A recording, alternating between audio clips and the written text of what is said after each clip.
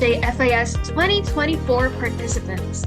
Welcome back to the Philippine Junior Finance and Investment Summit 2024, where we're all about charting the future, unlocking opportunities for tomorrow.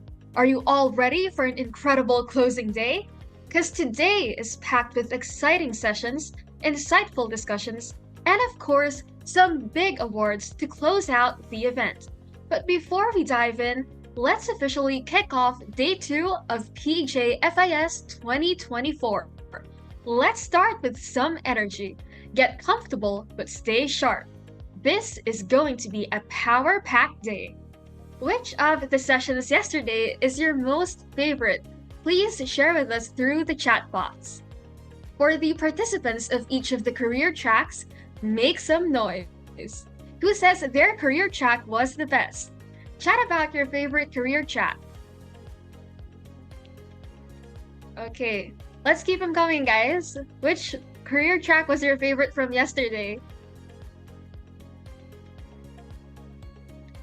Okay, if you're posting about today's event, don't forget to use our official hashtags, hashtag PJFIS2024, hashtag ChartTheFuture, and hashtag Unlocking Opportunities. Whether you're on Facebook, Twitter, Instagram, or LinkedIn, let's get the word out. Now, before we begin, we'd like to extend our heartfelt gratitude to our sponsors and partners whose support has made this event possible. Our platinum sponsor, Security Bank Corporation. Our silver sponsor, FTI Consulting Philippines Incorporated. Our bronze sponsors, BDO Capital, Fund Managers Association of the Philippines Incorporated, and Shakey's. And our organization partners, Bureau of the Treasury, Financial Executives Institute of the Philippines, and Trust Officers Association of the Philippines. We will be starting in a few minutes. Kindly turn your attention to the screen.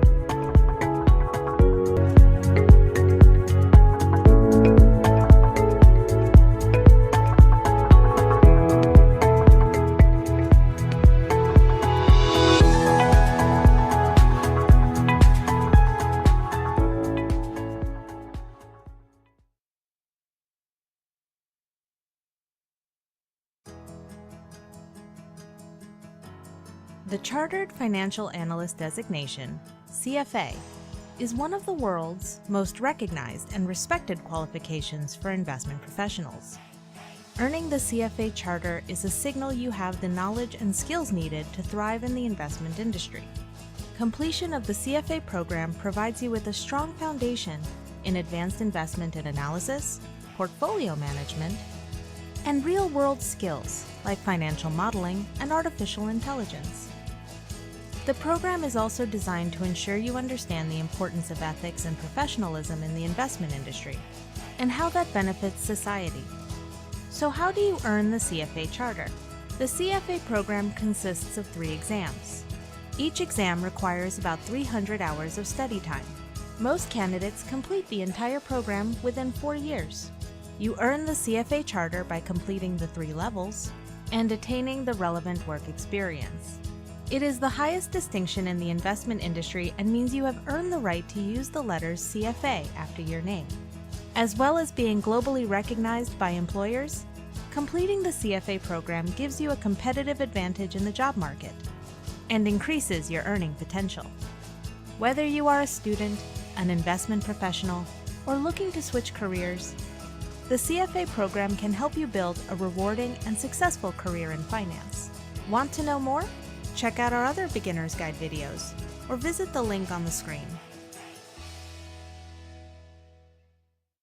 3, 2, 1. Start na tayo?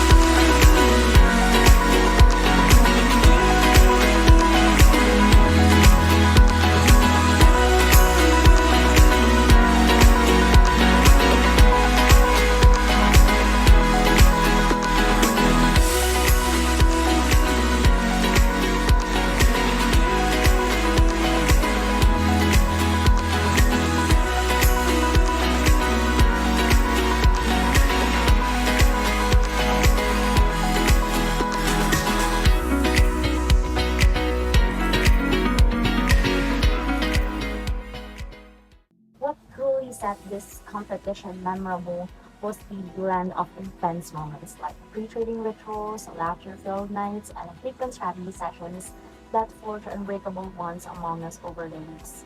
Beyond the valuable hands-on market exposure, it was these shared experiences that really made it special. With heartfelt felicitations to the victors and deep thanks to the organizers and sponsors, I urge every aspiring university trader to embrace this opportunity. Our journey began with the first determination to expand our knowledge and skills in the world of finance. Throughout the competition, we've had the opportunity to learn from various financial experts, communicate and negotiate with other talented teams, and most importantly, gain real-time experience in trading that we will cherish forever. Participating in this competition has been an incredible experience for all of us. It has not only sharpened our financial acumen, but it has also strengthened our ability to collaborate as a team. Our journey hasn't been without hurdles. We faced challenges, such as not being able to complete transactions in a day due to unforeseen events. These moments test our patience and adaptability. But they also push us to grow. Advanced trading competition has been more enlightening than book knowledge activity. And during this competition, we know how to self-knowledge of what quantity is. With that, we want to thank our faculty members, Ms. Oda and Sir Dan, our assigned mentor, Ms. Dorothy Monyo, for guiding us every step of the way, and all of the organizers of this competition for allowing us to participate in this once-in-a-lifetime opportunity.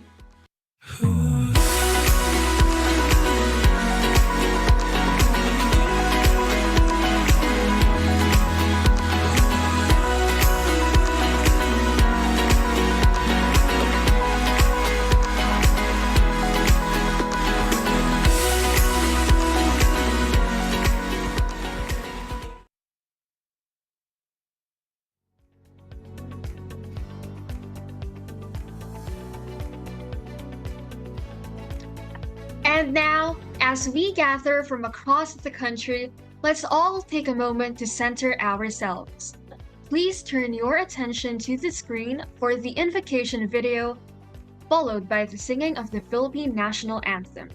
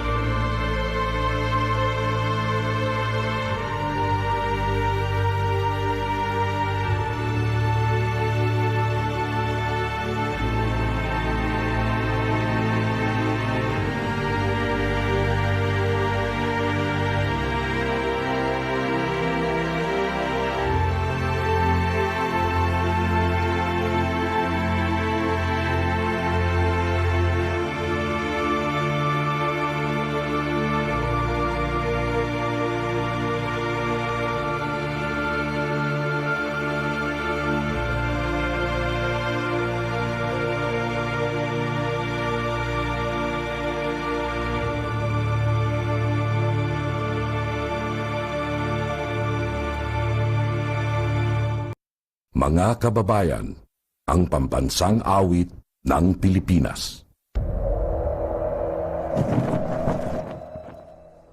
Bayang magiliw, perlas ng silanganan, alab ng puso, sa dibdib mo'y buhay.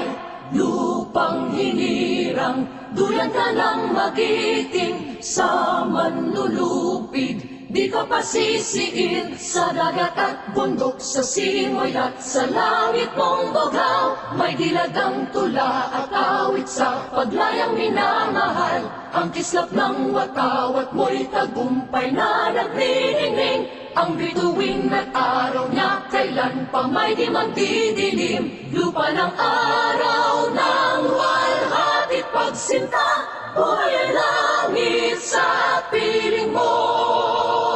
Aming ligaya na pag may mga api, ang mamatay ng dahil sa'yo.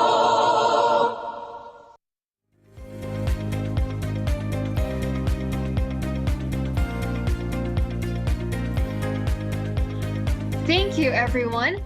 Welcome to the second and final day of the Philippine Junior Finance and Investment Summit 2024. Yesterday was an incredible day packed with valuable insights and engaging discussions, and today is no exception. Get ready to dive into more fantastic sessions, connect with industry experts, and explore the latest trends in finance and investment. Are you ready for our last hurrah? I hope you are, because we made sure that we will end with a bang. Again, may we remind you to please do not forget to complete the evaluation for Day 1 and Day 2, as you will need to submit these to get your e-certificates for PJFIS 2024. Now, to formally welcome us all to Day 2 of PJFIS 2024, Chart the Future, Unlocking Opportunities for Tomorrow, may we please have Mr. Alvin Tan, CFA, Board of Trustee and Academic Relations Committee Chair of CFA Society Philippines. Let's give him a virtual round of applause. Good afternoon, everyone, and welcome to the Day 2 of the Philippine Junior Finance and Investment Summit 2024. I hope you're as energized and excited as I am to continue this incredible journey of charting the future, unlocking opportunities for tomorrow. Yesterday was filled with game-changing insights, fresh ideas, and powerful conversations. And trust me, today is going to take it up a notch. Whether you're here to sharpen your financial skills, discover the latest investment trends, or find that spark to guide your future career, today is your day. We've curated an amazing lineup of speakers, engaging discussions, and interactive sessions to keep you not just informed, but truly inspired. Because let's face it, the world of finance is evolving rapidly, and you are the future leaders who will shape it. And here's the best part. It's not just about taking notes. Today is about getting involved. Ask questions, share your ideas, and make those connections with your fellow attendees. You never know. The conversation you start today could lead you to your next big opportunity. A huge shout out to our affiliates whose dedication and hard work made this event a reality. To our summit ambassadors, you rock. Your passion and energy have brought this event to life. And to our amazing volunteers, your commitment to shaping the future of finance through these bright and talented students is truly inspiring. Remember, the future of finance belongs to you. The opportunities are right in front of you, and today's the perfect day to seizing them. So let's embrace all that day two has to offer with excitement, curiosity, and open mind. Let's make today one for the books.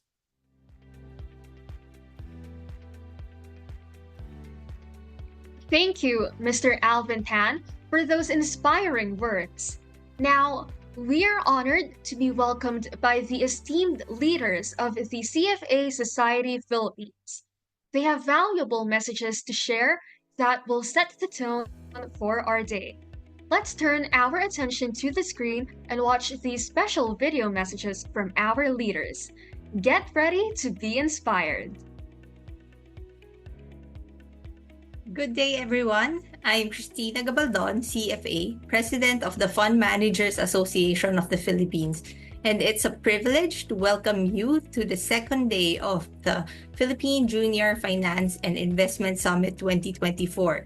Yesterday, you were immersed in discussions about ethics, various career paths in finance, and best practices in financial analysis. Today, you'll dive even deeper into topics that are shaping the future of our industry, from sustainable investing to the future of finance careers.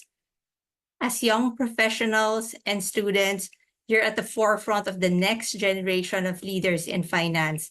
The knowledge, skills, and connections you build here will equip you to navigate the challenges and opportunities ahead.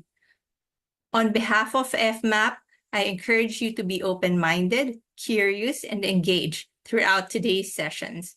These experiences are designed to help you chart your future and unlock the incredible potential that lies ahead. Hi everyone, I'm April Tan, President of CFA Society Philippines from 2009 to 2016. I'm also currently the Chief Equity Strategist of COL Financial Group. I'm thrilled to be speaking with all of you today at the Philippine Junior Finance and Investment Summit of 2024. This summit holds a special place in my heart because I had the privilege of being part of its inception. Back in 2013, we launched this event with a vision of creating a platform where students, young professionals, and faculty could come together, learn, and grow in the field of finance. That year, we had an overwhelming number of 6,100 participants from across the country. And it's amazing to see how much this flagship event has evolved and continued to inspire young minds like yours. As future leaders of our industry, it's crucial for you to seize opportunities like this to sharpen your knowledge and expand your network. You'll be exposed to insights from seasoned professionals that will help you navigate the ever-changing world of finance. Take full advantage of it. Stay curious, ask questions, and most of all, remember that the path to success is built on continuous learning, integrity, and the passion to make a difference. I wish you all the best in your journey and hope this summit ignites a spark for many of you to become part of the next generation of finance professionals. Enjoy the summit, everyone. Hello and good day. I hope you're all having a wonderful time. I am Chris Arceo, CFA Society Philippines President from 2016 to 2019. I'd like to warmly welcome you all to the Philippine Junior Finance and Investment Summit 2024. This has been a flagship project of the CFA Society Philippines for more than a decade now to introduce students to the world of finance. This is one way to equip students like you to be prepared for the real world. As changes happen continuously, we need to keep up through continuous learning and networking. PGFIS will help you achieve both. So listen well and stay curious. Ask questions so you can make the most out of this summit. Good luck, and I wish you'll find your path after listening to the different sessions. As we always say in trading, cheers and bye-bye for now. Hi, my name is Robert Ramos. I am the immediate past president of the CFA Society of the Philippines, and welcome to this seminar. I believe that everything that you learn today will be beneficial for you in terms of your career in the future. So please take these lessons to heart, listen well, and enjoy. Best of luck, and I hope to see you soon. Have a good day, guys.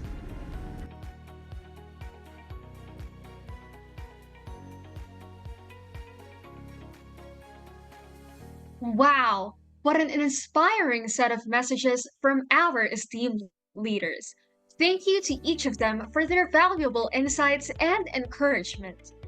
Now, we have the honor of hearing from a distinguished speaker who is a true leader in the finance industry. So, without further ado, please join me in welcoming Monetary Board member Rosalia De Leon. Let's give a virtual round of applause.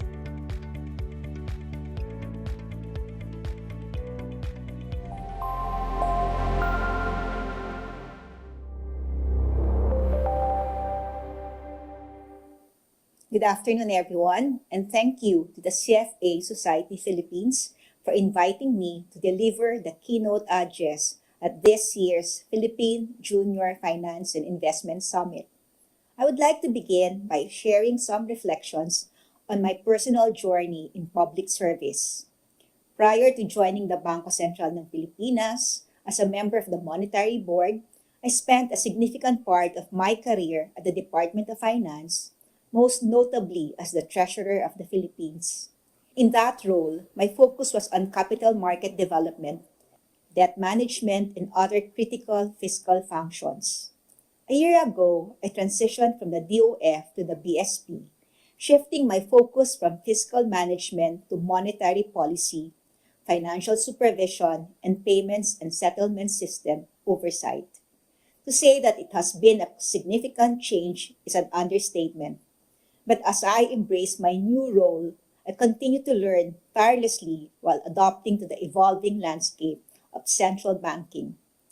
Switching gears to a broader vantage on the part of the BSP, change is also a constant companion.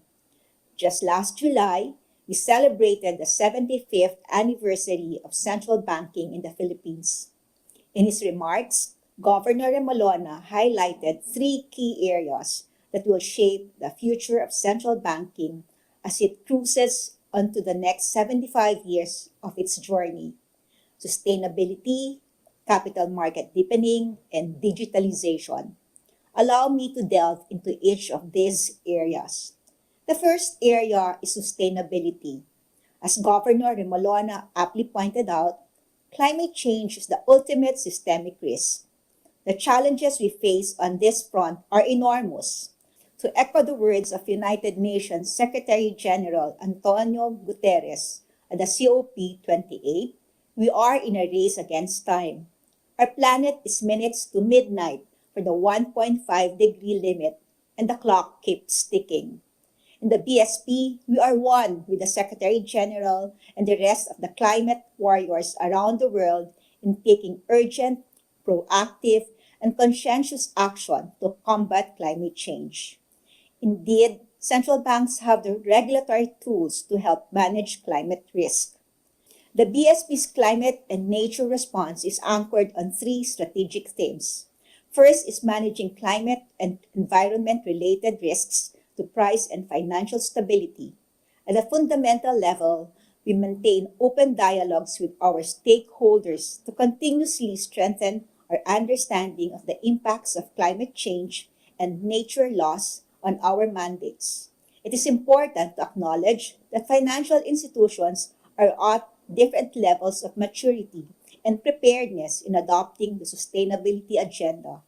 Awareness of these nuances, in turn, guide us as we craft regulations and enhance existing disclosure requirements which facilitate data collection and provide visibility of emerging risks and trends arising from climate change and other environment and social factors.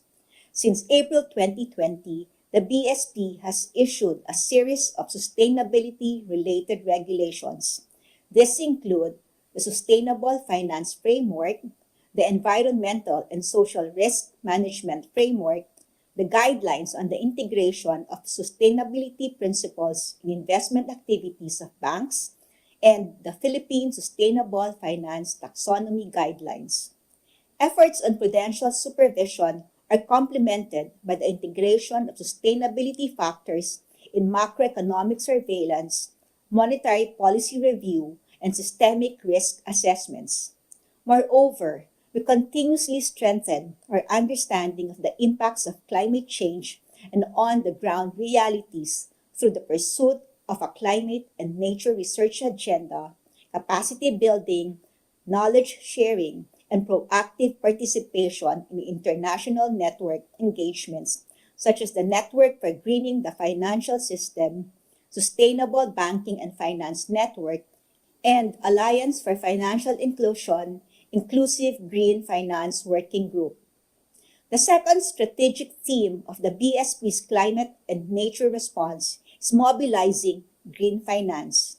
To incentivize financing of green or sustainable projects, the BSP has temporarily increased the single borrower's limit for financing green, sustainable projects and gradually reduced the reserve requirement rate against sustainable bonds issued by banks. Third is modeling green and sustainable operations, which alludes to our principle of leading by doing. We hold ourselves to a higher standard by integrating sustainable practices into our own operations, such as in the areas of investments, facilities, and even culture. We're also very mindful that the initiatives undertaken by the Bangko Sentral do not to any degree compromise inclusivity in our society. Failing to manage the unintended exclusionary effects of policy and regulatory responses to climate change may adversely affect energy access and job opportunities for marginalized groups, worsening existing inequalities. Thus, what we aim to build is a climate-resilient financial system that not only supports the financing needs of a growing economy, but also insulates vulnerable sectors from the burdens of the green transition. However, the scale of the problem presents an overwhelming challenge. The Philippine Energy Plan targets renewable energy share in the power generation mix of 35% by 2030 and 50% by 2040. Moreover, according to the Department of Energy, up to 31 trillion pesos in renewable energy investments by 2040 is needed to drive the country's clean energy transition, which is a much bigger amount than the budget appropriated for this purpose. Thus, to meet climate goals, we must scale up green investments. Considering that domestic savings are limited, attracting international capital flows become even more crucial. We need to introduce changes that will attract foreign investments into our shores. This brings me to the second area highlighted by the governor in his 75th anniversary message, the deepening of the domestic capital market. Our approach to capital market development is driven by two primary objectives. First is to strengthen the transmission mechanism of monetary policy, and second is to diversify the sources of financing for our economy, investment, and businesses. This may be more familiar as Greenspan's spare tire analogy to capital markets. To achieve these objectives, we are taking a series of strategic steps to lay the groundwork for a more robust capital market.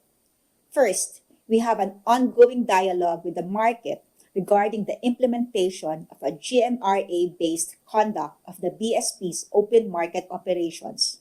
Simultaneously, we are collaborating with the Bankers Association of the Philippines to develop the repo market in the Philippines. We have also initiated discussions with the JP Morgan about the potential inclusion of the Philippines in the Emerging Market Index, which you may have seen reported in the news.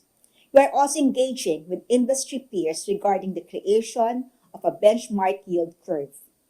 These efforts are part of a broader strategy to enhance the effectiveness of monetary policy transmission, increase market liquidity, narrow the bid-ask spreads, and stimulate greater activity in the domestic capital markets, attracting both domestic and foreign investors. The third and final area is digitalization, particularly how its benefits are being harnessed to promote financial inclusion. Over the years, since the advent of digital payments, we have witnessed several significant trends emerge in this space. Payments are becoming faster, cheaper, and more convenient. Cross-border transactions are becoming increasingly seamless, and financial services are becoming more accessible to a broader population. Recognizing the transformative potential of digital technology, the BSP has made it a priority to leverage these trends to bring more Filipinos into the formal financial system. Our efforts have yielded positive results. The percentage of adults with formal accounts has increased significantly, driven by growth in both bank and e-money accounts. More account holders are now using their accounts for payments, and the volume and value of digital transactions have surged. Another way through which BSP is advancing digitalization is through Project Aguila, BSP's wholesale central bank digital currency pilot project, which aims to orient the BSP and participating financial institutions on CBDC technology solutions that have the potential to enhance the country's large value payment system. Alongside our efforts on digitalization, we are also strengthening our cybersecurity measures to ensure that consumers can fully enjoy the benefits and opportunities that may be reaped from the technology while being shielded from the risk of cyber attacks. Digitalization presents an opportunity to revolutionize not only our financial system but also the broader international monetary system. As policymakers, our challenge moving forward is to raise the right policy questions, be able to recognize opportunities in technological advancements, align them with the needs of our constituents, and use them to drive innovation and inclusion. This requires innovative thinking and willingness to adopt our regulatory frameworks to support new technologies while safeguarding against risks. As you journey along your respective paths, you will inevitably encounter change, sometimes unexpected, sometimes planned. Change often brings with it challenges, uncertainties, and the occasional setback. But remember, these are the moments that shape your character and strengthen your resolve. Embrace these challenges as they are opportunities for growth and transformation. And just as the world around us evolves, so too must we, adapting with resilience and determination.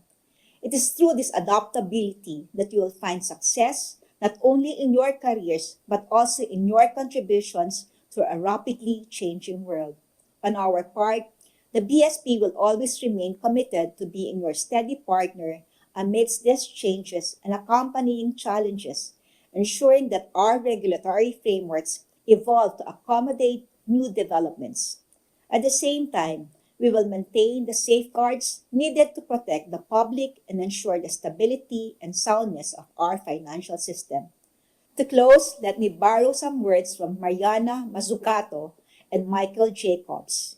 In their book titled Rethinking Capitalism, Economics and Policy for Sustainable and Inclusive Growth, the two economists said, "The economy we have is the economy we choose to build. It is time to make different choices." With this, I leave you with an invitation to be an ally in pushing our country towards greater prosperity and development by being cognizant of emerging trends and harnessing the power of innovation. Once again, thank you for your invitation, and I wish you well with the remainder of the summit.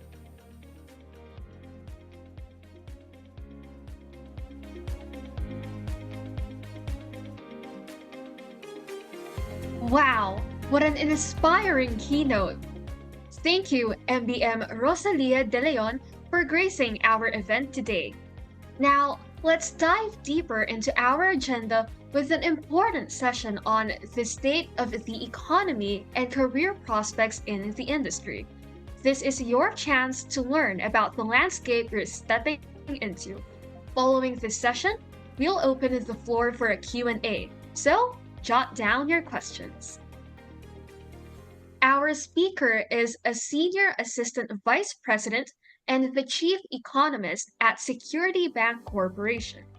He has experience in research economics and data analytics from government, academia, consulting, and private sectors. He did stints as an economist and research led in the Senate and as a data scientist in the IT and insurance industries. He is currently in the top 3 of Bloomberg's forecast accuracy for BSP rate decisions, was ranked one of the top individuals in research by the Asset Benchmarks magazine for 2020 and 2021, and was ranked in the top 3 in Bloomberg's ranking of local inflation forecast accuracy in 2021 and 2022. He holds a Master of Science degree in economics from De La Salle University, Manila, where he has also taught financial economics and econometrics. Let's give a virtual round of applause for Mr. Robert Dan Roses.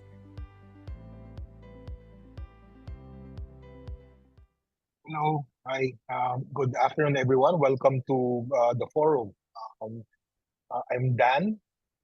I'm really glad to be here with you, no? Even if it's virtual. No? But I do hope to meet some of you in person really soon. So my talk will be two parts. The first one is to give to you um, a briefing, no, of the state of the Philippine economy, and then after that, there's around 3 or 4 slides. Will give you um, a bit of a background on the prospects that you will have given the state of the economy that we're seeing. No? So let's begin. The first slide will talk about the current state of the Philippine economy as an overview. So the Philippine economy is displaying impressive growth, with reports indicating a year-on-year GDP increase of around 6.3% in the second quarter of 2024. The overall economic growth is projected to range between 5 and 6% for 2024, while averaging about 5.9 to 6.4% from around this year up to 2026. That's going to be driven primarily by strong domestic demand and a rebound in global market. The country's GDP that's estimated to reach approximately 26.5 trillion pesos or around $471.5 billion in 2024. That makes us the world's 32nd largest economy, not realized by nominal GDP, and then likely the top growing economy in the ASEAN.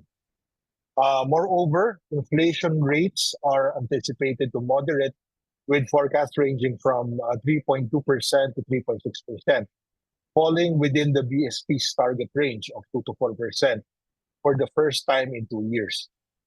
So in sum, the current state of the economy can be said to be improving, with growth expected to be on a sustained trajectory. Next slide.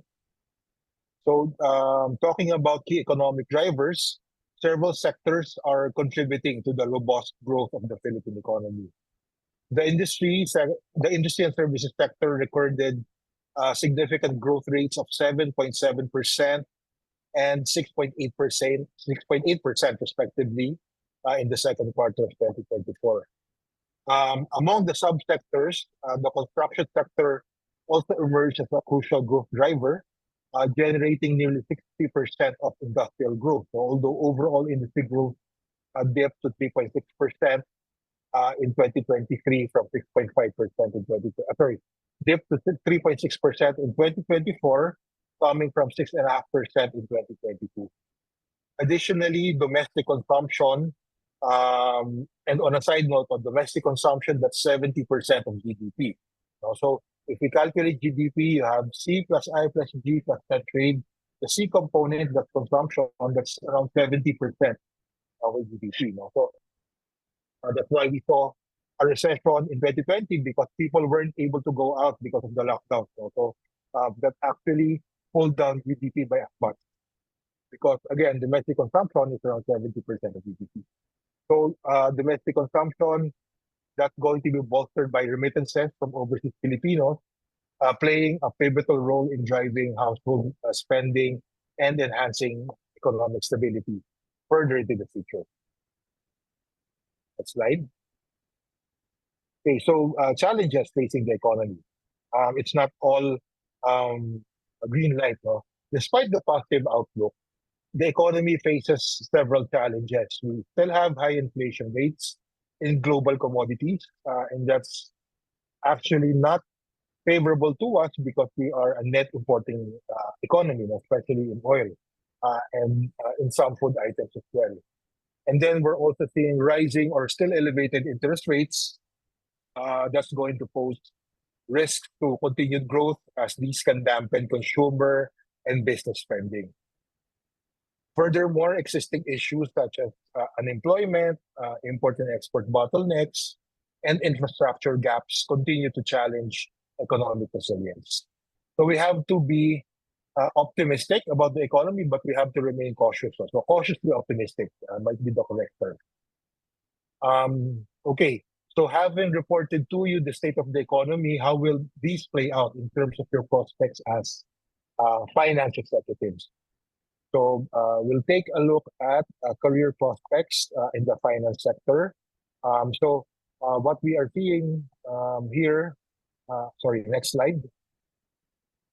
Okay, so talking about career prospects in the finance sector is experiencing significant expansion with around 14,875 finance jobs currently available. Positions for CFA professionals are particularly promising as the designation is highly regarded in investment banking, private equity, asset management, and corporate finance. Analysts actually predict that the demand for finance professionals will continue to grow, particularly in the context of increasing digitalization, as MB member Rosario De Leon pointed out earlier, and financial inclusion efforts as well, reinforcing the need for skilled individuals in the industry. Next slide. Okay, so average salaries and financial analyst roles. For those with CFA designation, the average annual salary in the Philippines, that's approximately 926,211 pesos per year with entry-level position, earning around 658,602 pesos. While senior level analysts can make upwards of nearly 1.2 million pesos. Various roles in finance include quantitative analysts, risk managers, and financial advisors, each offering opportunities for growth and impact in the financial landscape. If we can go to the next slide. This one actually shows us the future outlook for the economy and finance careers. The future looks optimistic for both the economy and career prospects in the Philippine finance sector. With GDP growth projected to continue at healthy rates alongside existing inflation, the financial services industry is expected to grow at rates between 5% and 7% in 2024. If you take a look at the graph, you'll notice that it's the growth of the finance sector is actually closely correlated with GDP growth.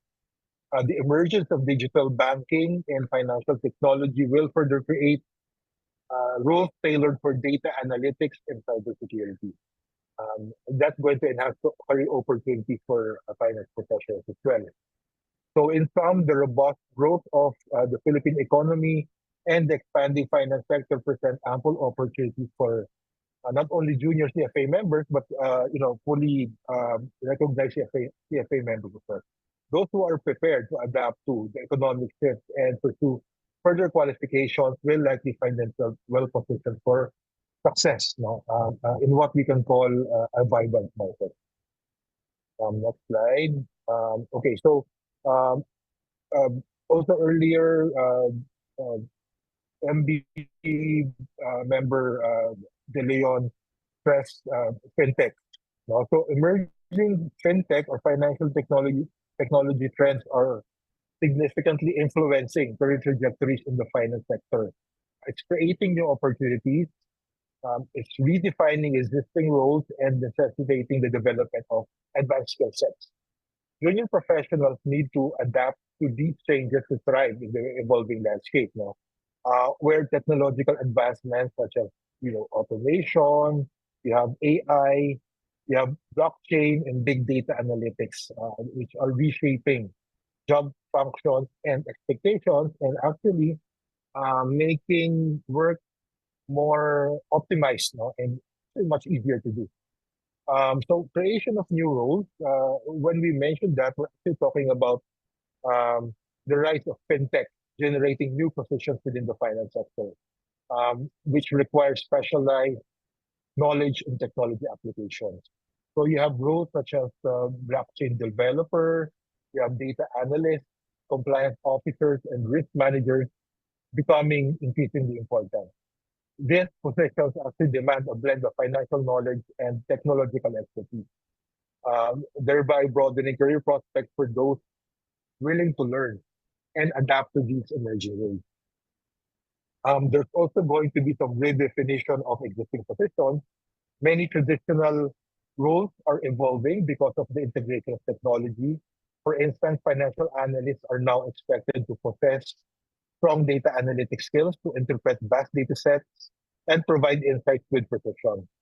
Similarly, investment banking analysts need to leverage automated tools for efficient modeling and reporting.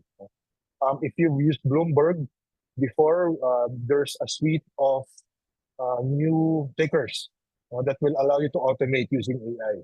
So this makes our jobs much easier, especially in terms of modeling and analysis. So these changes actually necessitate a continual upgrade of skills, allowing professionals to not to stay relevant actually and competitive in their roles. There's also now an emphasis on technical skills. As fintech trends advance, proficiency in technical skills become increasingly critical. Professionals are now being urged to develop capabilities in programming languages such as Python or R, data analytics, you have machine learning, and cybersecurity. So these technical proficiencies enable finance professionals to utilize advanced tools that can automate processes, enhance productivity, and improve decision making. The need for such skills actually lead to better job stability, job security, and higher salary prospects. And then you have importance of soft skills as well. While technical skills are vital, the ability to communicate effectively or soft skills still remain relevant. It allows you to collaborate as part of a team and demonstrate critical thinking and problem-solving skills, which are still essential. The evolving nature of finance growth in a tech-driven environment places a premium on professionals who can not only translate complex technical insights into actionable business strategies, but are also to communicate it cohesively and crisply, make it just get it translated into layman terms. Emphasizing soft skills alongside technical expertise will be key for career advancement. You have also increased flexibility in remote opportunities. The fintech landscape is actually fostering a shift towards remote work and greater flexibility in job roles. So that that was in doubt before the lockdowns, but after, during and after the pandemic, we were able to realize that remote work and work from home setup are actually possible in finance, especially in banking. We were quite surprised that it was actually possible in banking. So digital tools and platforms allowing for virtual collaboration mean that finance professionals can work from diverse locations. The flexible approach to work-life balance can enhance job satisfaction, attract a wider pool of talent into the industry, as well as allow us to save, in terms of expenses, which further alters how career trajectories develop. And then, of course, we have to be lifelong learners and continuous and see continuous development. There is a rapid pace of technological advancements in finance that actually mandates a commitment to lifelong learning. Professionals must stay updated on the latest fintech trends and tools, often through continuous education, certifications, and upskilling initiatives. So the commitment to development will not only enrich individual career trajectories, but also contribute to broader industry innovation and growth. So in summary, the impact of emerging fintech trends significantly alter career trajectories in finance. So it presents both opportunities and challenges. So there's a lot of things happening now. How do we, or how do you, as prospects, um, uh, get to stand out now when applying for jobs? Now? So there are some uh, key strategies that we will prescribe. In the current economic growth phase, junior professionals can employ some strategies to enhance employability and stand out in a competitive job market. There's a need to focus on skill development, build your portfolio in terms of the skills that you have, building a strong professional network, actively seeking internships, and leveraging social media for visibility. These are crucial tactics that can significantly improve your chances of securing desirable positions. So skill development, most of that I mentioned in the previous slide. So you should develop expertise um, in financial modeling, coupled with data analysis and industry-specific software, which is essential for demonstrating proficiency in the field. Additionally, cultivating communication skills or soft skills, like I mentioned earlier, teamwork and problem-solving abilities can differentiate you from other candidates. Continuous learning through workshops and online courses and certification will also showcase your commitment to professional growth. You have to build a strong professional network. Networking is a vital strategy for junior professionals seeking to advance careers. You have to attend industry events, join professional organizations, and participate in networking activities, which will help you connect with industry leaders and potential mentors as well. So build relationships within your chosen field. Uh, this can actually provide you valuable insight and job needs, and also referral opportunities, which will also enhance your employability. Um, uh, as mentioned, you should pursue internships and work experience. There's a critical bridge between academic knowledge and practical experience. A lot of what you learn in the school will not necessarily be applicable instantly in the financial industry. In some stuff that you will learn in the financial industry, it's not been taught in school. So, for example, how to analyze yield curve, um, modeling these now, and how it affects the GDP. Those are traditionally not being taught in school. So you only learn that in the industry. So internship and work experience within the industry will help you enhance those knowledge gaps. You should also leverage social media for visibility. You can use these platforms effectively, which can greatly enhance a junior professional's visibility in the job market. So you have LinkedIn, Twitter, Instagram, X, which can be used to showcase your skills now. Some use TikTok as well. This will showcase your experience and also your personal brand. Regularly updating your profiles, sharing industry-related content, and engaging with others will help establish a strong online presence and connect with potential employers also. So I mentioned building a personal brand. You should be able to craft a unique personal brand, and that's going to be crucial in standing out. Um, you should be able to define your skills, values, and career aspirations and communicate this effectively through your online presence. Consistency in branding across social media channels, as well as engaging actively with industry leaders and influencers will enhance your professional image, and attract job opportunities. And of course, this is something I benefited from greatly. You have to seek mentorship and guidance. Finding mentors who can provide guidance and support is an invaluable strategy for junior professionals. Mentors can offer insights into navigating the industry.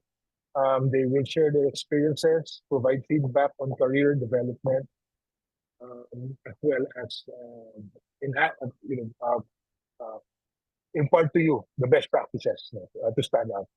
Engaging with mentors through networking events, professional organizations, or direct outreach can facilitate personalized advice and foster professional growth.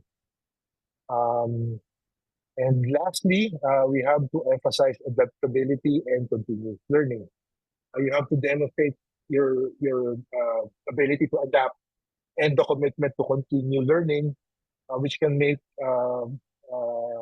can make it more appealing to potential employers in an ever-evolving job market, showcasing your willingness to embrace technologies, methodologies, and industry trends indicates your readiness to contribute positively to an organization. So by integrating these strategies, junior professionals can effectively position themselves as competitive candidates during this economic growth phase, maximizing prospects for future success. So as I emphasized earlier, the overall prognosis for the economy remains very good. So we're positive about that.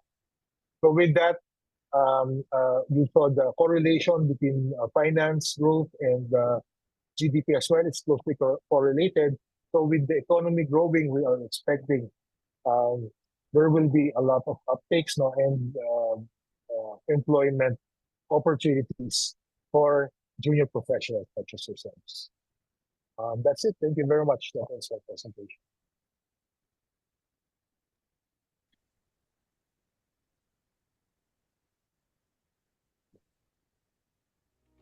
Thank you, Mr. Robert Dan Rosas. Now it's your chance to ask the questions. Let's hear what's on your mind during this Q&A session. To moderate the Q&A part of this session, may we please have Ms. Mary Jade Rojas Divina Gracia, CFA, the Managing Partner for Deals and Corporate Finance at PwC Philippines, and also a Trustee and Vice President for Member Relations of CFA Society Philippines. Thank you so much, Christine. And of course, thank you so much, Dan, for sharing your perspectives. No, I believe that was both insightful and also refreshing. And there's a lot to unpack there. Good afternoon, everybody. Of course, to all our students who chose to be here today, despite it being a Saturday, no, a Saturday, kumbaga, no? And I'm sure a lot of ideas have come to mind as you were listening to Dan's talk. Whether you're thinking about how to apply this knowledge in choosing your career, or you're simply curious about something specific, I hope that you'll take the chance or the opportunity to ask your questions. Please post those questions on the board, and I'll be on standby to ask them for you. But first, allow me to ask this question, Dan, which I believe is in everybody's mind these days, no? Generative AI. For sure, it is becoming more integrated into finance, from automating reports to enhancing data analysis. So Dan, I'm just curious, how do you see this technology shaping the career opportunities for our finance graduates? And what should our young professionals do now to prepare for the, I'd say, proliferation of generative AI? Okay, very, very interesting question. Um, well, I think now, no, AI is still in its infancy stages, no, despite the wow factor that we have been seeing lately, no, in its adaptation. It's still very early stages. So essentially, I think um, the objective the adaptation of AI is to automate a lot of tasks. I think in the US they're already beginning to do it in terms of high frequency trading in Wall Street, where AI is given or the AI model is given some tasks in terms of executing trades when a certain stop gap or a certain threshold is met. So that actually frees up a lot of time for the trader. Now, having said that, there's still that human component. Um, and like I said, we have to be able to adapt to it in the sense that the traditional roads that we have might not be say this might not be utilized directly by the companies where we are in the future. But AI is still AI. AI is similar to Excel, garbage in, garbage out, especially with large language models. So what we can, uh, uh, you know, what we have to be able to do is to adapt to it eventually. It's like I said, it's still in its early stages. Um, everyone is very lucky that we are in that phase right now, no? Because what that means for us is that we will be one of the first to be able to utilize it, and by that we should be able to evolve with AI, meaning the processor that we're using right now in terms of adapting AI to our workplace will be greatly improved be 5 to 10 years from now, if not earlier. But if we are actually beginning to use it right now, we will be able to evolve with it. So it doesn't will you lose your job because of that? Not necessarily, because like I've been emphasizing earlier, we have to be able to adapt to um, uh, whatever tool that we're using. So AI actually makes it easier to execute what we've been doing or what we should have been doing all along. No, we have to be working smarter, not work harder. So AI actually makes it easier for us to do that. I mean, you can ask it to correct your grammar if you are doing a report or to double check the numbers. You can actually ask it to do that. You can actually ask it to automate some stuff that might be tedious for you and allow you to do other stuff on your job. So, we shouldn't be scared of it. We have to treat it as a tool, but we have to be able to evolve with it. Thank you so much for that, Dan. No, I see a lot more questions related to AI, and I agree with you that we should not fear AI. No, we should actually look at it as another tool, similar to Excel, similar to Word, that would help us become more productive, become more effective, as long as we leverage it. And as you said, the human intervention, human in the loop is a very, very important, because like any human, any staff, AI also makes mistakes, no? And it's up to us to also make sure that, whatever output that the AI would come up with is something that we have vetted, something that we have reviewed, no, to make it usable. And as they say, no, borrowing from Harvard Business School, or a Harvard professor once said that, AI is not going to replace humans, but certainly humans who know how to leverage AI will replace humans who do not know. So I think that should be the food for thought for everybody, and not to be scared about AI, but to really embrace it and see how you can Start using it in your day-to-day work, in your day-to-day tasks, even in your personal life. No? Another question, Dan, for our young professionals here are very curious to know and who are looking to enter the finance industry. What should they focus on more? You've mentioned about some of the technical skills like financial modeling, but there are also soft skills that are becoming very, very important, like as you said, communication and even adaptability. No? What are some of the lesser known but critical skills or knowledge areas that you believe will give our finance graduates an edge in today's job market? And if you're hiring, for example, now, what would you give more weight on? Technical skills or soft skills? Okay, that's very hard to answer, because I would weigh them the same. The technical skills should complement the soft skills as well, and vice versa. So, for me, soft skills will be very important. It's something that has been um, uh, talked about 20 years ago, if I'm not mistaken. So, doon yung nag-emerge eh. So you have to be able to communicate well, you have to have those soft skills, no? But I find myself time and time again still advocating for that, no? Because yeah, especially for our job, no? Finance individuals, we tend to get bogged down on the numbers. No? But those people who are really successful, I think, are those be able to communicate the numbers very well.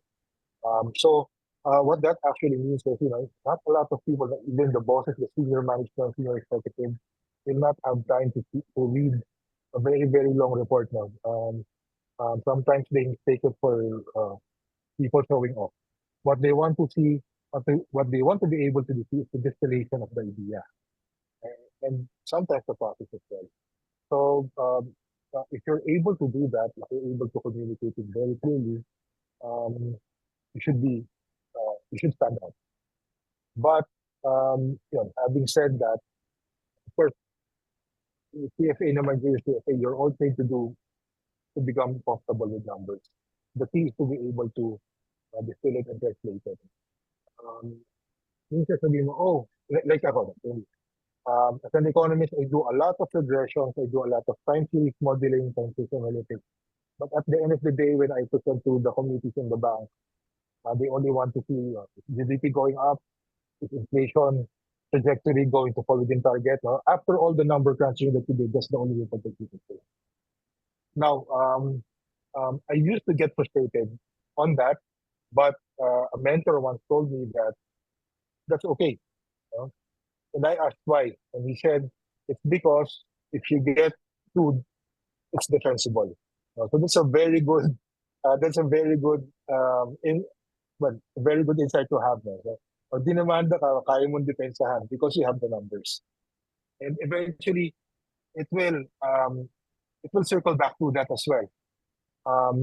But I guess what I'm saying is you become more credible if you are able to distill it, because people know that behind those simple messages, you have the technical ability and you did your due diligence, your due technical analysis before you were able to communicate it very clearly and um, very concise.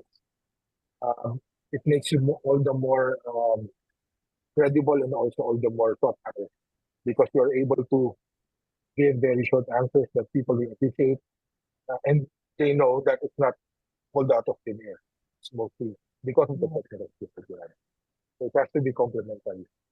Yeah, thanks so much, Dan. And I suppose the technical skills are becoming easier given the tools, the technological tools that we can leverage on. No? So it's the ability to communicate the critical thinking side of it that's becoming more, I suppose, sought after. No, and I agree with you. Sometimes when I receive 200-page reports, I would just get to ask, so what will I do with this? So it's really the actionable insights, I think, that are more important. But of course, those actionable insights will have to be supported by robust analysis. No, now, you've mentioned about mentorship earlier. And networking, of course, also play an important role in advancing a career, whether it be finance, the investment industry, or other business careers. No, for young professionals out there, they are curious. How would they actually look for a mentor? No, how would they find a mentor? What sort of attributes should they look for when choosing a mentor? Yeah, actually, it's easier said than done. No? Especially if you're a student, or the first mentor that you will look at will be your academic mentor, no? And probably a professor that you have. What I'm actually saying is to be able to get out of the academy, probably engage more with professionals. Some of them, just throw them an email. No? Very glad to answer some questions. As long as as long as it doesn't give out position or company secrets, or you're not really wasting their time. So siguro, sometimes mentors are found during your internship or AJTs. So you can prove. And when I say mentor, it's not necessarily the person on the top of the food chain. It could be somebody who is really, at your level, or you're training to be at the entry level. Sometimes the entry level person is a very good mentor as well, because they have been through the fire and back most recently, they can give you more tips. Yeah. So mostly, at least in the finance sector, all those interns that we have, all those OGTs that we were blessed to meet, all have the same questions. One is, how to use Bloomberg. Second is, you know, you have the technical skills already. It's mostly about navigating the office politics. But mostly, what you have to be asking is how to understand the market. Um, that's closely connected with how to use Bloomberg. Because usually when you're trying to understand the market, your only medium, your only connection to that world will be through Bloomberg. So those two go hand in hand. So find someone who is very attuned to the market. It's not necessarily the boss. Sometimes it's the person sitting next to you. You know, because there is this, how do you say this? There is this um, notion that a mentor should be somebody very high up there already. No, not necessarily. It should be somebody who will be able to teach you properly, or guide you in terms of your career path. And I suppose it doesn't have to be one person only.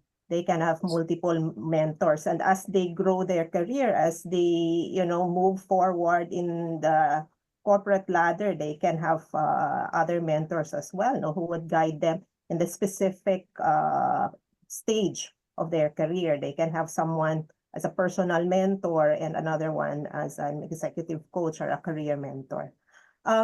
Other questions that are being posted here is you've mentioned earlier that with the positive GDP growth, will there be a development of new finance professionals in the industry? Do you have any tips on what students or younger individuals should focus on or develop to be qualified for these new roles that are still unknown, and would probably come in the near future, no, but unknown at the moment? Right. Yeah. It's very simple answer. Develop your coding skills. If you know Excel, you should be fine transitioning to R, because the algorithmic thinking will be good. So if you use R,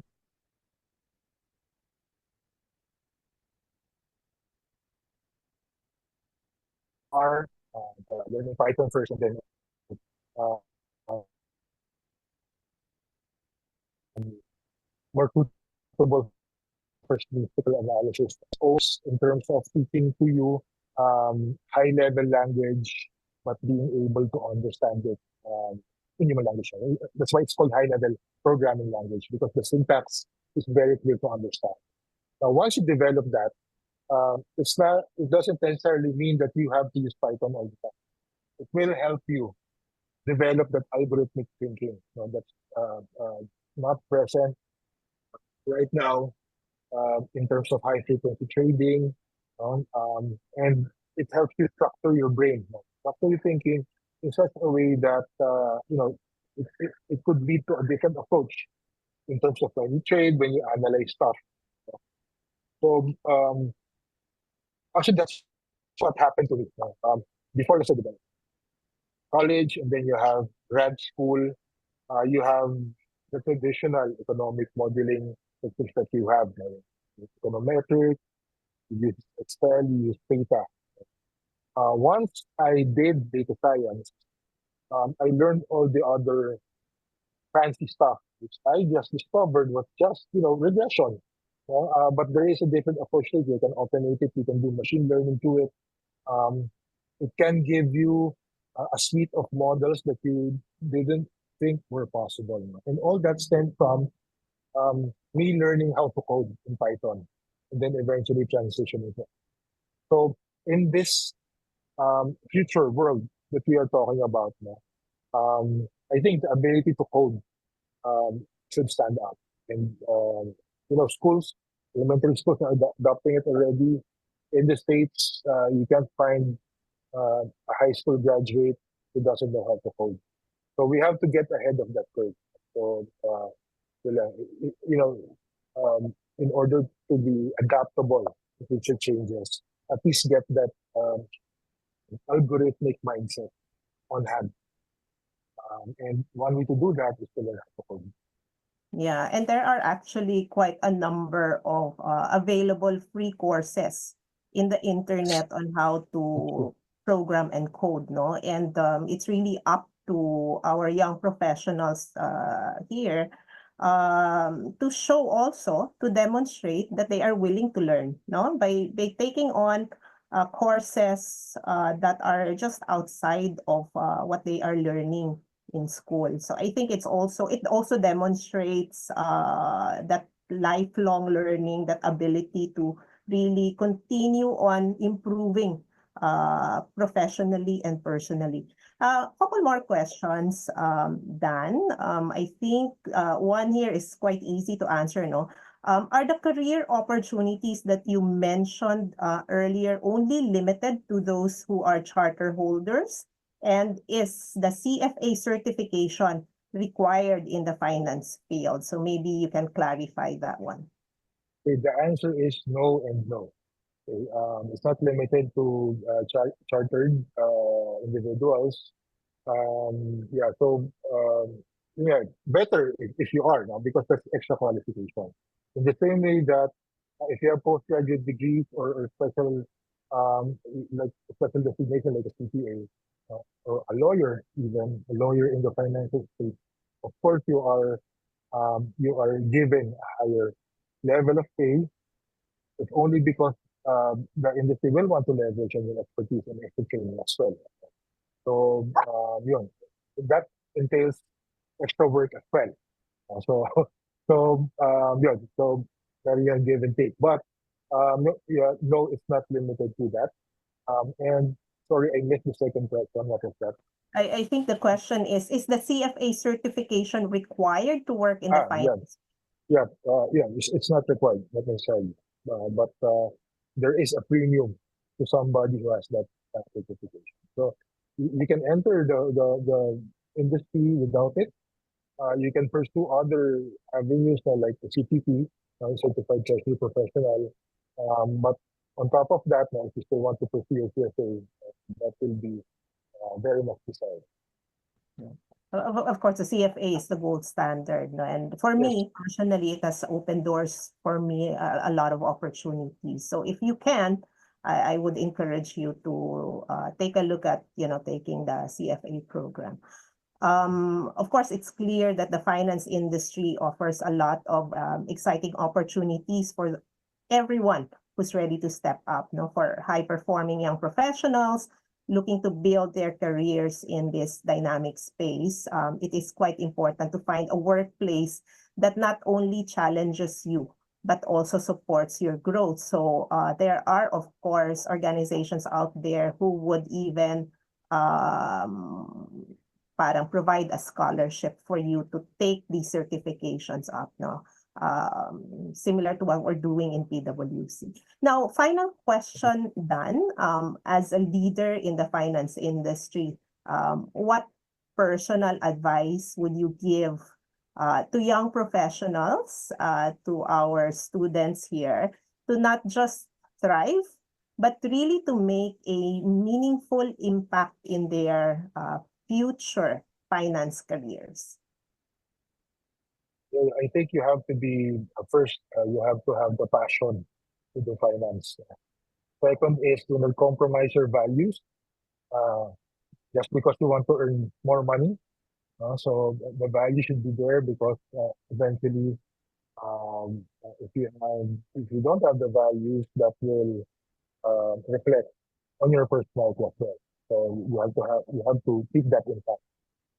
And the um, uh, third and last one should be that you are willing to pay it forward. So if you find a mentor, eventually you should seek a mentee as well, because uh, eventually somebody will be looking for help as well, and uh, the same struggles and it's the same struggles that you had. So yeah, that's the most important one will be to be able to pay forward. Very great advice. And with that, let's all thank Mr. Dan Roses for sharing his time and expertise with us today. And thank you to all of you for those wonderful questions. I'm sure everyone gained some valuable takeaways that will help guide your careers in finance. Back to you, Christine.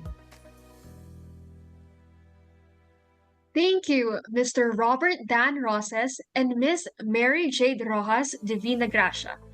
We would like to call on the CFA Society Philippines Program Director, Ms. Richelle Sampang Manao, CPAE, to present the e-certificates to recognize the contribution of the speaker and moderator of the session on state of the economy and career prospects in the industry.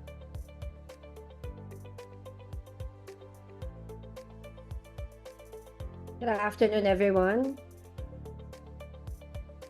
Good afternoon, everyone. I'd like to thank Jade and Dan for being here today. Yes, it's a Saturday for all of us. And that session is really insightful. Presentation is full of value. And I hope everyone here learned a lot from this session. So I'd like to recognize Dan and Jay for today's session. Let me read the citation of our Certificate of Recognition. CFA Society Philippines presents this Certificate of Recognition to Mr. Robert Dan Roses for his valuable contribution as speaker in the topic of state of the economy and career prospects in the industry at the Philippine Junior Finance and Investment Summit 2024, Chart the Future, Unlocking Opportunities for Tomorrow, given this day, 28 September 2024. And here's our All right, let's have a photo. 1, 2, 3, smile.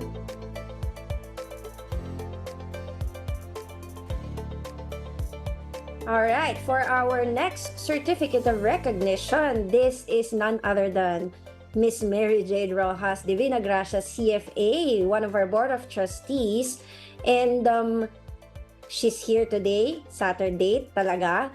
And let me read the certificate citation for her. CFA Society Philippines presents this certificate of recognition to our very own Miss Mary Jade Rojas Divina Gracia, CFA, for her valuable contribution as moderator in the topic of state of the economy and career prospects in the industry at the Philippine Junior Finance and Investment Summit 2024, Chart the Future, Unlocking Opportunities for Tomorrow, given this day, September 28th, 2024. Thank you so much. Another photo op with Miss Divina Gracia.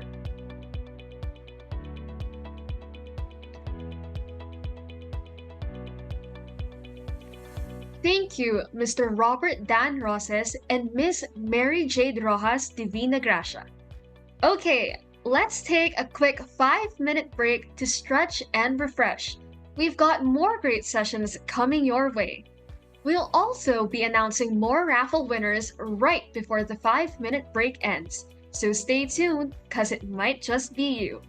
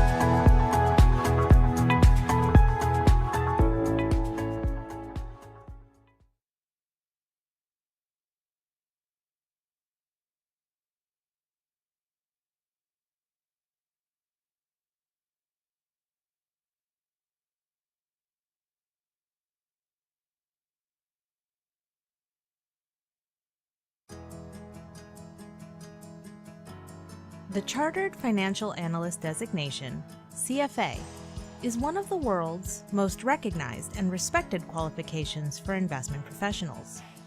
Earning the CFA charter is a signal you have the knowledge and skills needed to thrive in the investment industry.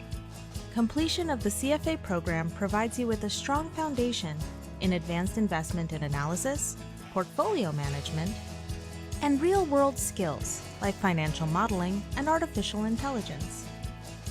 The program is also designed to ensure you understand the importance of ethics and professionalism in the investment industry and how that benefits society. So how do you earn the CFA charter? The CFA program consists of 3 exams. Each exam requires about 300 hours of study time. Most candidates complete the entire program within 4 years. You earn the CFA charter by completing the 3 levels and attaining the relevant work experience. It is the highest distinction in the investment industry and means you have earned the right to use the letters CFA after your name. As well as being globally recognized by employers, completing the CFA program gives you a competitive advantage in the job market and increases your earning potential. Whether you are a student, an investment professional, or looking to switch careers, the CFA program can help you build a rewarding and successful career in finance. Want to know more? Check out our other beginner's guide videos or visit the link on the screen. 3, 2, 1. Start na tayo?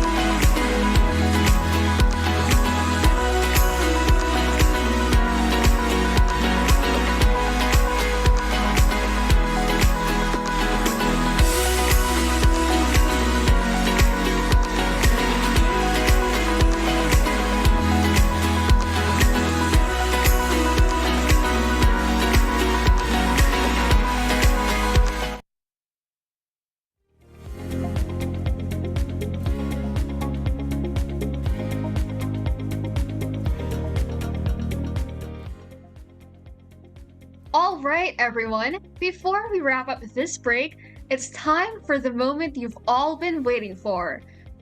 Raffle time! Let's see who's walking away with some exciting prizes. Get ready because we're about to announce our lucky raffle winners. If you see your name on the screen, please raise your hand so we know you are here. Okay, drum roll please. And the first winner is Angel Tiffany Mangalili. Congratulations! But wait, there's more. Our second lucky winner is Adorade May Dionglai. Huge congrats to our winners. If you didn't win this time, don't worry. There's more until our closing time, so stay tuned. Alright, I hope you guys had a refreshing break, because up next, we'll be talking about financial wellness for Gen Z. How can you manage your money and build a stable financial future? Find out from our expert speaker. Our speaker is currently the head of capital markets at GCash, where he is responsible for the investor relations program of the company. He has over a decade of extensive experience in the investment industry, covering investment management and research, business development and strategy, commercial partnerships, corporate and product development, and market education thanks to his stints within GCash and previously at BDO Trust and Investments and Call Financial Group Incorporated. He graduated magna cum laude with a Bachelor of Science degree in Management Engineering from the Ateneo de Manila University. He has earned the right to use both the Chartered Financial Analyst and the Certificate in Investment Performance Measurement designations, and he was formerly a part of the Board of Trustees of CFA Society Philippines from 2021 to 2023. Let's give a virtual round of applause for Mr. Mark Jason Ilaw, CFA CIPM.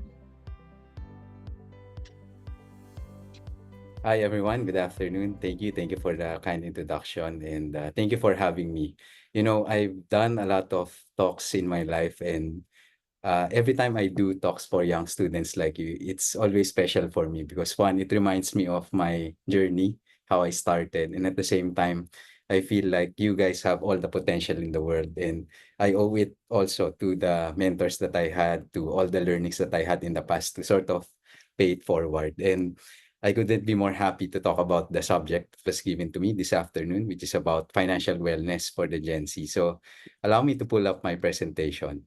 And maybe to start, I'd like to ask a question first. Who wants to get rich here? So if you can type in your answers, di ba? Just be honest or emojis, right? I'm pretty sure a lot of young people, yeah, I'm seeing, thank you for the responses. A lot of you will say yes, right? But if we reframe the question to how about getting rich quickly? I'm sure a lot more will say yes, right? That's our goal, to be able to get a lot of money right away. On one hand, I think it's a good mindset that you want to get to a certain level at the quickest time possible. But on the other hand, I think it's also a reflection of the kind of mentality that most of us, young people, or in general, people nowadays would have in terms of instant gratification. I think it's because of all the technology, the convenience that we have. Sometimes it gets to the point that everything in life we feel like we can get quick. The unfortunate truth is, actually, it takes a lot of years to make an overnight success. One of my most favorite quotes from Warren Buffett, he said once that you can't produce a baby in 1 month by getting 9 women pregnant. And I think it's the same case also when you're talking about your own finances, your financial journey. It takes a while. It's not an overnight process whereby you start saving, investing, think about your future, you hit a jackpot and you feel like that's it. But in reality, it takes a lot of years and discipline for you to be able to get to that point where you have sustainable wealth. And I think the reality here in the Philippines is pretty much a reflection of how important that kind of thinking is, that it's really a long-term process, it's a journey, because there have been a lot of data. You think about this, 7 out of 10 Filipinos, unfortunately, don't have any savings. 8 out of 10 Filipinos are financially unprepared for retirement. And just look around you. There will be people who, I'm sure until now, they don't know the concept of saving. They don't have any idea about investing, right? And just go back to where you are today. At school, maybe we talk about all the theoretical stuff, and that's not bad necessarily. But the lacking part is we don't talk about personal finance. We don't talk about money management, right? And the only time you learn about it is when you are actually earning money already. And sometimes it's so hard already because you have a lot of responsibilities, you're dealing with work. And so what happens is you go with the flow, you don't manage your money well, and therefore you can't really plan for your future properly. So if there's a thought that I'd like you to remember at this point in time is, you guys as students, how you spend your allowance, if you don't get the right money habits today, I'm telling you, it's the same way as to how you will spend your salary. So it's very, very important that you start at a young age, you have a good financial discipline, you build the habits, you have the right discipline. And what I'll try to do this afternoon is give you some pieces of advice, open up your minds, and hopefully you take away something that will allow you to really jumpstart your financial journey, even at this point in your life. So, siguro some form of interaction muna before I get to some other concepts about financial wellness. Please don't cheat, don't use calculators or what, just answer what you feel should be the right answer in your mind. So true or false, dividing 1025 by 5 is equals to 210. Please answer via chat box. I might give some GCash credits, who knows, for those who will answer correctly. So again, please don't cheat. Just type in what you feel should be the right answer. Okay, I'm seeing different answers, okay? And the right answer is false, obviously, right? So if you divide it, you can use your calculator now. You'll find the right answer. It's not 210. And the reason why I wanted to show this to you is because a couple of years back, there was a study done by the central bank where they asked people about certain financial literacy questions, one of which is this one. And according to this survey, 91% of Filipinos answered correctly. So if you're one of those who were able to answer properly, then I guess you're part of the majority. So another question that we have here. Okay, maybe a bit more tough. Asset variation increases risk. True or false? Again, please type in your question. Let's see how you'll answer this one. Okay, very interesting. So what's the right answer? The right answer is false. So you see, less and less people will get this answer right. Only 61% of Filipinos answered this correctly. Why is it false? As you might have heard the adage, don't put your eggs in one basket. So that's precisely the concept of diversification. So diversification allows you actually to manage your risk. Unfortunately, 39% of people did not get this. Okay, another question. Higher return investments are riskier. True or false? So I think this should be easier. Yan, a lot of you are answering. Thank you. So the right answer is, most of you got it, true. But you'll be surprised. Almost half of Filipinos don't know how to answer this properly. So they don't understand the law of investing, basically. So when you talk of trying to grow your money, you have to remember that a low risk type of investment will yield you lower returns. Vice versa, higher risk will mean higher returns. So that's really the law of investing. Don't try to look for investments that are low risk but high return, because they don't exist. Or if they do, then it's not something that's sustainable or even legal. Finally, A 100 peso savings with a 2% annual interest will become 102 after a year. So, true or false? Should be straightforward, right? Okay, so a lot of you are giving the correct answer, but guess what? This might surprise you. 32% of Filipinos answered this correctly. So meaning 68% or more than half actually got this wrong. So can you imagine? This is such, I guess, a basic concept for many people, and yet it seems like a lot of people are having a hard time trying to understand how, you know, how compound interest or simple interest would work. So it really goes to show the kind of financial literacy that we have here in the country. And the reason why I want to try to go through each of the questions is to show you that sometimes we take for granted simple concepts that we feel we have an understanding of. But in reality, this is probably among the reasons why the stats that I shared earlier exist, right? Why 7 out of 10, 8 out of 10 Filipinos are not prepared for the future. And so this afternoon, I'd like to share with you the three key ingredients to financial wellness. And this is very important because if you talk about the overall well-being of a person, you have to remember that there are three primary pillars of well-being of a person. The first one is your health, and that's pretty much straightforward. All of us know that if we get sick, then it's going to be harder to function, can't do the usual stuff that you're supposed to do. So it's a very important pillar of your well-being, health rather. The other part is mental health, and I'm happy that more and more people are being more cognizant of this reality. Over the past few years, a lot of people have been advocating for mental health awareness, right? And it's a good development as well. But equally more important, I believe, and less talk about today, is the third one, which is financial health or financial wellness. And I tell you, in terms of the overall well-being, if even if you have the proper mental health or your general health in general, physical health, if you don't have your financial health, it will not complete your well-being just because you'll be stressed. It will affect your health as well. It will affect you mentally. So you have to complete the three pillars so that your overall well-being will be pretty much as a state where you'd like it to bring. So this afternoon, allow me to share with you what would be the three key ingredients to help you achieve financial wellness. The first one is awareness. So it starts with knowing the why. Why do you need this? Why is it important that you talk about financial wellness?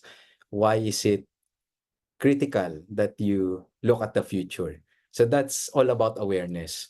So if you ask me, the why is simple. It's because all of us have aspirations in life. Whether you trying to give back to your parents one day, you trying to buy your own home, you preparing for the next life milestones, having your first job, one day having your own car, buying a house, right? So these are life milestones, and you have to be aware why you're gonna try to earn money, why you're gonna go into this journey.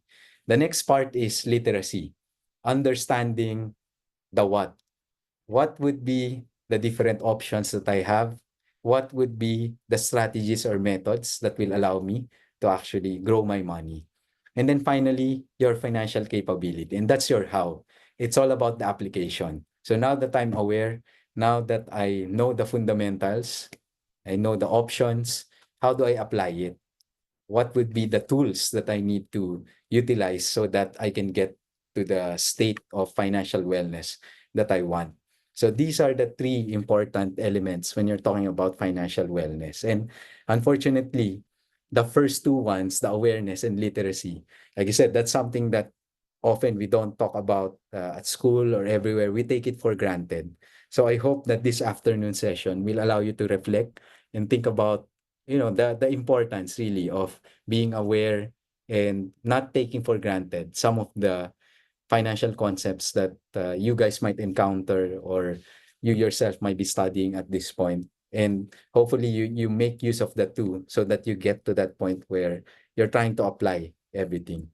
So when you take a look at the journey of any person, it's supposed to be like this flywheel. Financial planning is needed to accomplish all of this, or in your slang today, with Gen Z slang, it's adulting part, right? So normally you start by earning, so you look for a job after studying, and then you try to spend it wisely. So not just spend, so spend it wisely. And then you try to save, and then once you have savings, you try to protect whatever you have. That's where insurance will come in. And then finally, you try to grow what you have. That's where investing will come into the picture. And then finally, the last point is you try to retire happily and I guess leave something for the future, whether it's your family, children, or somebody else through foundation whatsoever. So that's basically the flywheel in terms of your financial journey. So everything that we talked about in the previous slide, the three key ingredients of financial wellness, you would need them to be able to jumpstart the flywheel that's in front of you. So even before you think about the journey, think about the key ingredients first. How prepared are you to actually start your investment journey? And when you take a look at your overall journey as an individual, where you are today, the lines that you see here would normally represent the wealth that you have or your net assets over time. So ideally, the yellow line will be the expectation, right? What you'd like to go for. So at school, you barely have anything just because you're dependent on your parents, on your family, except if you're also working on the side, right? Once you get employed, that's really the time when the ability to earn can be materialized already. So that's when you earn your own living, your own salary, and then you go for 40 years, 30 years of toiling, right? You try to build your wealth and then you get to that retirement point, and hopefully that's the time when you have the maximum amount of wealth. But what's the reality? The reality is, you see the green line here, that's how your net worth or assets will actually swing. Now, sometimes it will go up, it will go down, or it may be at a point where it's really so hard for you to actually get some excess. Or if you think about it, you might be just at the same level of wealth when you started working maybe 10 or 20 years ago. And why is that the case? The answer for that is because we all have expenses. And there are two types of expenses. Number one would be your planned expenses. So these are the life milestones that I talked about. And that's why the awareness part is very important, so that the planned expenses will not be unplanned. Because if that is unplanned, then that normally creates a strain in your financial journey. And you have to accept that there will be unplanned expenses. What would be those unplanned expenses? Emergency, right? Somebody gets sick, normally you have no choice. You really have to shell out money. If you have your own house already, you're living with your parents, you know this. There will be moments where you have to do some repairs, restoration, right? Accidents, they also happen. So similar to health emergencies, let's say you get into a car accident, now you have to maybe shell out something not only for your car, but also for yourself if in case you become affected by that accident. So you have to understand that in life, what you want to do is you try to identify all the supposedly planned expenses and prepare for them. But at the same time, you try to create a pot for the unplanned expenses. And then your hope is that most of what you're spending will fall under the planned bucket so that it's going to be more under your control. And it's really a common experience that it's hard to maintain a stable and consistent financial situation. And I think it goes back to proper planning. Because if you just go with the flow, you don't think about these life milestones, and what happens is, even if you set aside a certain amount of money from what you're earning, anytime unplanned expenses happen, right, you end up just spending everything. And I talk about this a lot of time. In this generation, in our generation, we like that hashtag, deserve ko to, right? In our language. So that's really our excuse to just spend and spend. And I'm not saying that we shouldn't enjoy the fruits of our labor. It's more of trying to balance everything. So if you want to have those splurges, hashtag deserve ko to, then try to put them under the planned bucket so that not all your activity will be unplanned. That's just how you go about it. So how do you face actually your financial challenges, the ones that we're talking about? The very first step that you do is you try to be aware, prepare for them, and then finally set clear goals. It's very important because if you think about the activities that you do at school and one day when you become a young professional, it's the same approach that you will do, whereby you try to create maybe a checklist. So let's say you have an exam a month from now or 3 weeks from now. Normally, if you want to ace that exam, you create certain steps to get there, right? Maybe I read a chapter in 3 days' time, and then I'll take on practice quizzes in 1 week's time. In 2 weeks' time, I'll try to have a group discussion with my friends to really test my knowledge, something like that. And then you tick off the boxes. And that's the time you can say, when you get to that exam, I'm really prepared. It's the same case here when you're talking about your financial wellness. You can't just wing it and think to yourself that just because I have a job, I have an ability to earn, then I'll be fine already. So you really have to prepare. And what you try to do is try to adopt this framework, the SMART framework. I'm pretty sure some, if not most of us here, have heard of it. So the SMART framework is allowing you to actually jot down everything into the following acronym. It has to be specific, measurable, achievable, relevant, and time bound. So let's try to go about our financial journey using this framework. So let's say if you're gonna implement this one and try to see if your goal is specific, it has to, one, actually bear the amount of money that you have in mind, and at the same time the goal that you want to achieve it for. So let's say in this case, the person who did it say it, I want to save 20,000 to create an emergency fund that will help me cover unexpected expenses. Very specific. You have the amount there, you have the use of the amount, and it even said what it would be for, right? For unexpected expenses. So you try to put it that way. So it's not going to stop at, okay, I will save 10,000. But for what, right? So try to be specific. Second thing that you do is you try to make it measurable. So measurable in a sense that it can be distilled towards an activity that you can do. So for example, in this case, I will save 2,000 per month for 10 months so that I will have a projected savings of 20,000 pesos. So it's measurable because you can compute, right? So it said here, yes, I'll save 10,000, 2,000 every month, hoping that I'll get to 20,000 in 10 months' time. So you can sort of assess and track if whether you're far off from that goal, how near are you, stuff like that. And then make it achievable. So a lot of times, the common mistake that people do is they aim for the moon. So let's say your salary is 30,000 a month, and you ask yourself, hopefully I can have 1 million in 1 year's time. Just do the math. Is it possible? Probably not, right? Unless you win the lottery or you do something else. But with your situation, don't put a pressure on yourself to actually get a lot of the milestones right away. Like I said, it's a journey. It doesn't happen overnight. So you have to be realistic so that what you try to do will be achievable. So in this case, can be something like this. I'll cut back on my non-essential spending so that I can increase my savings rate and make sure that I consistently save 2,000 each month. So I think this is something achievable for most people if they can really try to cut back on non-essential spending. And the amounts here do not necessarily mean that it should be the same amount that you will create for your own financial plan. Ultimately, it should be defined by your circumstance, by where you are.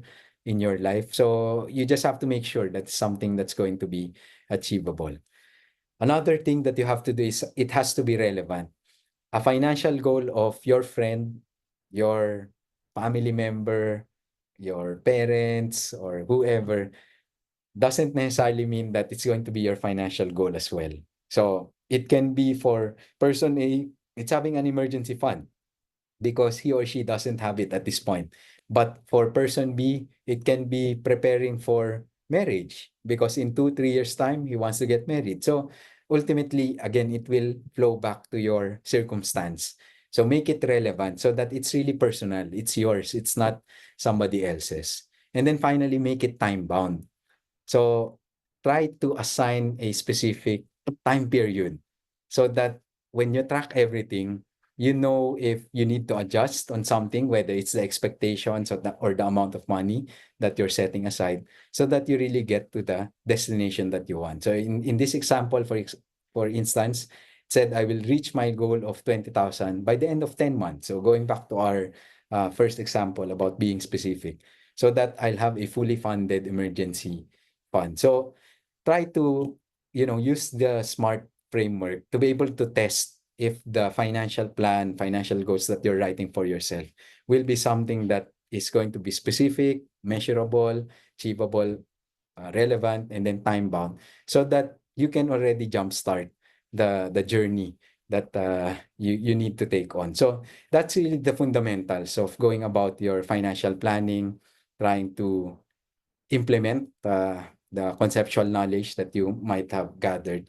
And I think in today's age, the beauty is you have a lot of resources and technology to be able to allow you to start saving, investing, doing financial planning. And speaking of technology, some form of shameless plug, but since we're talking to Gen Z, I'm pretty sure all of you guys would actually have your GCash accounts. And one of the things that I'd like to mention is with GCash, you can actually do so much with it. There are a lot of features where you can hopefully jumpstart your financial journey, if not even sustain or continue it. But I think the takeaway also that I want you to have from this sharing is it's very important that you try to visualize everything. And the way to do that is you go about this visioning exercise.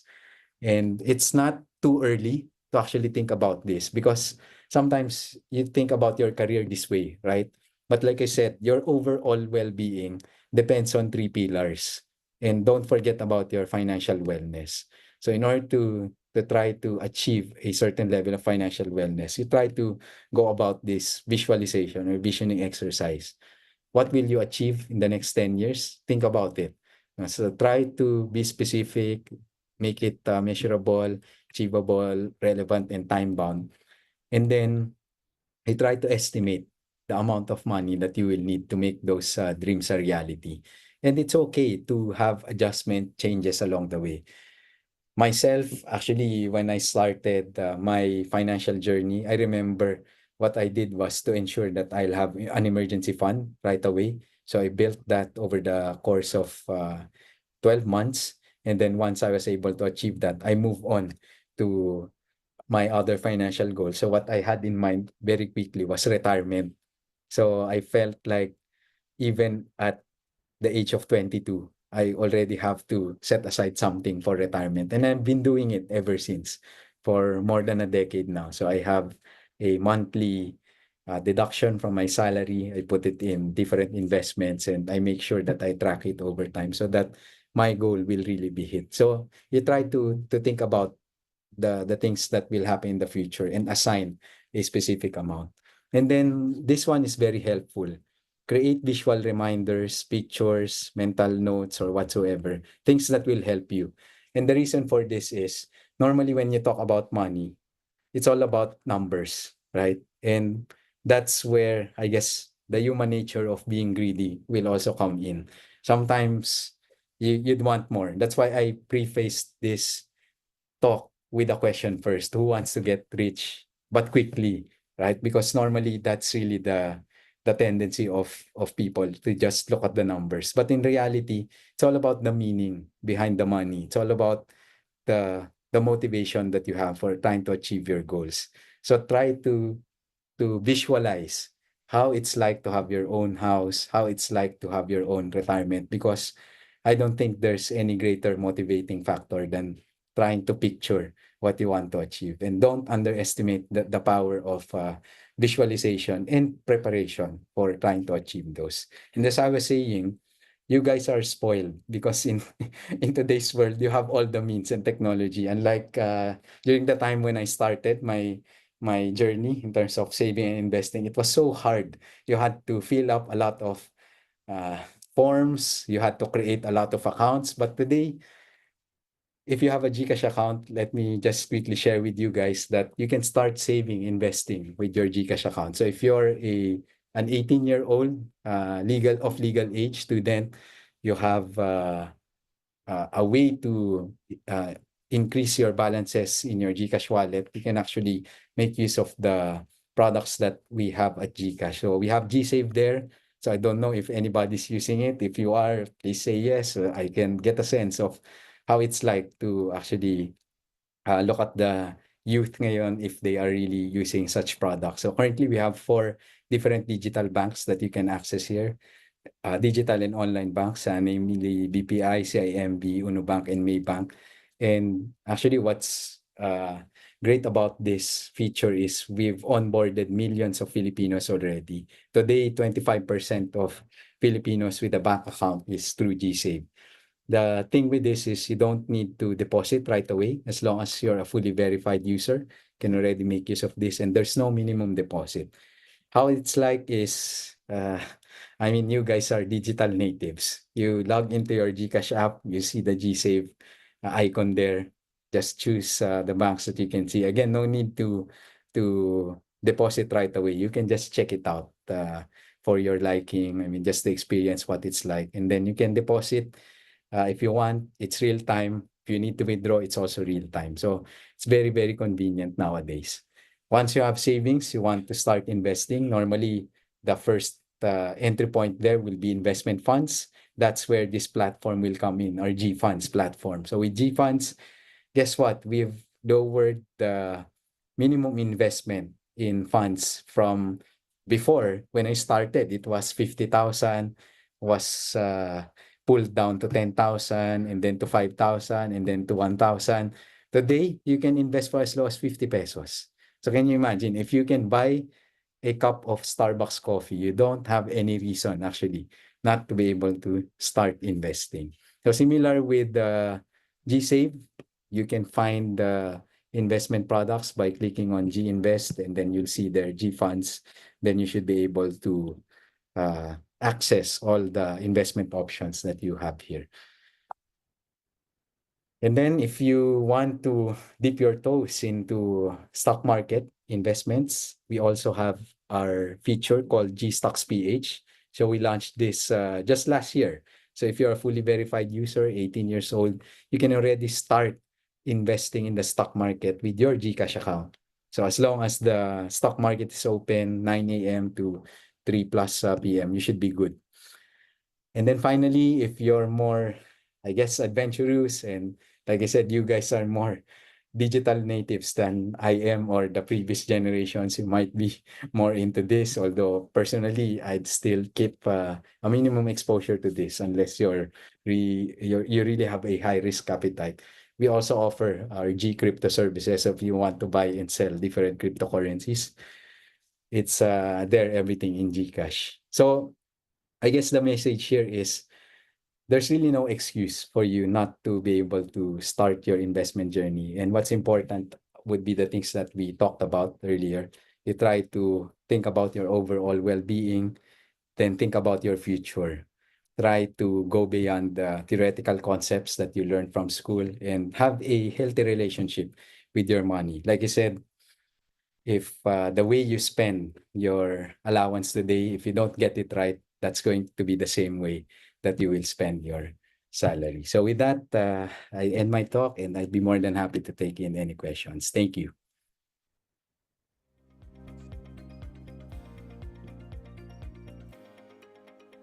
Thank you, Mr. Mark Ilao.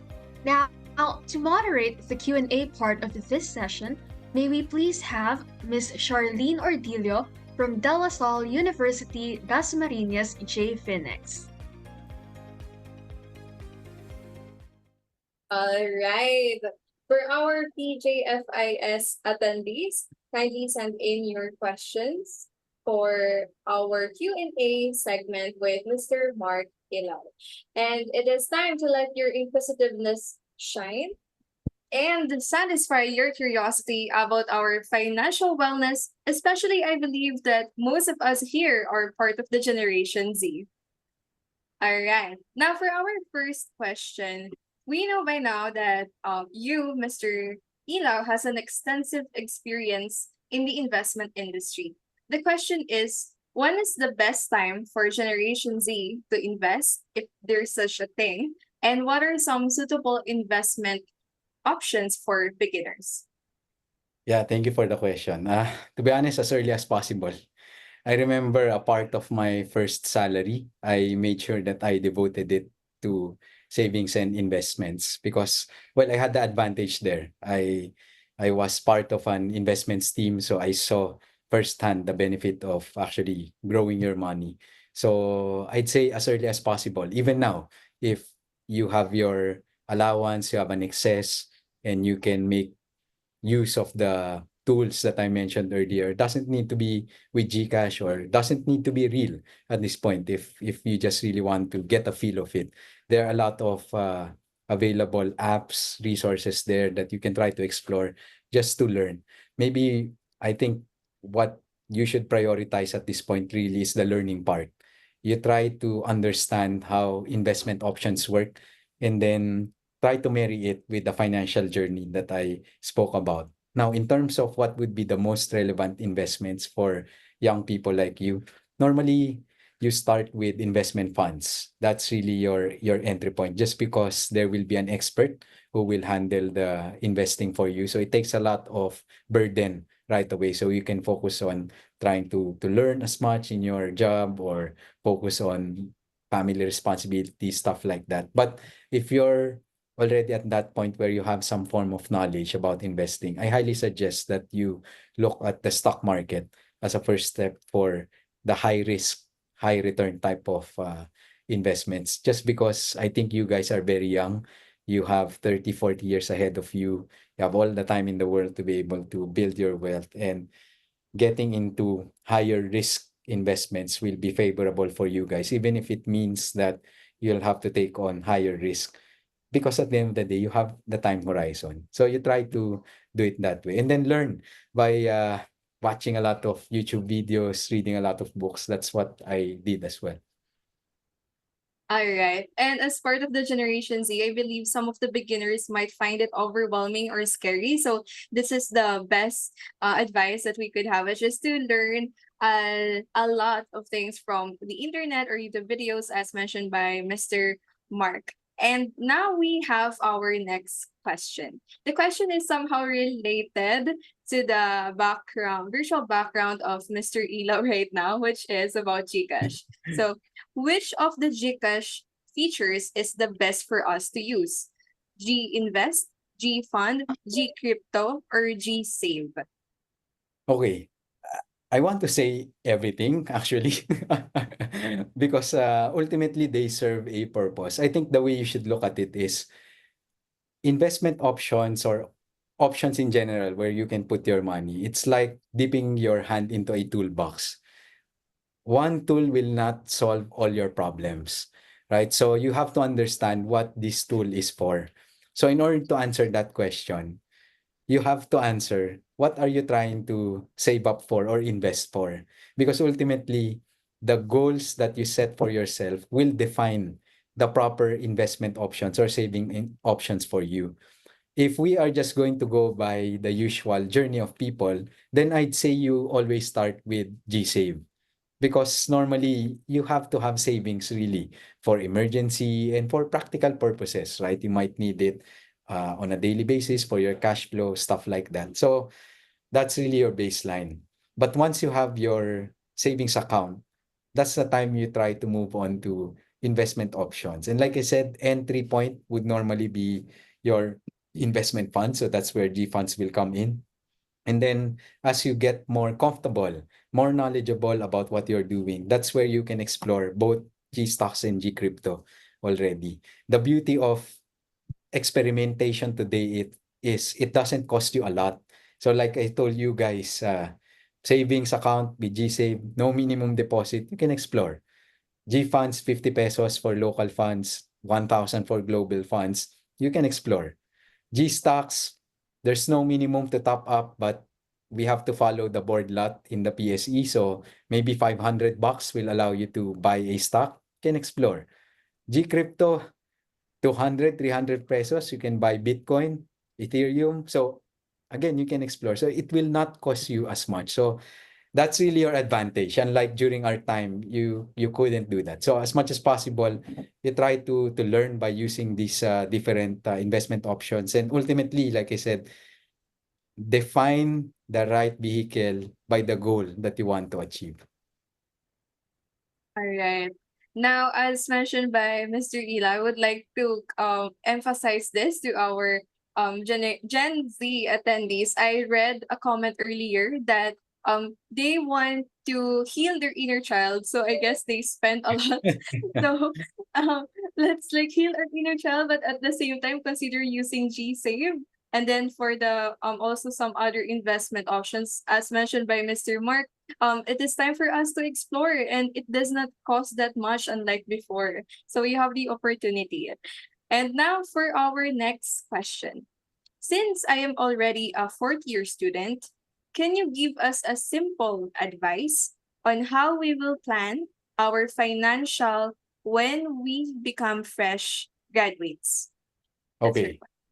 Yeah, thank you for that question. I think this will allow you to also heal your inner child. So try to do the 50-30-20 rule if you can. So what is this 50-30-20 rule? 50% of what you have or what you earn, you dedicate it for necessities. So we're talking about food, commute, uh, utilities, whatever things that you need to have a modest living. 50% of what you earn should go to that. 30% will be your lifestyle needs. So this is where your inner child, healing of inner child will come in. If you want to enjoy something, right, travel, buy gadgets, go ahead. That's the 30% part. You can adjust it ultimately. But the 20% part, try to make it non-negotiable. So that's where your savings investment portion will come in. So depending on your situation today, depending on the goals that you want to achieve in the next couple of years or so, try to allocate the 20% into the vehicles that we've been talking about. So with this formula, at least you're trying to achieve the things that you need to I guess spend for every day. And then you also try to prepare for the rainy days, right? And more importantly, you think about the one day.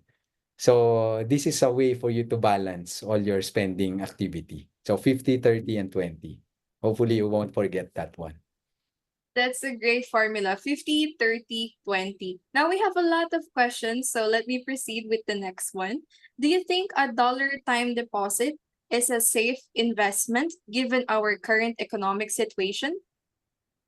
Well, I think ultimately it depends on where you want to spend your money. Is it going to be spent in dollars or in our local currency?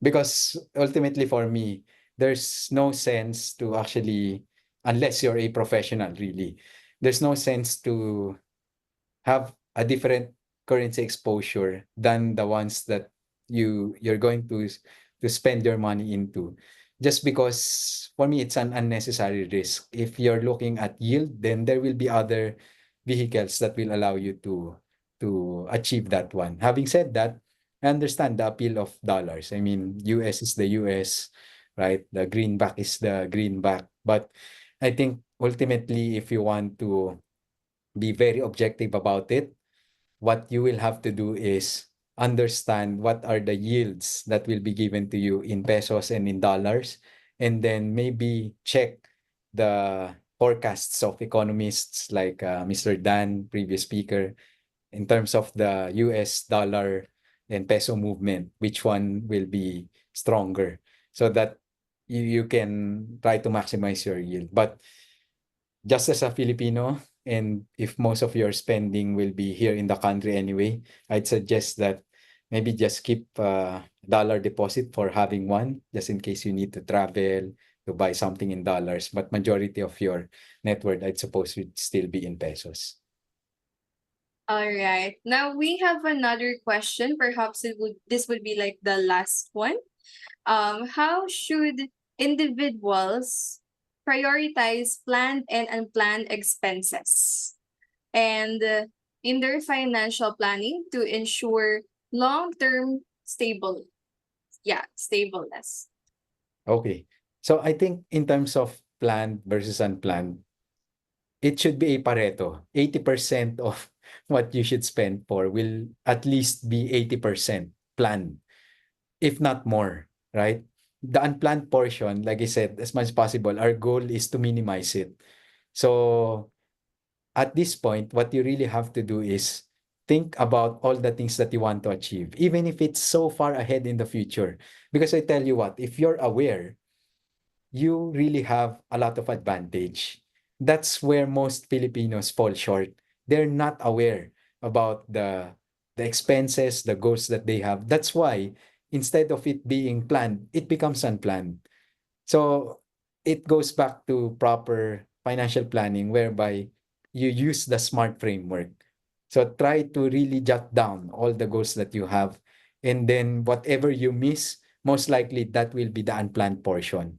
But even the unplanned portion, there's a way for you to manage it, right? So for example, we didn't talk much about it, but as I said, part of your financial journey in terms of that flywheel is the protection part, right? So if you're gonna encounter unplanned expenses anyway, then you might want to consider having insurance, right? So that's really the secret to trying to make sure that you don't run into a lot of stress when it comes to your financial journey. Make it a point that 80-90% of your expenses will be planned, and you can only do that by doing financial planning and doing it early. All right. Now, I think we have some questions, so let me just read some of it. Another question would be, what is the most important skill or skills you must have when going in this field of investing? Ah, that's a tough one. I think it's hard to pinpoint one specific skill because, well, being analytical is going to be foundational, definitely. But for me, it might be more of the soft skill, which is being open to new things, open to learning, trying to be innovative also with the way you absorb knowledge. Because in investing, the beauty of it is it's both new and old.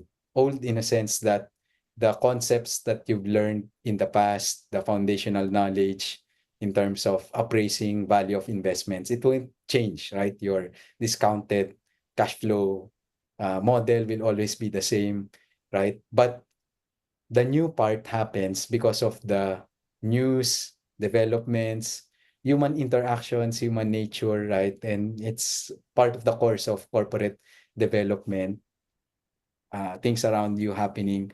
You have to take into account all of these realities when you're looking at investment. So what I like about investing, I normally tell people, is it's an intersection of art and science, right?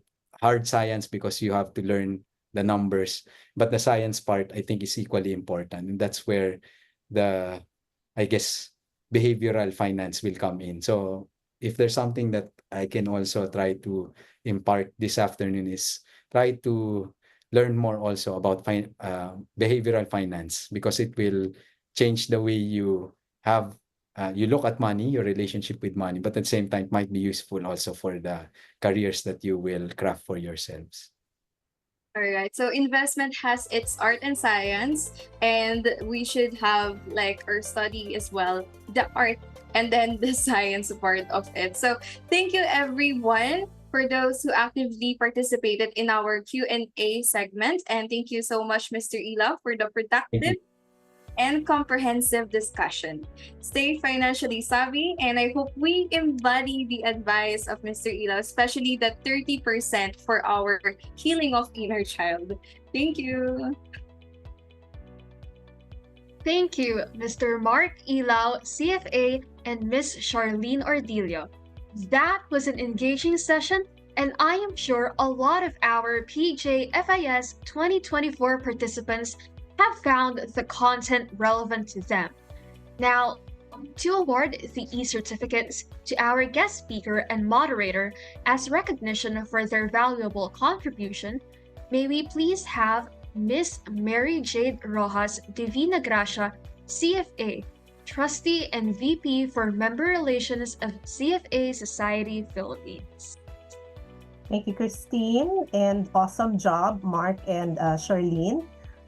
Mark, thank you so much for really driving home the importance of financial wellness. Your practical tips did not just resonate with the Gen Z, they also hit home for another generation like me, so but honestly, with the retail industry so good at convincing us to spend, and of course these are aided by social media, with all of the hashtags that you mentioned, add to that sana all, and you only live once, right? Your reminder about building better spending habits couldn't have come at a better time, and I'm sure all our students and all of our staff at the CFA Society really appreciates the practical advice that you have given, no? So allow me to now read the citation from the e-certificate. CFA Society Philippines presents this certificate of recognition to Mr. Mark Ilao, CFA, CIPM, for his valuable contribution as speaker in the topic of financial wellness for Gen Z at the Philippine Junior Finance and Investment Summit 2024, Chart the Future, Unlocking Opportunities for Tomorrow, given this 28th day of September 2024. Thank you so much, Mark. Everyone. Let's have a quick photo of Mr. Ilao.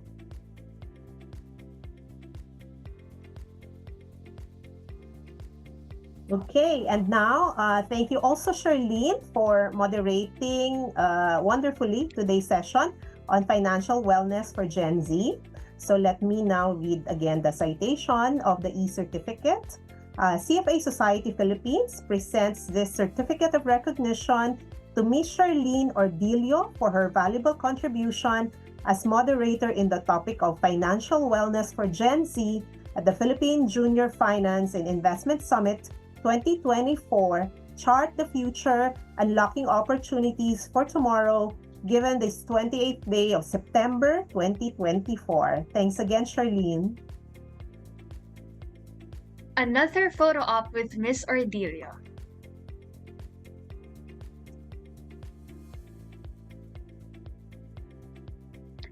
Now it's time for a 10-minute break. Grab a coffee, relax, and get ready for the next session.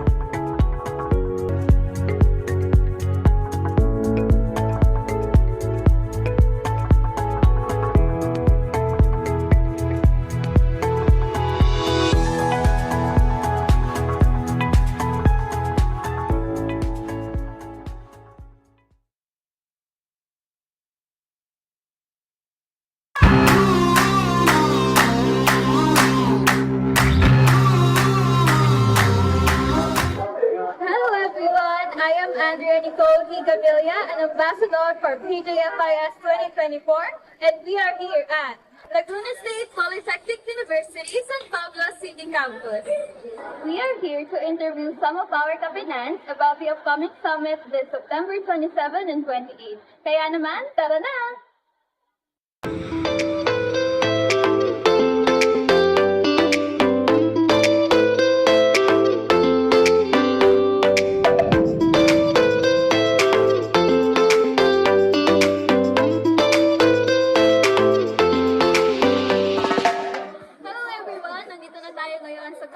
Business Administration and Accountancy Building kung saan naglalagi ang ating mga financial management students.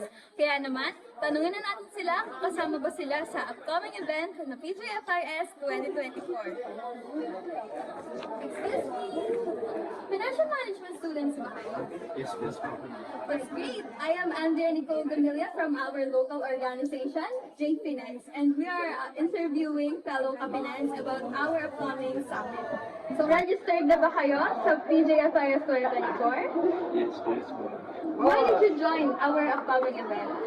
I decided to join the summit because it will provide me something fundamental knowledge that will help me or that will provide me ideas in the future environment that I will be in someday. Wow! How about you? Why did you join the PJFIS 2024? Ako naman ay ganun din po. Same lang sa kanya. Pero ang expectation ko po ay madami po akong matututunan. And magkakaroon ako ng mga opportunity na to learn from professionals since yung mga speaker po dito ay mga talagang expert po na CFA or Chartered Financial Analyst. And magkakaroon din ako ng opportunity to network with other students na interested na to learn from this seminar. Wow, thank you so much and see you sa Friday and Saturday. Bye! Hanap pa tayo ng ibang pwedeng makapagsabi sa atin kung ano bang ibang reason nila kung bakit sila sumama sa PJFIS 2024. Hello! Financial management students ba kayo? Yes po. Kasali ba kayo sa PJFIS 2024? Opo, yes po. Wow! Bakit kayo sumali? Ikaw muna. Para sa akin, sumali ako dahil gusto ko maraming mga mas natutunan about sa finance, lalo na sa course namin bilang mga financial management. At ano po yung mga pwede namin gawin para ma-enhance namin yung aming mga skills about sa finance. How about you, Ate? Yes, for me po, it is a good opportunity po for me na isang BSBA student to gain more knowledge po about sa magiging possible na opportunity po para sa amin in the future. Ayun. Ikaw, bakit ka sumali?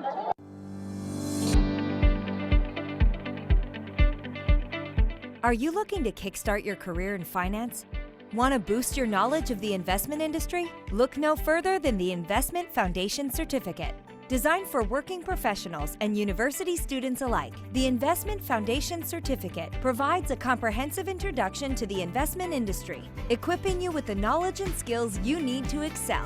Gain a fundamental understanding of the industry structure, job roles and terminology. Explore the types and functioning of markets, investment instruments and vehicles, and the basics of investment management, risk management, and performance evaluation. Discover how to effectively service clients' needs while upholding the highest standards of professionalism and stay up to date on the latest industry trends. By completing the Investment Foundation Certificate, you'll work more confidently and effectively, distinguish yourself in the job market, and open doors to new opportunities. You'll also earn a digital badge and certificate that you can proudly share with your network. And the best part? You can learn at your own pace, whenever it's convenient for you. Our user-friendly digital platform ensures a seamless and flexible learning experience. So whether you're looking to enhance your skills in your current role or explore a career in finance, join the thousands worldwide who have already gained a competitive edge with the Investment Foundation Certificate. Good afternoon, everyone. My name is Bianca from DLSU, an ambassador for the Philippine Junior Finance and Investment Summit. Today, we are going to interview 3 participants and ask them the question, what are they most excited about in this year's summit? Hi, what's your name? Hi, I'm Ryan Koa. What are you most excited about in this year's summit? So I'd say I've always been interested in like financial analysis and research, right? And so I'd given that that's one of the like tracks available, I'm really interested and excited to get like professional insight on these matters and actually see how the industry actually analyzes equities and does financial analysis in general. We have here is Luisa. Well, as an economics student, I'm excited about what the event could offer, but when it comes to career opportunities, economics related. Hi, what's your name? My name is Johan Manuel Miranda. I'm mostly excited about learning more from Sir Edmund Lee. I've been a big fan of him since 2018. I've opened a COL financial account in early 2018 under my mother's name because I was 14 years old at that time.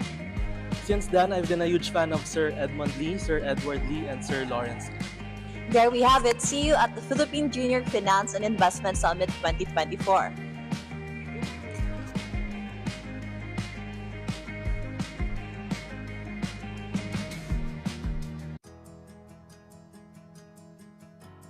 The Chartered Financial Analyst designation, CFA, is one of the world's most recognized and respected qualifications for investment professionals. Earning the CFA charter is a signal you have the knowledge and skills needed to thrive in the investment industry. Completion of the CFA program provides you with a strong foundation in advanced investment and analysis, portfolio management, and real-world skills like financial modeling and artificial intelligence. The program is also designed to ensure you understand the importance of ethics and professionalism in the investment industry and how that benefits society. So how do you earn the CFA charter? The CFA program consists of 3 exams. Each exam requires about 300 hours of study time. Most candidates complete the entire program within 4 years. You earn the CFA charter by completing the 3 levels and attaining the relevant work experience. It is the highest distinction in the investment industry and means you have earned the right to use the letters CFA after your name. As well as being globally recognized by employers, completing the CFA program gives you a competitive advantage in the job market and increases your earning potential. Whether you are a student, an investment professional, or looking to switch careers, the CFA program can help you build a rewarding and successful career in finance. Want to know more? Check out our other beginner's guide videos or visit the link on the screen. 3, 2, 1. Start na tayo?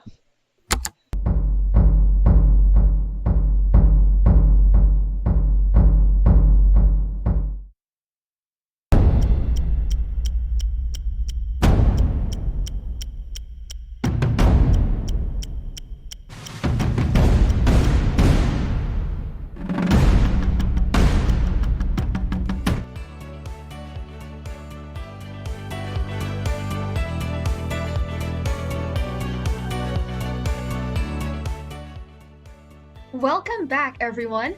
I hope you're all feeling refreshed after that break, because we've got some incredible sessions lined up this afternoon.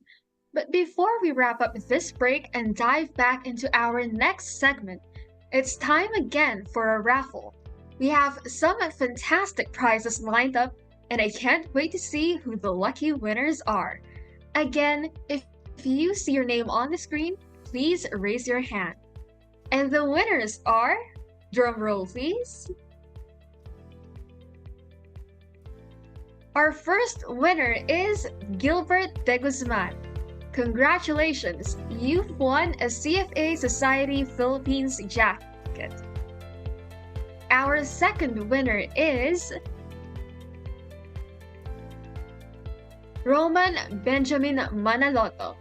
Fantastic! You'll also be having a CFA Society Philippines jacket. Guys, don't be sad if you didn't win this time because there's one more chance to win the raffle, so stay tuned. But up next, we'll dive into a hot topic: investing in a sustainable future. In this session, we'll explore how sustainable investments are shaping the future of finance and how you can align your investments with long-term environmental and social goals. This is a game changer for any aspiring financial professional. Our next speaker joined CFA Institute in 2021 as a sustainability specialist. He brings a combined 13 years of experience in environmental compliance, research, and sustainability. He obtained his Doctor of Philosophy at the City University of Hong Kong and his Master of Science in Environmental Economics and Public Policy at the Rensselaer Polytechnic Institute in New York. His main research areas address the economic, sustainability, and climate change issues associated with water supply management decisions. He previously spent 8 years as a regulatory specialist in environmental, health, and safety management systems, having clients across a wide range of industries to improve their environmental programs and identified methods by which they could make their operations more sustainable, including process redesign, water and energy conservation, and developing environmental management systems. Let us all welcome Dr. David Von Ive. A virtual round of applause, please.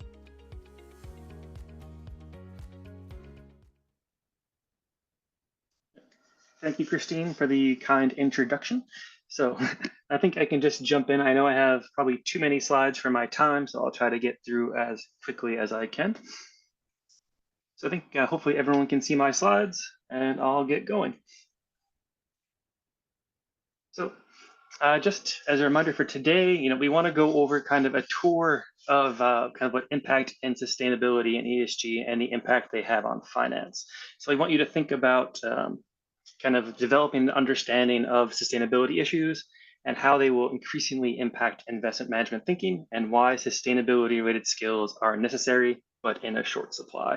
And so we'll be at a pretty high level. I'm not going to get too in detail on a lot of the topics, but we can do that during the Q&A. So one of the main drivers about why we think about ESG or sustainability comes down usually to risk and opportunity. And if we look at this report from the World Economic Forum Global Risk Report, this is actually from the most recent report, and you can see that there's a range of issues, especially in the short term, that we're focusing on. Misinformation and disinformation has been a pretty big topic in the last couple months or year or two. But you can see like extreme weather and a mix of other issues like societal issues, et cetera, in the short term. But when we move to the long term, you can see the majority of the issues identified are around climate or biodiversity, which is why a lot of our efforts and regulation, at least currently, have been focused on the environmental area. Increasingly, we're focusing on social issues as well, but you can see governance is also baked in. So that will cover kind of why we're focusing on ESG as a term or sustainability more broadly. So another thing to think about too is these are not individual issues or pillar issues, right?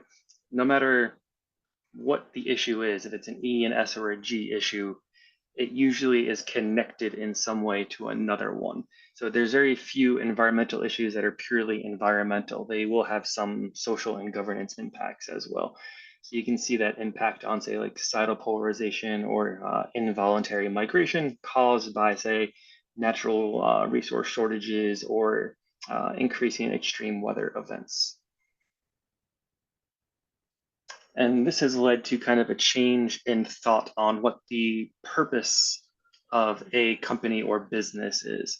So if we go back to the 1997 Business Roundtables, we can see that that line of thinking was around the duty of management is purely to the corporation's stockholders. Where if we pull it forward to 2019, you can see the change in thinking there. So you can see Jamie Dimon's quote saying that as divisions continue to deepen, companies must demonstrate their commitment to countries, regions, and communities where they operate, particularly on issues central to the world's future prosperity. So that's kind of a broadening of definition from stockholders to stakeholders. And with that, we've seen things like a rise in net zero commitments, particularly, I think we have nearly everyone now, about 88%, covered by some kind of net zero commitment. Though they don't all have the same target dates. Some are 2050, some might be 2060, some like India are 2070. But in general, most emissions are now covered by some form of net zero commitment at the national level, and that will come down through different policies to the more sector or individual asset level. Also seen in general just an increase in regulation across the markets. So you're probably familiar with some of the terms on the right from other conversations today, but things like the TCFD and ISSB are probably the most currently impactful. CSRD will also be particularly challenging. But one of the major challenges really is if you look at that graph, the vast majority of these regulations have only really come into play in the last 10 years, and even more so the last 5 years.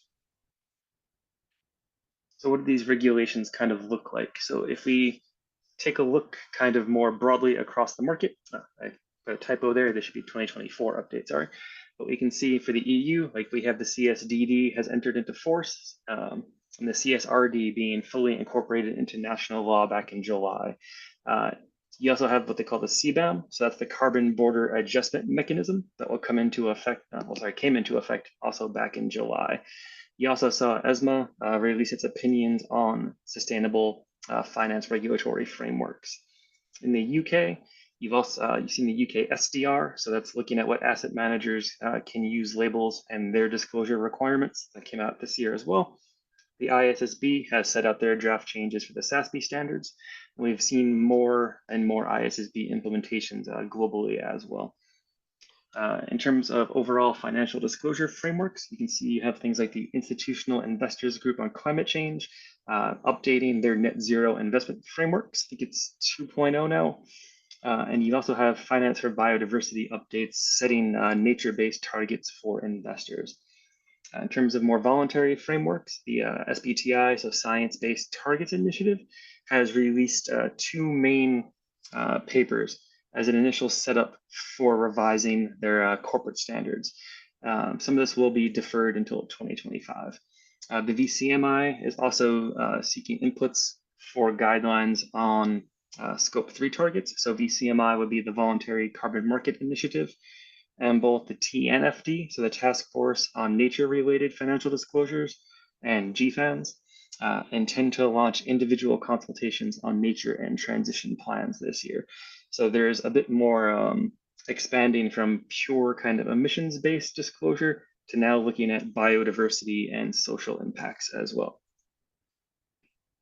How this breaks out for asset managers. So in terms of asset managers, you've seen a significant increase in the amount of signatories that have joined the PRI. So that has brought the assets under management by the PRI to somewhere around, I think it's $130 trillion. But what do PRI signatories commit to? So the main 3 to focus on are the first 3 principles, because that's the ones that will affect things the most. But they're looking at how will you incorporate ESG issues into your investment analysis and your decision-making process. They're asking you to be active owners and incorporate ESG issues into your ownership policies and practices. So I think one of the big trends for next year will be around stakeholder engagement and managing stakeholder expectations as we see more and more stakeholder engagement.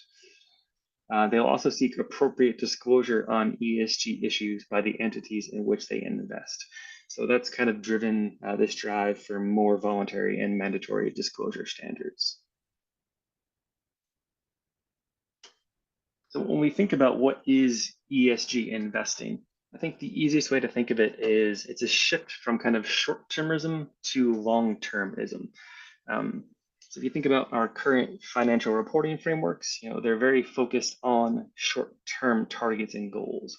But as we move towards ESG investing, you need to consider more long-term effects. If you think about climate risks, most of them are going to be sometime in the future, either 3, 5, or 10 years from now. So your investments in them today might not show any return in the short term, but that will really be more in the long term.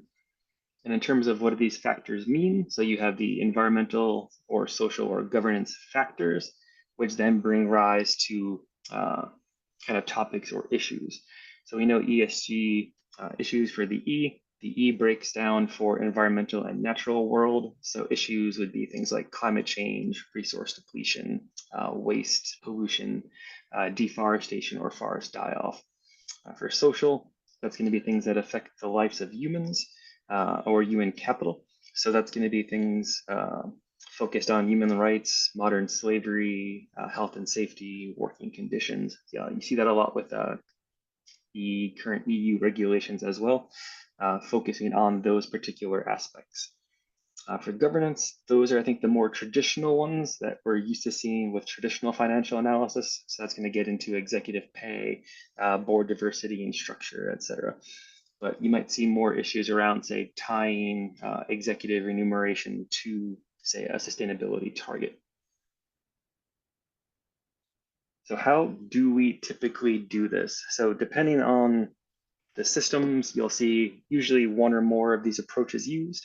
But for any kind of ESG sustainable investment, they'll be using one or more of these methodologies. Usually it's not just one, but the most kind of common ones would be exclusion. That's kind of like the original. You have your ESG integration, which is a little bit newer and a bit more complicated. And then you have stewardship approaches. In terms of how that breaks down into the more specialized, that gets into best in class, thematic investing, or impact investing. And let me actually just go to the next slide first to talk about it. So you can see how these kind of work on a spectrum. So when you start with your kind of like ESG integration or exclusions, that's much more similar to traditional investment. So you can think of ESG investing as part of kind of a group of approaches. And that would generally be kind of, depending on the framework, referred to as a responsible investing framework. And there's been kind of different frameworks that you can look at, but in general, this one comes from the Australia RIAA, which I think does a good job of breaking down how each of the different approaches looks at the intentions. So if you think about ESG integration, that's usually much more for, say, risk management and opportunity approach, whereas you move right across that spectrum and you get into, say, negative screening, norms-based screening, sustainability themed investing. You're looking more at avoiding harm or stakeholder benefits, but you're not doing philanthropy. So return will always be part of this. But the challenge with like ESG investing will be balancing kind of that utility function. So different ESG investors care about different things. So some might just be looking for that risk return. So their utility will be based almost entirely on, say, the return of the fund, where others are looking to create more global impact in the world, in which case they'll gain utility through both the return plus the impact of the fund. And if we think about what's different about, say, ESG integration. So ESG, you saw on that sheet, was very similar to traditional financial investment. So I think the best way to explain that is it doesn't replace traditional financial investment in any way. It just modifies it. So if you think about, if you studied regression when you were taking your math classes or economics classes, it's kind of the full function, right? You're looking at all the potential variables. So you're going from, say, forecasting financial ratios to making adjustments to margins, sales, revenue through the consideration of those ESG issues. You're constructing your DCF models with, say, hurdle rate that's adjusted through those same considerations. You might be adjusting valuation multiples as a result of the judgment about the impacts you think these issues might have. Or you might adjust your underlying assumptions around, say, target and strategic allocations as a result of the consideration. And the way these kind of issues have broken out globally has changed a bit over time. Previously, negative and exclusionary screening was the largest method, but ESG integration has become the largest method as of the last time I got the data. So you can see, though, different countries also take different approaches. So while ESG integration is, say, the largest globally, the ones that are kind of the largest for, say, Japan, I think Japan is now actually stakeholder engagement is their largest, but it's very similar to ESG integration for them. Where for other countries like the Europe or the US, they're much more focused on exclusionary screening and ESG integration, where stakeholder engagement is not as significant at the time. So if we look at how this has kind of evolved over time, you can see that the total amount of sustainable assets has increased, but it's driven primarily through the Europe and the US, with the rest of the world somewhat catching up. In terms of, I think, the rest of the world, it's mainly through China. And we still know that there's a fairly large gap in terms of the skills required to implement these practices. So we did a study on LinkedIn a couple years ago that looked at the different job titles people had posted, plus the amount that listed some kind of sustainability skills and how that changed over the course of a year. So even with the increase in people who mention some kind of sustainable expertise growth, the number of postings versus the number of people with sustainable skills is significantly mismatched. So there's still an outsized demand for people with sustainability-based knowledge. And if we think about why we're doing all this, most of the frameworks we're working with, and the reason why this kind of sustainability-based knowledge is so important, is this concept of materiality. So if you remember back, financial materiality is that single materiality approach. But broadly speaking, under the financial objectives of ESG, we're looking to maximize long-term returns while also minimizing long-term risks through taking sustainability into account. So we know governance is very important for understanding the impacts of a company's performance and therefore its valuation, but increasingly environmental and social issues are understood to impact the values of the assets as well. And the financial impact of sustainability issues can be thought of as materiality as well, because we know that more sound sustainability practices lead to improvements which would make them material. But we know that the definition of materiality is not necessarily static. So in terms of what we say here, we know there's single materiality and double materiality, but they're not static. They are dynamic and they will change over time. So there's a couple different studies that have been done on ESG and ESG issues. This Oxford study was 2015. There was another study done in 2022 that had very similar results. And these are both also studies of studies. So they looked at just what is the overall impact that occurred.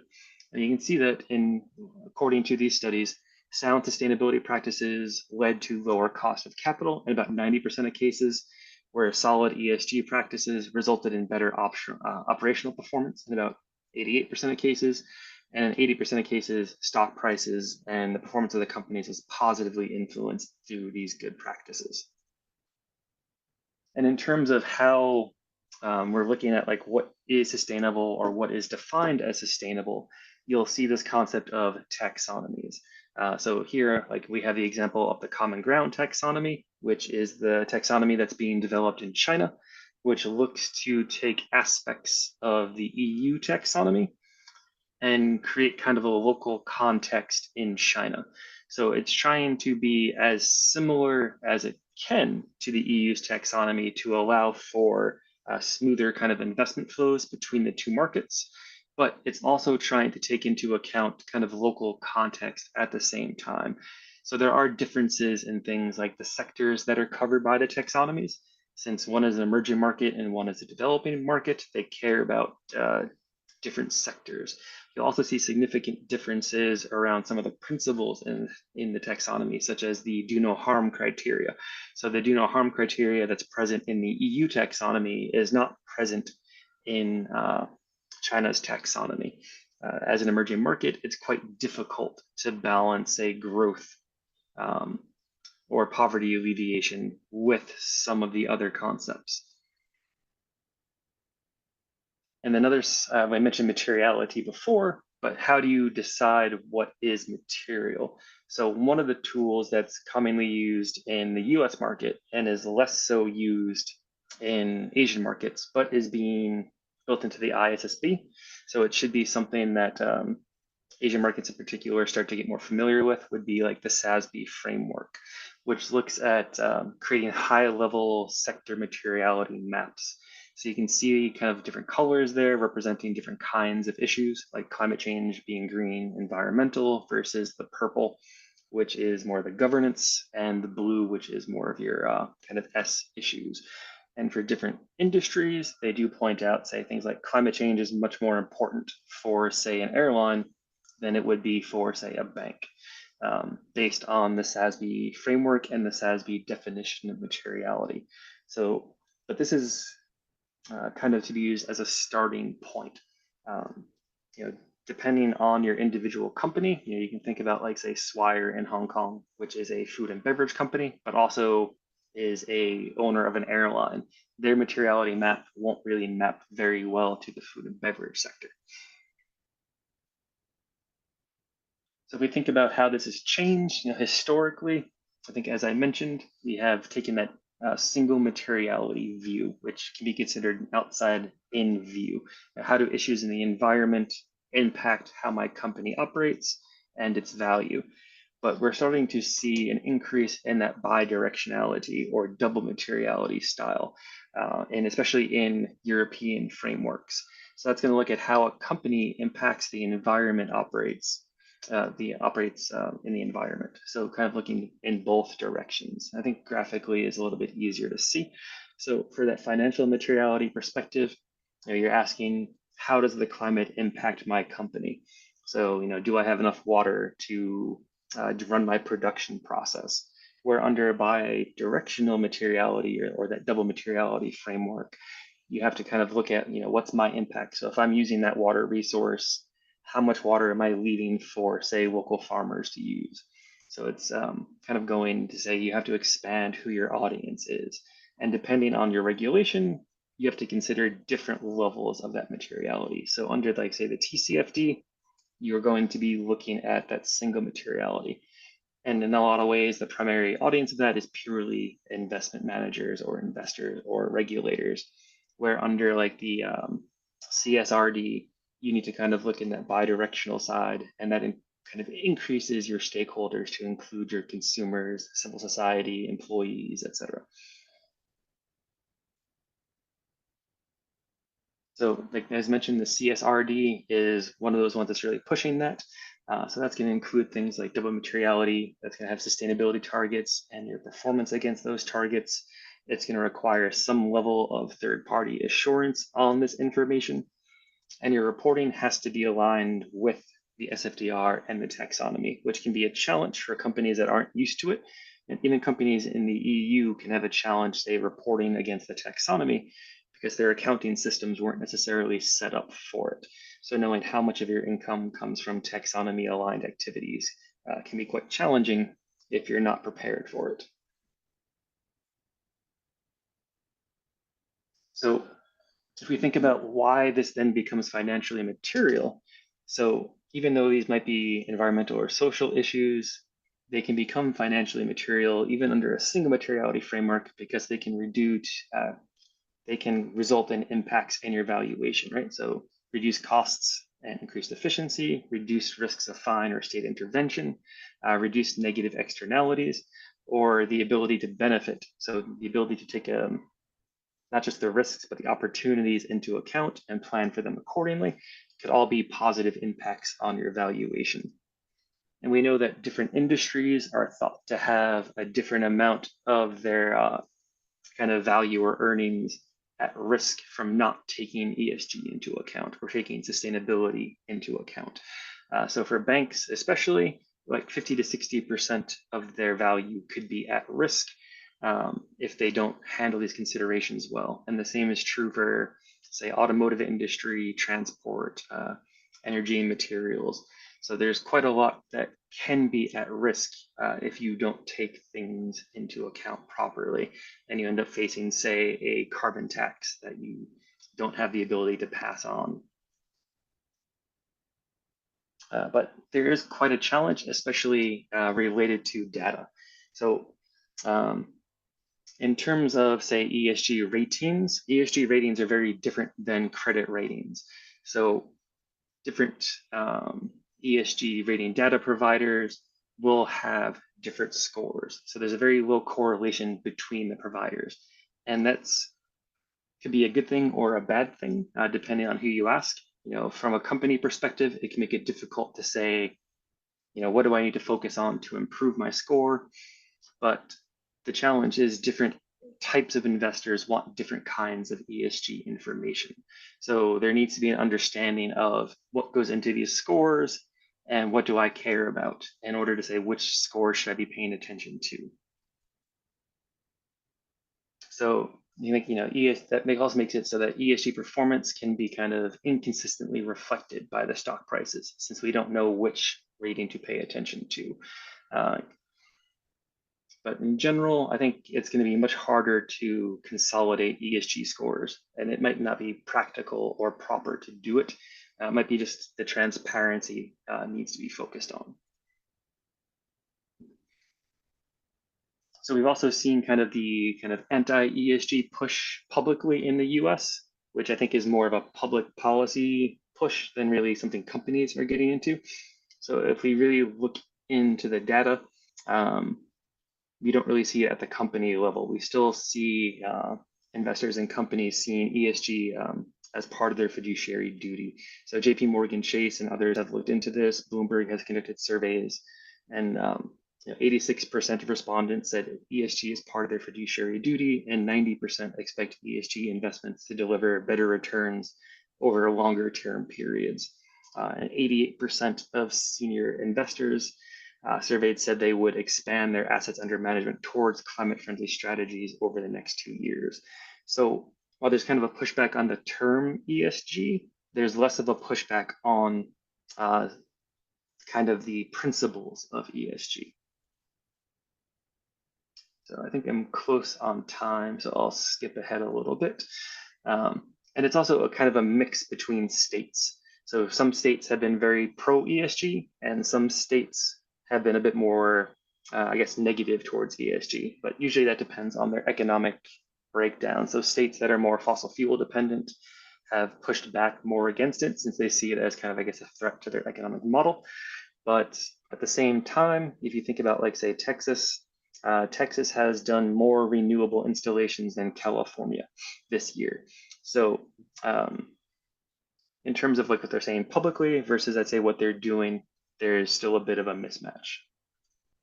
And there are some, I think, pretty successful stories you can look at globally. So if you think about, like you take an example of a producer in California, which is a company, I think, that produces almonds, pistachios, and oranges. They're under threat from, say, new water regulations that are prompting growers to find new ways of reducing the demand for irrigation water and improving efficiency to better manage existing water resources. So as a result, interest in, say, groundwater recharge projects is quite high. And if you look at, say, like the Fresno irrigation district where this place is located, they have kind of demonstrated proactive leadership in the local community through joint projects to develop water recharge to improve the health and local aquifer and reduce the risk of flooding to neighboring lands within the district, right? So that's two different climate risks that you're addressing at the same time, one being flooding and one being drought. So groundwater recharge occurs, when specific surface waters are flooded over a specific area of land, and that percolates into the ground to replenish underground aquifers. So working in cooperation with the FID, finance companies have worked to leverage scale and integrated property management expertise to farm management and those water resource teams. And they've completed construction of an 8-acre, I think it's 8-acre water recharge basin on sections of property. And once fully operational, that will allow for, say, 11 acre-feet per day, which is equivalent to about, I think, 3 to 4 million gallons of water. So the additional water recharge improves the health of the aquifer and reduces flood risk, while at the same time benefiting not just the property, but all the lands within the district. So as you have, say, water tables rising due to recharge, the cost of pumping water is decreased.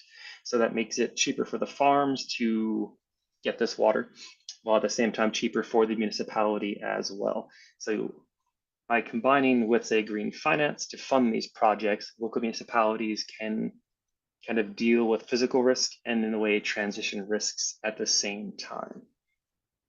I think that puts me at very close to my time, so I'll stop sharing here so we can have the Q&A.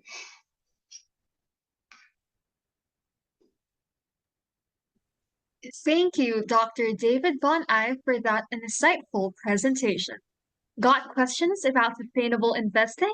Now's your chance to ask. And to moderate the Q&A part of this session, may we please have Mr. Julio Rivera, CFA, Sustainable Finance Solutions Specialist at WWF Philippines. Mr. Rivera, take it away. Hey, thanks very much for the kind introduction. And also to David, thank you for what I consider actually a very enlightening presentation. And what we've seen in the presentation is that this aspect of finance, the sustainability aspect, is really quite a complicated issue and maybe one that we can say is still young or maybe in its infancy. But because of that, as you showed us, there's really a lot of opportunity. So you've shown us there's a lack of people fulfilling the ESG expertise required by companies. So for our savvy students that are listening now, this is a good opportunity for you to think about, how this might shape your career going forward, learning about the expertise that's required in this aspect of finance. So I encourage everyone to ask your questions. There are a few coming in already. But David, let me start with a little bit of a broad one to contextualize this for the Philippines. The data that you showed in your presentation was really showing that the policy and financial trends for ESG are mostly coming from developed countries like the US, EU, and China. I wonder what's the progress from a regulatory and financial perspective of the ESG trends for developing countries like the Philippines, especially because research shows that developing countries are really the most at risk of these environmental and social challenges. Yeah, thank you for the question.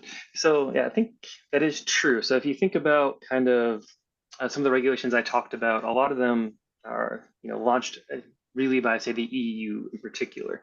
So in terms of regulation, I think the EU and developed countries are usually considered like standard setters. So you generally see a lot of our standards coming out of those kind of markets. But that's not to say there haven't been quite a lot of developments in emerging or at least outside those markets as well. So if we think about it from kind of that broad range of topics, like we've seen significant, I think, increase in regulatory frameworks around ESG issues in many of the emerging markets and countries. So I think in terms of the Philippines, you correct me if I'm wrong, but I think in terms of regulatory measures, you can think of things, I think, like the Green Jobs Act as kind of, an ESG regulation, since that would promote, say, green employment and sustainability reporting requirements for publicly listed companies.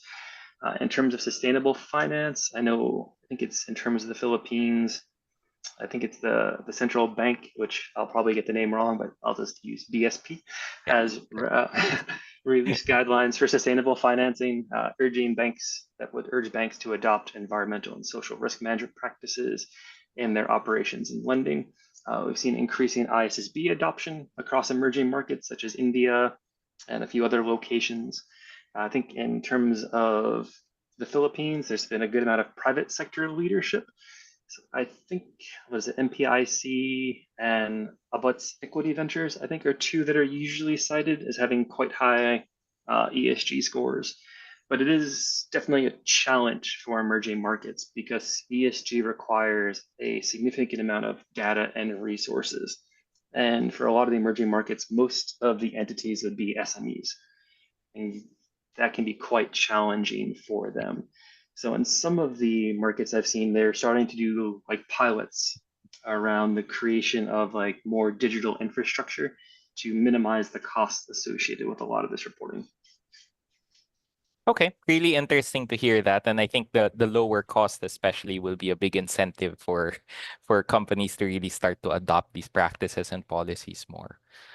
So we have a few questions from our audience too. So one of them is specifically about the measurements of how we do measure sustainability factors in doing business, right? And whether or not you think firms have generally been doing a good job in adapting these ESG factors in doing business, and maybe which factors do you think are the ones that need to have more focus on?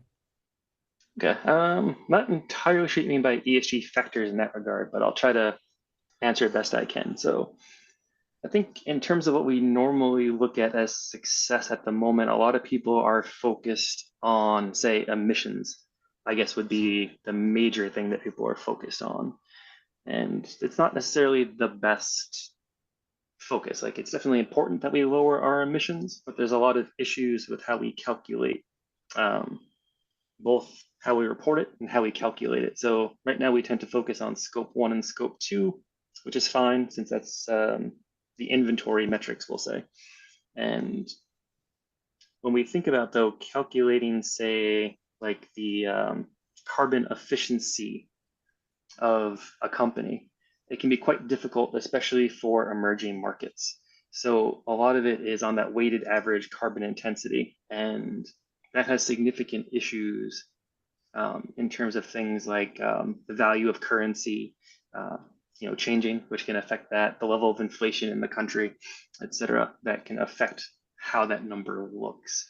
So I think that can be quite a challenge. But I think overall, most companies have been trying and doing a pretty good job of giving us more information. It's just we need to get more consistent reporting and more consistency around how those numbers are reported. Yeah, so once again, highlighting that data challenge that I think is really at the core of a lot of the struggle in the ESG aspect of finance. So again, another opportunity for our audience members. So another question, talking now, so you mentioned emissions specifically, but let's shift a little bit to the more social metrics that are measured. What are the big ones that are kind of at the forefront of the interest globally, and also how do those measurements sort of trickle into the actual valuation or investment decisions that are being made? That's actually what I'm a little less familiar with. I do a bit less work in the social space, but I know in terms of like the areas I work in, one of the bigger ones when you think about what we're doing right now is a just transition, and that tends to be heavily focused on impacts to employment and workforce. So there's not a lot of, I think, regulation around that at the moment that I can think of, but there is starting to be more focus on that and more requirements on the financing side in certain countries. So some have started to have requirements around things like if you're going to have a project that lowers your company's emissions, but it impacts more than 10% of your workforce, then you have to have certain kinds of programs in place in order to get access to lower interest rates for your financing, et cetera. In terms of some of the European social indicators, I know human slavery is up there as one that they care quite a lot about. So that's one that I know they will be focusing on. But in terms of how those impact valuation, I think that's very subjective at the moment and kind of up to the kind of individual analyst.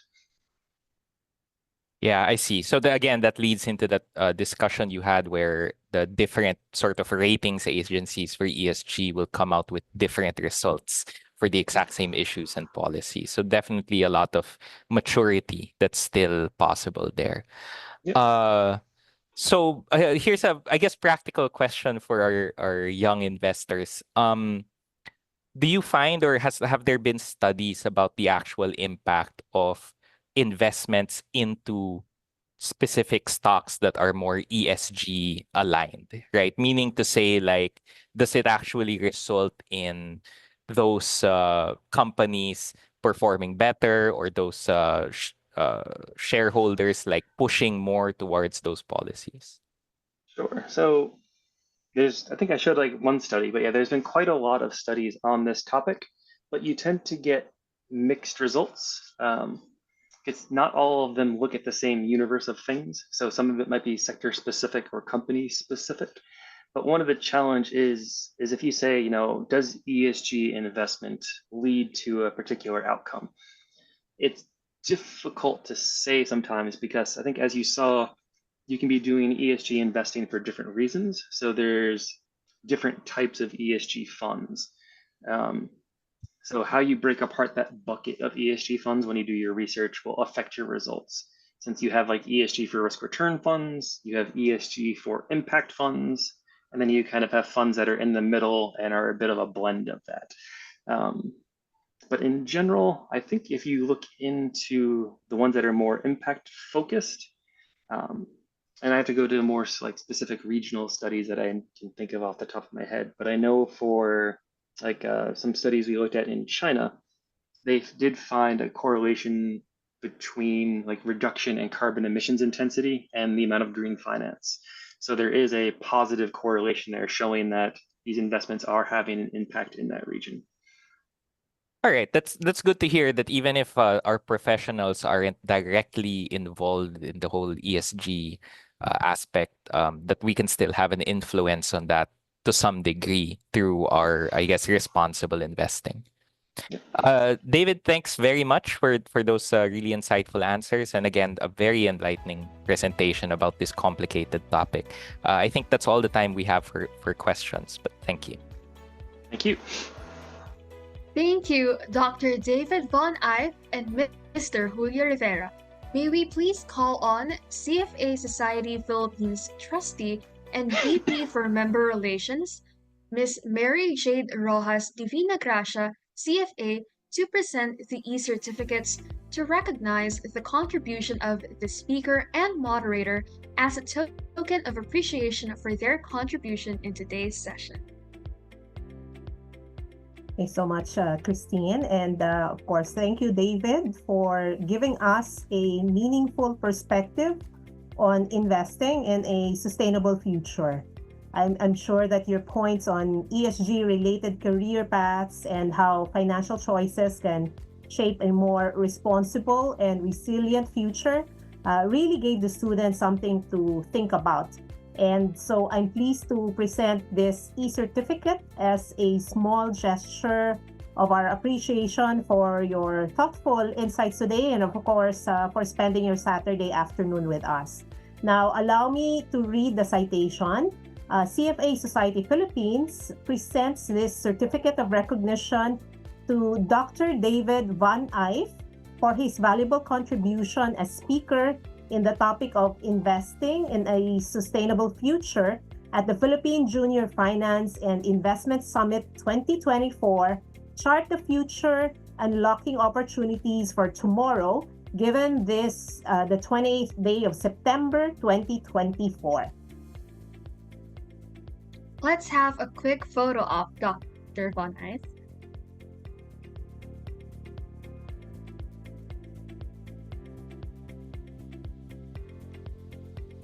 And for now, to Julio, again, thank you for doing a really fantastic job in moderating today's session on investing in a sustainable future. It was such a complicated topic, so thanks so much for navigating that wonderfully, Julio. Now, let me read the citation of the e-certificate. CFA Society Philippines presents this certificate of recognition to Mr. Julio Rivera, CFA, for his valuable contribution as moderator in the topic of investing in a sustainable future at the Philippine Junior Finance and Investment Summit 2024, Chart the Future, Unlocking Opportunities for Tomorrow, given this the 28th day of September 2024. Another photo op with Mr. Julio Rivera.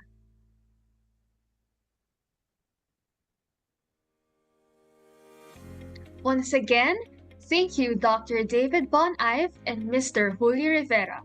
We are going to have our 5-minute break.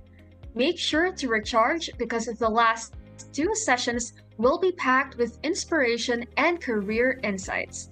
Also, a quick reminder, the evaluation form is available in the Zoom plenary. Completing it is part of the requirement to receive your e-certificate, so be sure to fill it out later.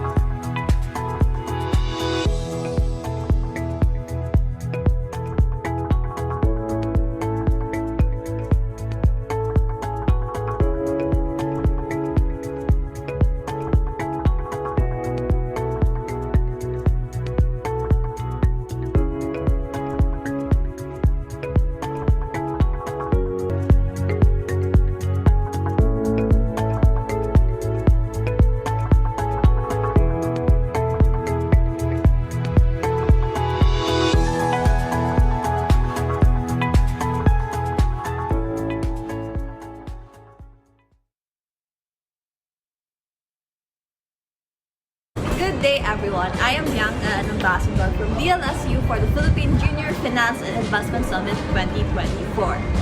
I'm attending PJFIS 2024 because I believe that this will kickstart my finance career and will help me expand my knowledge that I can use now and in the future. This is your opportunity to grow, to learn, and prepare for the future. Join me and take charge of your career. Hashtag Chart Your Future, hashtag CFA Society Philippines.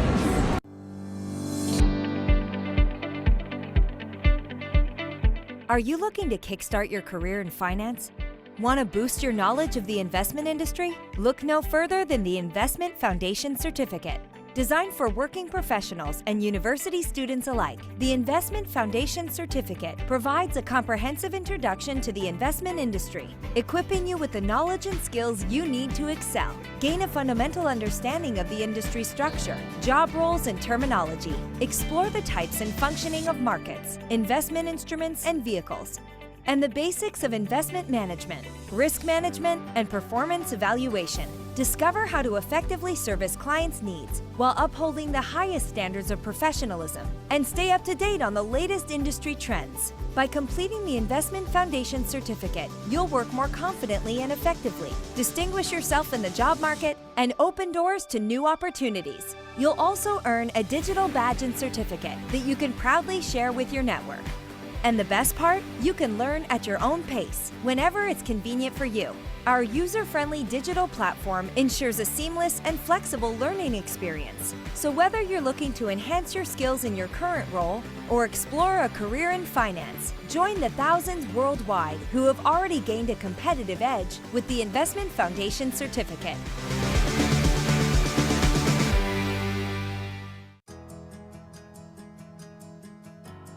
The Chartered Financial Analyst designation, CFA, is one of the world's most recognized and respected qualifications for investment professionals. Earning the CFA charter is a signal you have the knowledge and skills needed to thrive in the investment industry.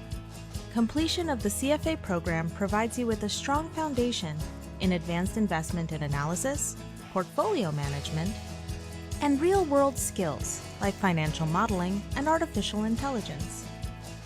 The program is also designed to ensure you understand the importance of ethics and professionalism in the investment industry and how that benefits society. So how do you earn the CFA charter? The CFA program consists of 3 exams. Each exam requires about 300 hours of study time. Most candidates complete the entire program within 4 years. You earn the CFA charter by completing the 3 levels and attaining the relevant work experience. It is the highest distinction in the investment industry and means you have earned the right to use the letters CFA after your name. As well as being globally recognized by employers, completing the CFA program gives you a competitive advantage in the job market and increases your earning potential. Whether you are a student, an investment professional, or looking to switch careers, the CFA program can help you build a rewarding and successful career in finance. Want to know more? Check out our other beginner's guide videos or visit the link on the screen. 3, 2, 1. Start na tayo?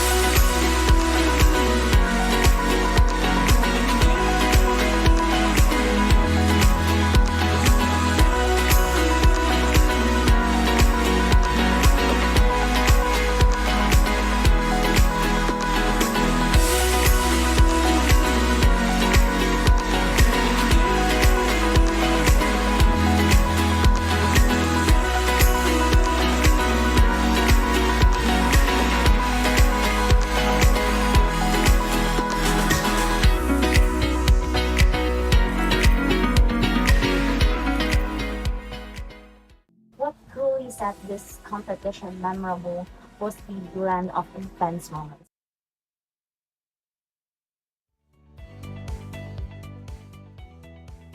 Welcome back, everyone. We hope you were able to maximize your break and you are now back with renewed energy. And we're down to our final raffle, and the excitement is real. Keep your eyes on the screen because it might just be you. Let's see who our lucky winners are. Again, if you see your name on the screen, please raise your hand. And the winners are, drumroll please, Yasmin Limbungan. Congratulations, you've won a CFA Society Philippines jacket. Our next winner is Lolita Chu. Fantastic! You'll also be receiving a CFA Society Philippines jacket. So congratulations to all our raffle winners. CFA Society Philippines team will be in touch with you soon for the details on how to claim your prizes. Now, let's turn up the excitement. Are you excited for the biggest delegation award? Which school do you think will take home the prize? Drop your guesses in the chat. Let's see who's feeling confident. But wait, there's more. We also have 3 exciting awards coming up. The Best Video Content Award, Summit Rockstar Ambassador, and the Social Media Engagement Champion Award. So, make sure to stick with us until the very end to find out who the winners are. Now, we're back with a session that will inspire you to chase your goals. From candidate to CFA, my story, brings us a first-hand journey of someone who's made it through the CFA program. Hear the challenges, wins, and lessons learned along the way. Our next speaker is one of the most followed finance professionals on LinkedIn globally, with over 2 million followers. He served as a managing director at UBS Investment Bank, as well as an adjunct associate professor of finance at Hong Kong University of Science and Technology.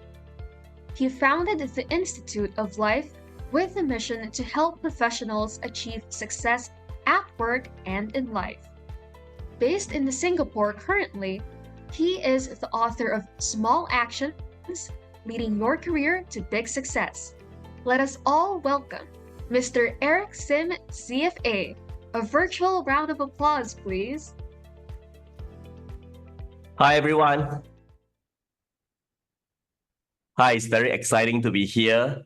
I got my CFA 4 years after, oh no, I started to take my first level after 4 years of working. And I just got my new job. Hello, everyone. I can see your chat. I can see Dave, Galera, Mark. Hello, hello. You can call me Eric. You don't need to call me sir. All right, hello. But taking CFA is not easy because every year there is something going on. So the first year when I took it, I was just new in the job. The last year I took it, I wanted to change job. So there isn't a good time to take, but each time I prepared, not very sure whether I will pass, but I still went to try. Very fortunately, I passed every level and I got my CFA after about 5-6 years of working.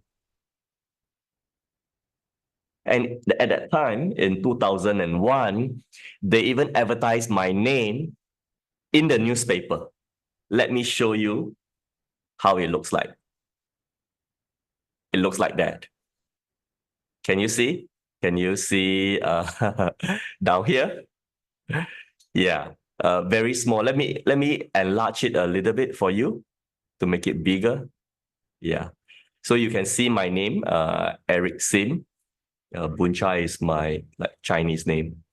So this is me getting my CFA. And before getting CFA, life was a bit difficult. After getting CFA, life became better. So let me show you my CV. Can I share screen, share my slides? Let me just do that. I'll share and hopefully you can see a bit better.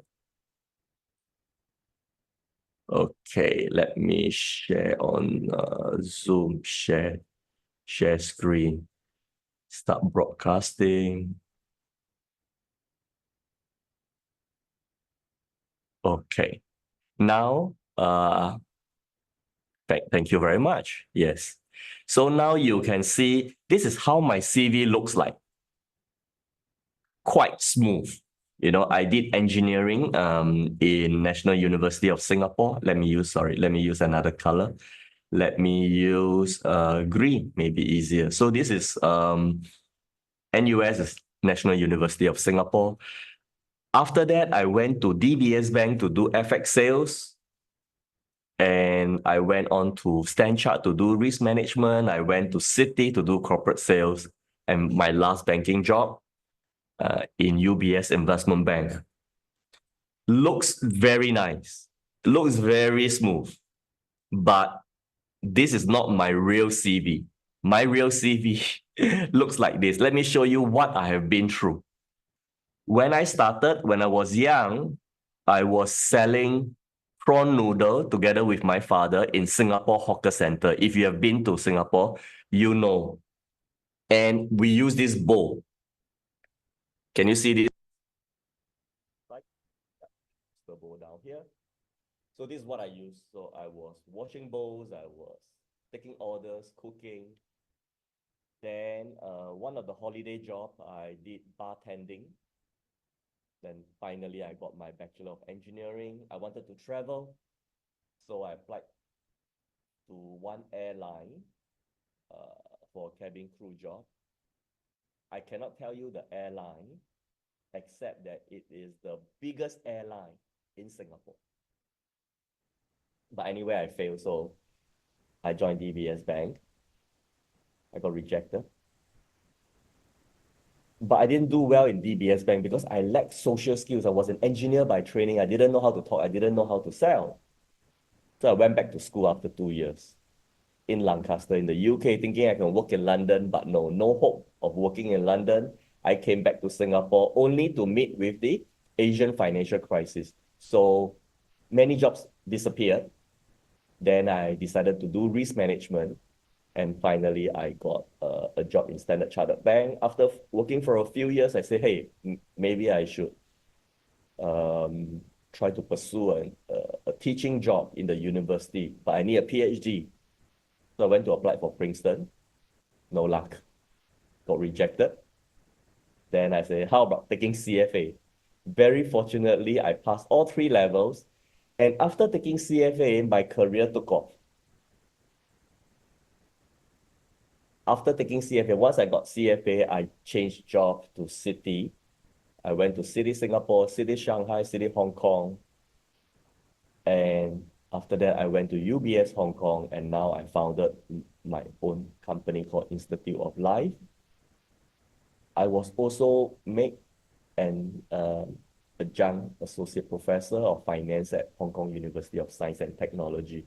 So CFA really helped me with my career. So it was quite amazing. Today, I want to share with you three points, 3 things that CFA helped me. So today, I want to tell you my CFA story.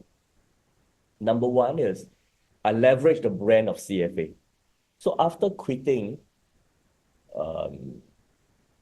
before that, let me show you what's branding.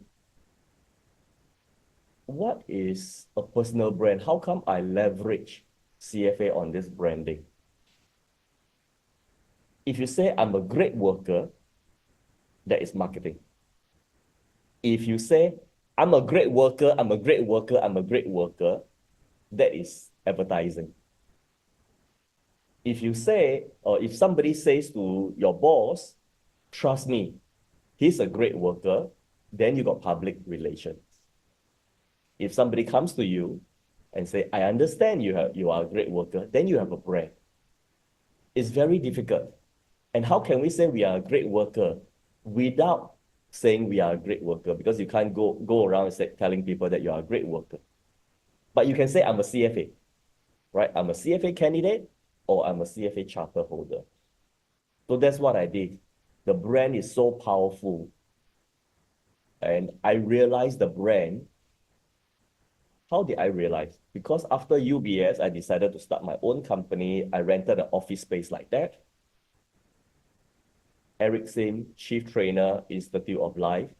No branding. Nobody knows me. Nobody knows Institute of Life. So when I went to networking event, people talked to me for 5 minutes, they left.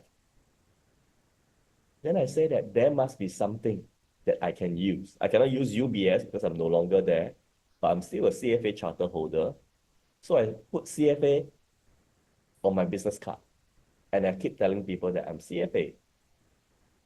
So now you can see with CFA, I got a bit more branding.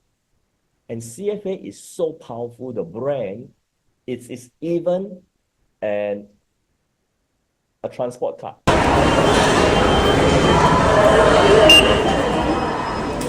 This is for CFA Indonesia.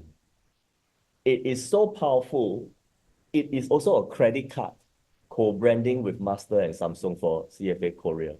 That's the power of it. And I myself realize it. Can you try Googling Eric Sim? If you just use your phone and Google Eric Sim, you see something. Maybe you don't see me, right? Then I'll show you if you Google Eric Sim, you're going to see this guy who play baseball. That's not me, right? This Google page, the first one is me, and the last two photos is me. The rest is this baseball Eric Sim because he's on YouTube. He's a big guy in the US.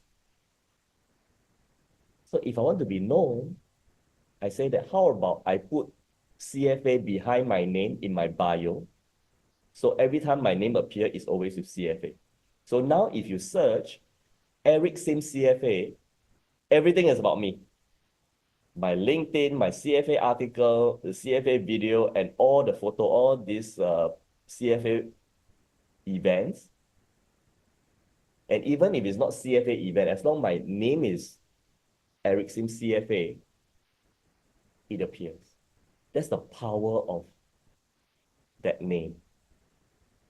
So for you, you can also use it, tell people that you're a CFA candidate or you're a charter holder, and then it elevates you. Because, you know, I didn't come from a very good school at that time because although I did study at National University of Singapore, 30 years ago, National University of Singapore is not known outside of Singapore. Now it's a bit known, but CFA is known globally. So that is the power of CFA. You can put CFA in your LinkedIn, you know, that this lady, Raina Kwok, that's what she did. Or you can put it under your headline, CFA candidate. Feel free to connect with Reina. Let me just copy her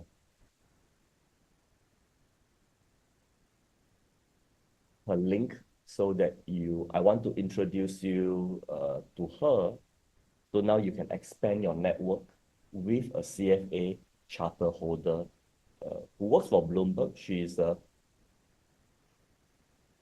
fixed income analyst. Yeah. And that's the beauty of joining CFA. Your connection is going to go global. Yeah.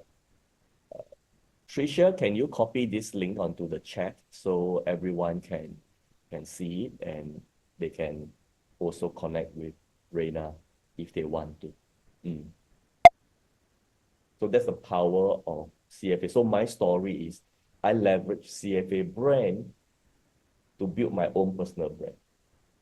That's number one. Number two is to be part of the CFA community.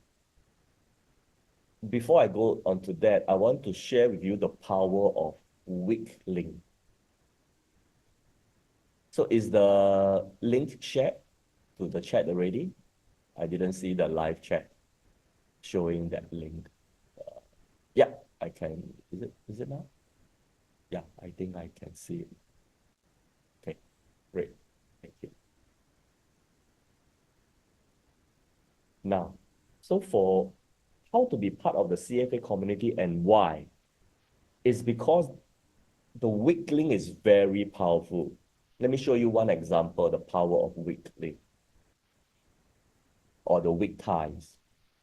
The solid line is strong ties. So, you know, there's James Wang, who's a student who's interested in finance. The strong tie are his classmates,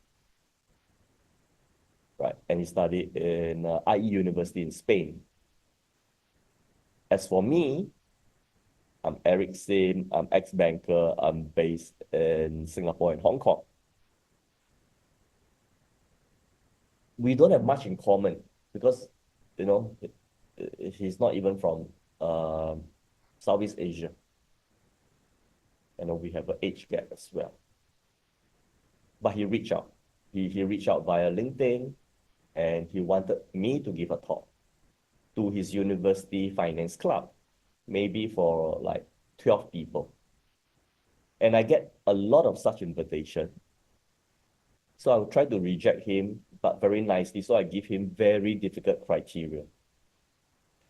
So I say that, hey, James, if you want me to come and give a talk, I want 100 participants or more. It's online, you know, go and get whoever you need.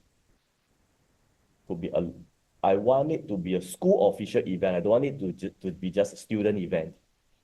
I want the professor to host the event, and I want it to be open to public, open to alumni, and I want you to show me your marketing plan. By this time, most of the people who come to me would give up. But not James. What did James do? James look for professor, look for finance professor say not interested. Look for Asia study professor, not interested. Then finally look for the vice president of the school, who's also in charge of alumni relationship. And the professor agreed. Number two, he decided to use LinkedIn Live to live stream the talk so that the public can join, and then chances of getting 100 participants is higher. He also did some social media marketing and also did some email marketing and gave me 2 posters. This is one and another one, you know. And he gave it a nice name, the event, Careers After Corona. And we did it LinkedIn Live with his professor. 600 people attended live. 3,000 people watched the recording. Very successful. He was happy, I was happy. The school was very happy as well. 3 months later, he went to UBS London for an internship interview. And the interviewer asked him, hey, what do you do in school besides studying? Oh, he said that, oh, I invited Eric Sim, based out of Singapore, UBS MD. But this Eric Sim makes things so difficult. Wanted more than 100 participants, wanted professor, wanted more than what, wanted to open to public. So but he said that, oh, he didn't give up. So I said, he told the interviewers, oh, I didn't give up. I went to look for professor, I do LinkedIn Live, and he got an internship. And this is what he wrote on LinkedIn when he accepted the internship. He said that special thanks to Eric Sim and Eric Shilly, who's the professor. Eric, who has 2 million followers on LinkedIn, prepared for every detail of the webinar, such as camera adjustment, background picture, lighting angle, speaker sound, slide, Coca-Cola bottle. If an XMD if an XMD prepares an event with such professionalism, there are no excuses not to prepare our job interview with full effort. He did well, and he got a return offer to be a full-time staff the following year. And today, he's working full-time at UBS in London in investment bank. So you can see, I have not met him when he started working, when he got an internship and a full-time job. He and I have never met. He also never met the professor in person. So this is the power of weak ties. And CFA community is a fantastic place for you to form weak ties. You know, we got the CFA organizing team down here. Ray, hello, you are here, I can see. So if you don't know, this is Ray. Rachel, I don't know whether you are here. Rachel is here. Okay. So try to know them. It's a global community. You can be in CFA Philippines, but you can join other events. So I joined CFA Beijing events. So I get to know some other people. In Indonesia, I went to join in their event as well. And I got to know the CFA candidates as well as the charter holder at the dinner in Indonesia. And it doesn't stop there. So when I want to launch the Chinese book of my book, let me see. Maybe I stop sharing, then you can see me better. Let's see, stop sharing. Okay. Now I stop sharing. Can you put me back onto the big screen? Yeah, hello. So you can see me now. I have a book called Small Action, and it got translated into Chinese for Taiwan. And CFA Taiwan heard about it. Then they say, hey, Eric, why don't we help you launch the book in Taiwan? Let me show you the book. I've got it down here. Let me also show you the English version. So this is the English version, and this is the Chinese version.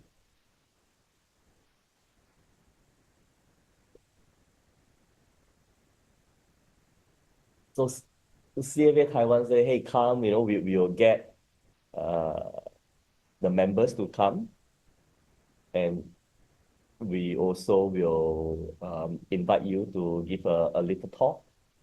Then I say, yeah, why not? Let's do that. Let me then continue to share my slide.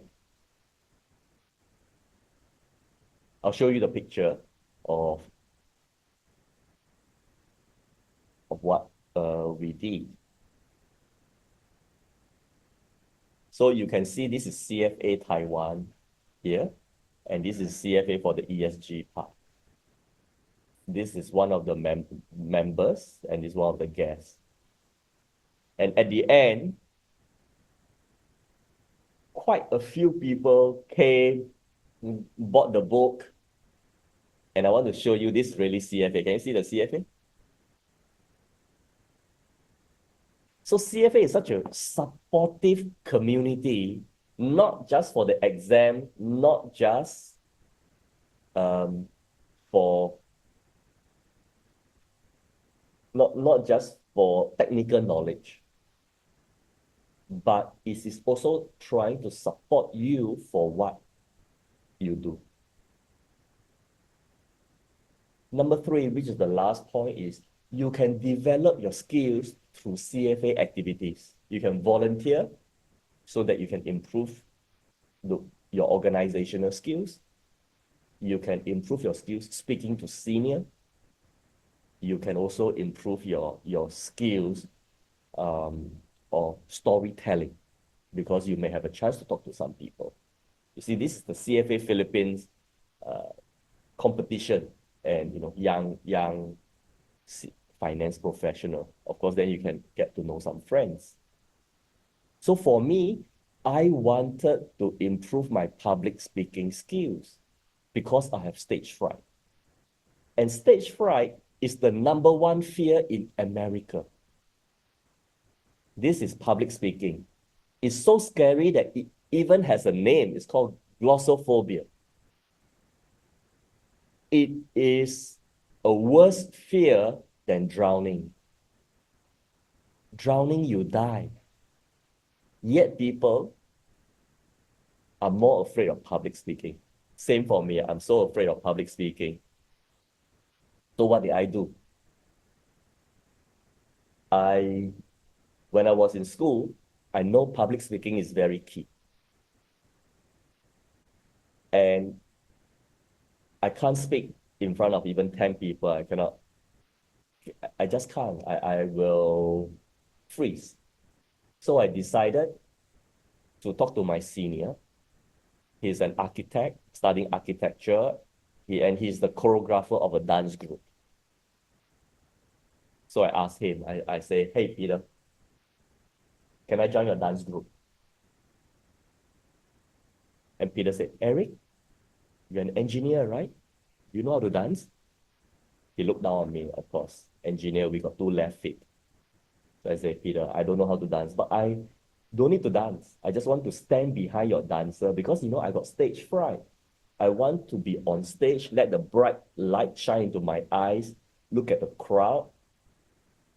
And the last thing I want is to speak or dance.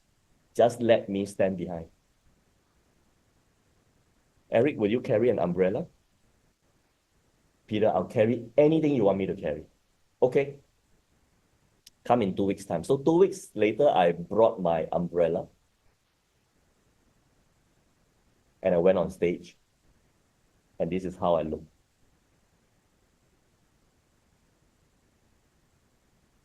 standing behind two female dancers, and all I did was to open the umbrella 2 times. And I overcome my stage fright a little bit. But of course, it didn't erase my stage fright. So I went on to CFA and, I can sit down and talk to a group of people to keep practicing my public speaking, starting with a small group. Then do a fireside chat, which is not so scary. It's not as scary as on stage alone. Then go on a slightly bigger stage with CFA Bahrain. And after opening that red umbrella, I stand on this red carpet to give my TEDx talk. So you see, CFA is much more than the certification. It's much more than community. It is a platform for you to develop your skills. It could be public speaking, could be people skills, could be networking skills, could be just even organizing an event. You can volunteer. You can put up your hand. And don't think if you are young, you cannot, because we need lots of pair of hands. You can be a photographer, video editor, all that will help. Imagine your video, the one that you shoot and the one that you edit, is played on CFA website. Then that you can put it onto your CV as well. With that, thank you very much. Thanks for having me. This is my LinkedIn. You're welcome to follow me.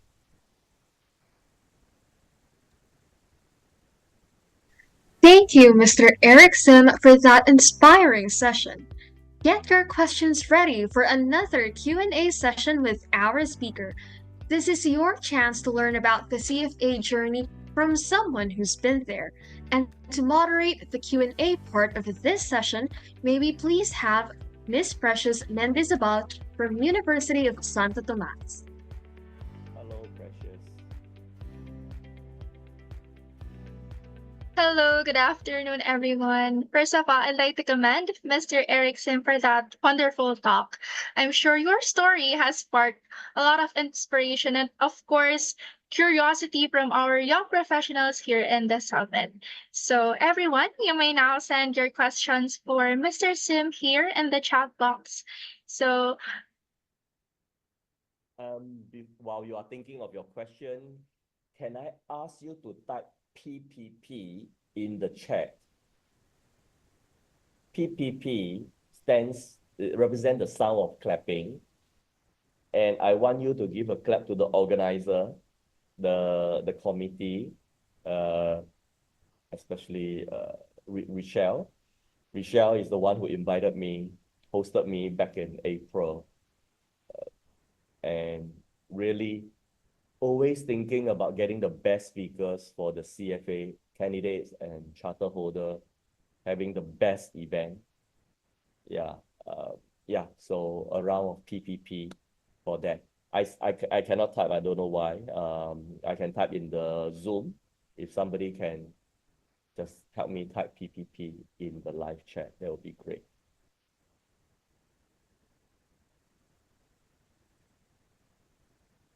Yeah, I see a lot of PPP in the chat now. Fantastic. Oh, the volume, is it too short, too soft?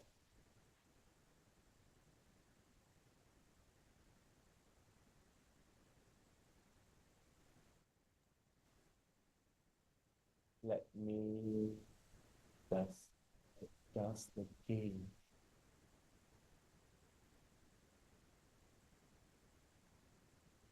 Is it better?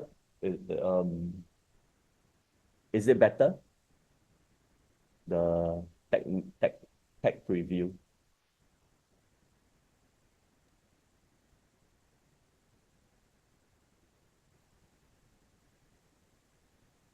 Okay. I have increased the volume a little bit. I have a microphone down here. Hope you can hear me better now. All right. If you have any question, I'm happy to answer them. So I think we can start off with with our first question. So, Mr. Eric, how early should retake the CFA exams, and what piece of advice you wish you received earlier in your career? Yeah, CFA exam, I think you can take while you are in school for level one. When you find that you choose a year that you think you're slightly more relaxed. Final year is not a good time to take because final year is when you need to look for a job, right? Maybe the third year or second year, take level one. And you can then take level two when you started to work, when you start to work. Why take level one where you're in school? So that you can put yourself as CFA candidate in your CV. You can start joining CFA events organized by CFA Philippines. Then you can form your network. But it's not necessary to complete all three levels while you are in school. You can do level 2 or 3 after you start work, but get the level 1 out, because sometimes it's difficult to start after after you get your first job. Sometimes you are busy with other things. Yeah. And some advice for young people is try to know working professionals, because the school environment is such that you spend time only with fellow classmates and all are students. Very little chance for you to know working professionals. So now, as if you are CFA candidate, you then can reach out to working professionals who are CFA charter holder and ask them, hey, I'm a CFA candidate. Can I get some career advice from you? So you increase the chance of them saying yes. Number two is, now with that CFA candidate status, you can join events. And then when you go to an event, you will also meet working professionals. When you talk to working professionals, you will be able to learn the finance jargon that you can use during job interviews. If you can use a few jargon, the interviewer will be impressed, because this jargon you don't learn in school. Is the fact that you know means you are already doing your homework, already finding out more about what's happening in the industry. Next question, if you have. Okay, so for our next question, do you have any pointers for the CFA level 1? CFA level 1, I believe you need at least 10 weekends. So plan to spend 10 weekends to study CFA level 1. And how you study, I think, varies from people to people. Just block out like 3 hours on a Saturday, 3 hours on a Sunday, and you do that for 10 weekends, then you will have a good chance of passing. Yeah. So I was a little bit more conservative. So I did about 12 weekends, and I study about 6 hours on Saturday and 6 hours on Sunday. But for you, I think if you are smart, then maybe you don't need as long as time as I did. So, you mentioned earlier that networking is important. So, as a student, how do you actually go about building and maintaining those professional connections in the finance industry? Yeah.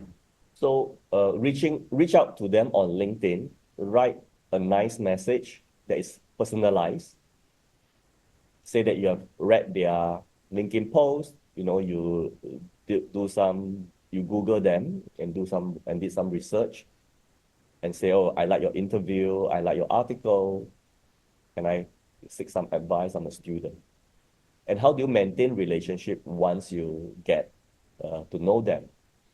Relationship can be send them an article that might be relevant to them, update them on what's happening in the school, and invite them to your school to give a talk. just like what James Huang did earlier. So these are the ways that you can maintain relationship. And the final one is to connect people. So connect people that you think might be relevant. Say, can I connect you with my professor? My professor is looking for speaker who has banking and finance experience. Then you go to your professor and say, can I invite or can I introduce you one practitioner who's willing to come to school to share? So if you can do that, you maintain relationship and very good chance, if there's an internship, the person will refer to you.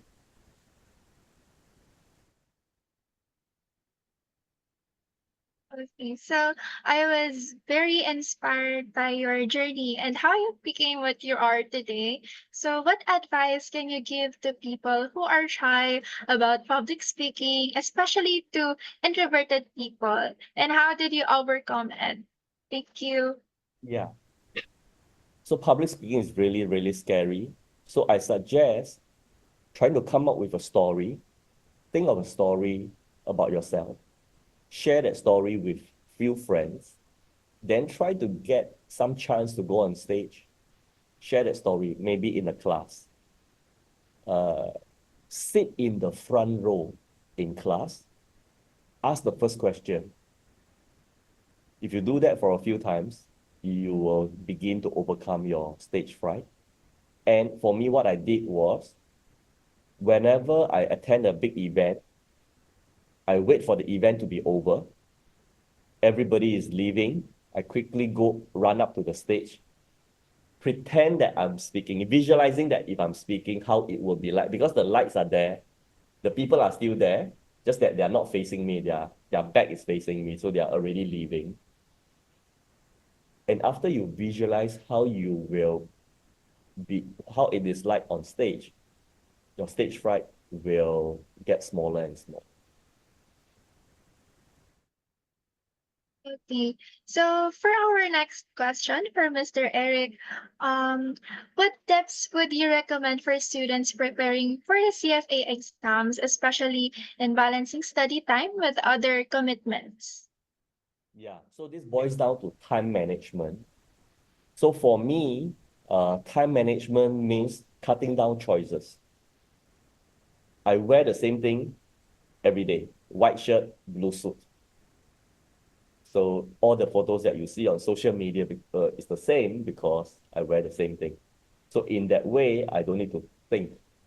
I eat the same thing every week. I write down everything that is important.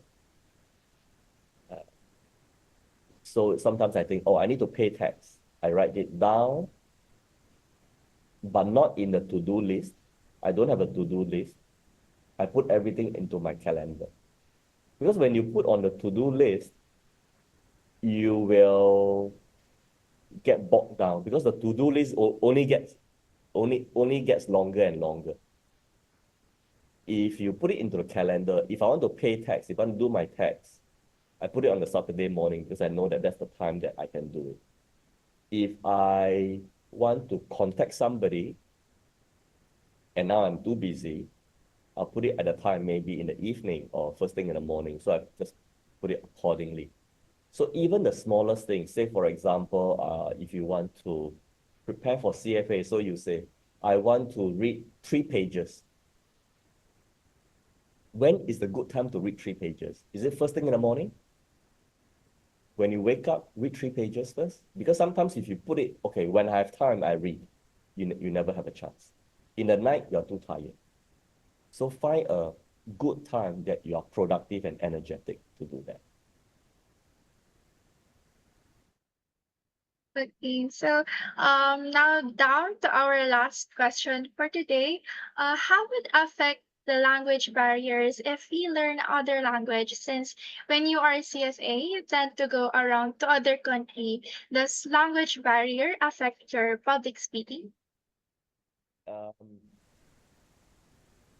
Yes.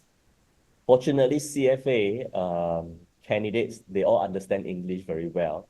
So that's easy for me. Number two, sometimes it's not the language, but the story you tell. If you got good stories, even your command of the language is not good enough, or the participant command of your language is not good enough, story can still be communicated quite easily. And story is the one that moves people. Steve Jobs say the storyteller is the most powerful person in the world, because the storyteller moves people to take action. So I hope after today, you take some action. Today, I share 3 things. 1, leverage CFA to build your personal brand. Make use of the CFA community, expand your network. And number 3, participate or volunteer in CFA activities so that you can develop some skills beside schoolwork. Thank you so much. I hope our PJFIS 2024 participants here took notes from Mr. Eric Sim. So CFAs really do more than just a certification. So I'm seeing a few more questions, but unfortunately, we must bring this Q&A session to an end. So thank you so much again, Mr. Eric Sim. Yeah, thank you. You can send your question to my LinkedIn. Bye. Thank you, Mr. Eric Sim and Miss Precious Mendezabal. May we please call on CFA Society Philippines Program Director, Ms. Rochelle Sampang Manaog, CPAE, to present the e-certificates to recognize the contribution of the speaker and moderator, to award the e-certificates to our guest speaker and moderator as a token of appreciation for their contribution in today's session. Thank you, Christine. Eric, it's so nice to see you here today sharing your experience. Guys, yes. It's been such a great pleasure, and I really enjoyed this, seeing so many students, so many enthusiastic, so many PPP. And I wish, guys, you could see him in person. Maybe we could bring him in here in the country next time. I'm looking forward to coming to the Philippines again. True. And Eric has a book. I'm sure you've noticed in his presentation. I highly recommend that book. In fact, if I can get 100 orders of that book, we can bring those books here, because currently it's not yet available in the Philippines. So if you're interested in getting a copy of the book, let us know here at CFA Society Philippines, all right? The title of the book is Small Actions. This is the book that Rochelle is talking about. Is called Small Action, Leading Your Career to Big Success. It is meant for young professionals and students. If you show your interest to CFA Society, Rochelle will collect the order and make a bulk purchase at a discount. Otherwise, ordering from Amazon, I think, is more expensive. Yeah, true. So, through your liaison officer for your affiliate, student organization affiliate, you can communicate to them if you're interested in getting a book, and we'll get copies of the book coming from the publisher of Eric. Thank you so much. Also, Do you remember the price? the pricing is about 1,200, but maybe we could get a discount if it's a bulk order. Yeah. Yeah, 1,200. I'm not sure if it's expensive by Philippine standard. Hopefully, it is not. But it will be worth it. You will be able to develop some career skills. Yeah. True. So I am here to present the certificate to Mr. Eric Sim, CFA. He's the most followed CFA charter holder in LinkedIn, guys. He has 2 million followers. So you follow him, you'll get lots of tips, not only about career, also about personal finance, and a lot of things that he shares it in LinkedIn. So you'll get a glimpse of how Mr. Eric Sim, CFA lives, right? Here is the certificate. Let me read the citation. Yes. of the certificate, CFA Society Philippines presents this certificate of recognition to Mr. Eric Sim, CFA, for his valuable contribution as speaker in the topic of From Candidate to CFA, My Story, at the Philippine Junior Finance and Investment Summit 2024. Chart the future, unlocking opportunities for tomorrow, given this day, September 28th, 2024. Thank you so much, Eric. Let's have a quick photo op, Mr. Sim. Yes.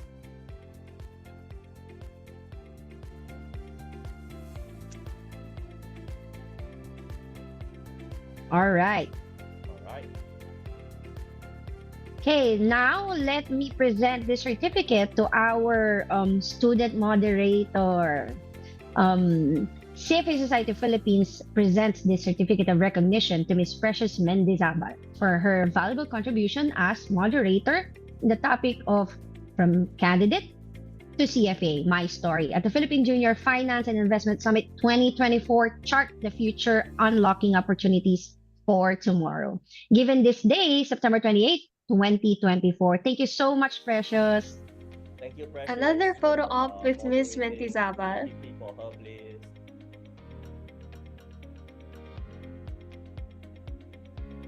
Once again, thank you to Mr. Eric Sim and Ms. Precious Mentizabal. Next up, it's time to chart your future with the CFA program.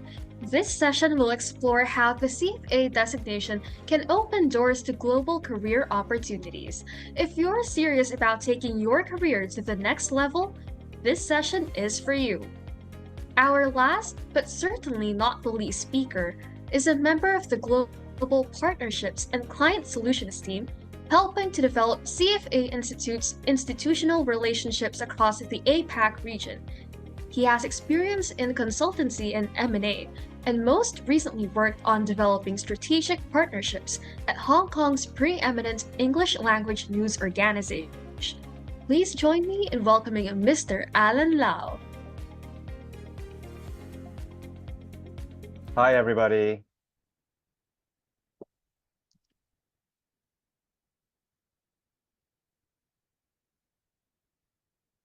Am I sharing my screen here?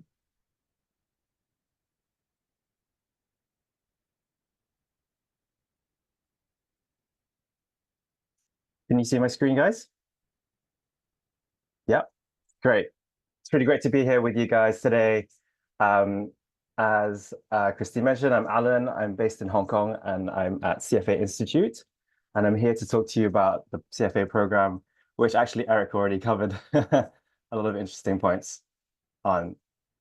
So today we're going to go through a little bit about CFA Institute's history, the charter, and the kind of career prospects that you can expect from getting the CFA charter. We've also made some changes in 2024 to the program, so I'll go through what those are, and then some tips on how to be successful in the CFA program, in addition to what Eric has already provided. And then we're going to finish off with a quiz with some prizes, so please do stay tuned. So let's start quickly by kind of having a look at CFA Institute's background. We're the premier global association for investment management professionals. All of the work we do supports the mission, which is to uphold the highest standards of ethics in education and professional excellence. The CFA Charter is our flagship product. It is highly sought after because it provides charter holders with an in-depth understanding of the key issues in the investment industry. But most importantly, it instills in charter holders a strong commitment to ethics and professionalism. While ethics is at the core of everything we do, there's also practical sides of the charter, and the program gives you the tools and skills you need to thrive in a highly competitive investment industry. This slide shows a little bit about our members, our membership. We were founded in 1962 as a merger of 4 societies in the US. Since then, we have grown to over 200,000 members in 160 markets around the world. At the moment, most of our membership is still in the US and Canada, which is not surprising given we originated from there. But if you look at the candidate numbers, Asia Pacific accounts for over half of the candidates. So eventually we will catch up. The CFA Charter is viewed as a marker of distinction, and Eric has kind of covered this as well. It provides a strong ethical foundation on which to base your knowledge, but it's also seen as a global passport. It can help your mobility around across the regions. No matter where you are in the world, the CFA credential is recognized by finance employers and highly prized. Another thing that's quite valuable in terms of benefits of being membership of CFA Institute is your access to the CFA community. As I mentioned, we have over 160 local societies around the world that represent and support their members. But you would also gain access to our suite of member resources, tools. You'd be able to browse job listings in our career center, explore career-related content, and find networking opportunities. The CFA program is both broad and deep in its coverage. So it prepares you for many different job roles. So you can broaden your options by taking the program earlier in your career. Now let's have a little look at what it takes to become a CFA charter holder. So you have to pass levels 1, 2, and 3 exams sequentially. And then you also need to meet work experience requirements, which is acquiring 4,000 hours of qualified professional work experience. What does qualified mean? Well, it means doing work in a role that's related to the investment management process. You also need to submit a professional references at level 3, around 2 to 3 professional references in order to get your charter approved. And then you would also need to apply for membership of CFA Institute and then also keep that membership active going forwards. So once you've done all these things, you get your CFA charter and you can call yourself a CFA charter holder. Now, ethics and professional is great, but what can you do with your CFA charter in terms of jobs? In terms of jobs actually done, we can see here that we have a very healthy mix of people who do equities, fixed income, private equity, and so on. The major asset classes are very well represented.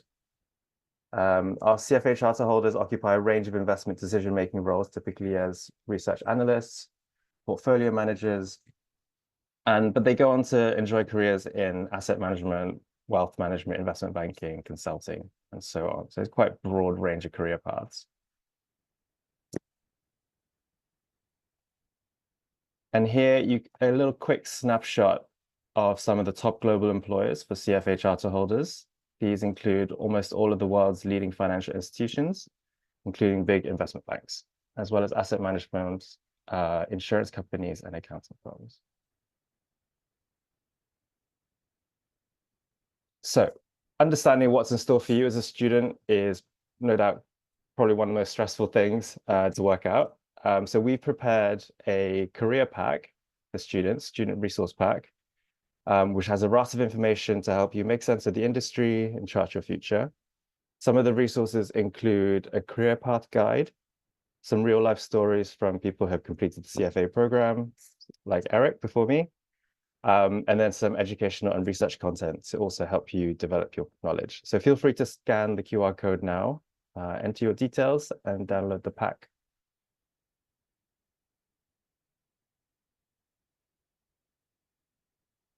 I'll just leave that there for a few more seconds.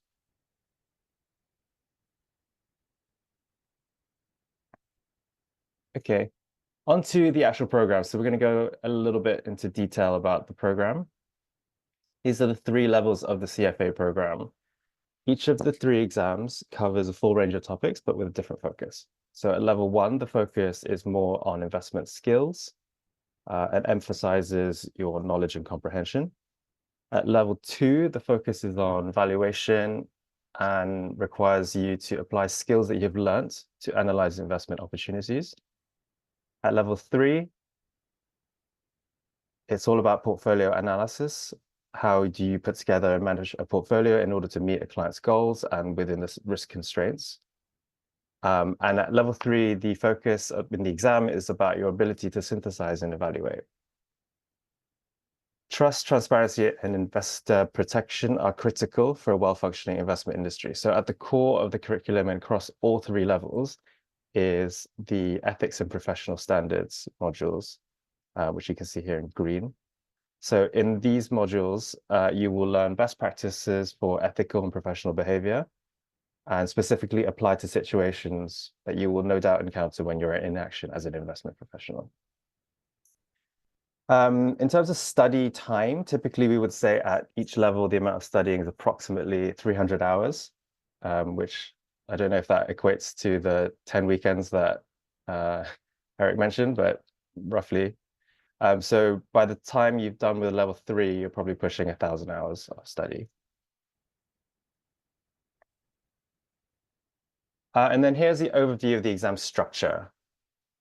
In level 1, you start off by doing only multiple choice questions, but by level 3, you will need to write essays as part of the exam.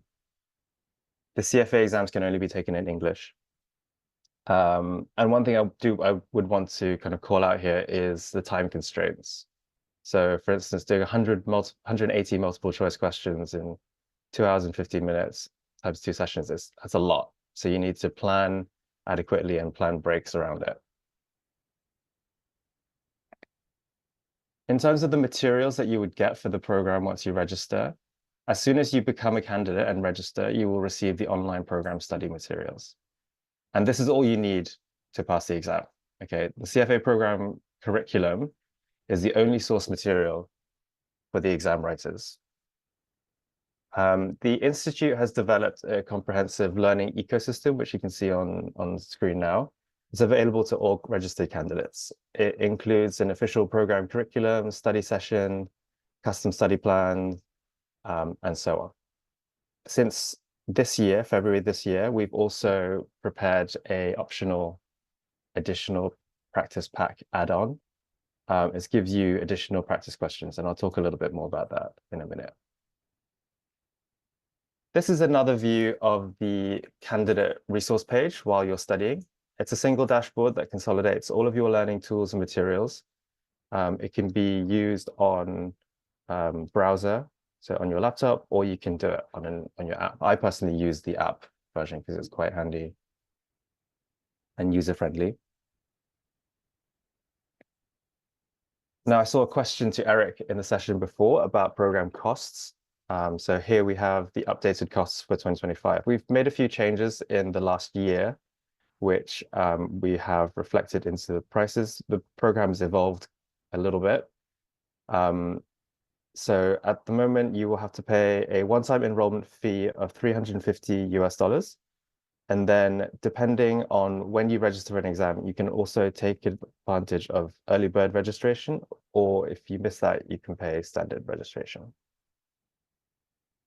CFA Institute also provides scholarships to applicants. But so you can, these will be available on our website for application. But also as part of today's quiz, at the end of my presentation, there will be 2 prizes, which are 2 scholarships for the level 1 exam to give away. So stick around till the end. Here is the exam schedule. The November exam is already, the registration windows have closed. So the next coming ones are in February 2025 and May 2025 for level 1. It's important to note that this is a two-step process. So first you need to register for the exam, and then you need to schedule your exam at the test center nearest you, or whichever one you choose. So remember it's a 2-step process. I think sometimes it can trip some people up. Next, I'll talk a little bit about some of the changes to the CFA program. As we know, the industry is constantly changing, and so the program is constantly evolving to keep pace. So in order to meet the needs of both candidates and also employers, we've made the following changes. Eligibility. So this is relevant to those who are still at university. If you are within 23 months of completing your undergraduate degree, you can now begin CFA program level 1. In the past, you had to be in your final year of university. So this change means that you can register and sit for level 1 earlier. Why does this matter? Well, we realized that a lot of candidates were ready to get started on their CFA journey earlier than before. And doing your level 1 earlier gives a clear signal to employers that you are serious about a career in the investment industry. And it also gives you, as you start working in internships on your early career, it gives you the kind of foundational knowledge to help you succeed. focused curriculum for level 1, we know that many candidates come to level 1 having already mastered many foundational concepts as part of their university studies. So to avoid duplication and to streamline level 1, we've moved some of this content out of the curriculum. It's still available as reference material for registered candidates, but it will no longer be available, no longer be forming part of the curriculum itself.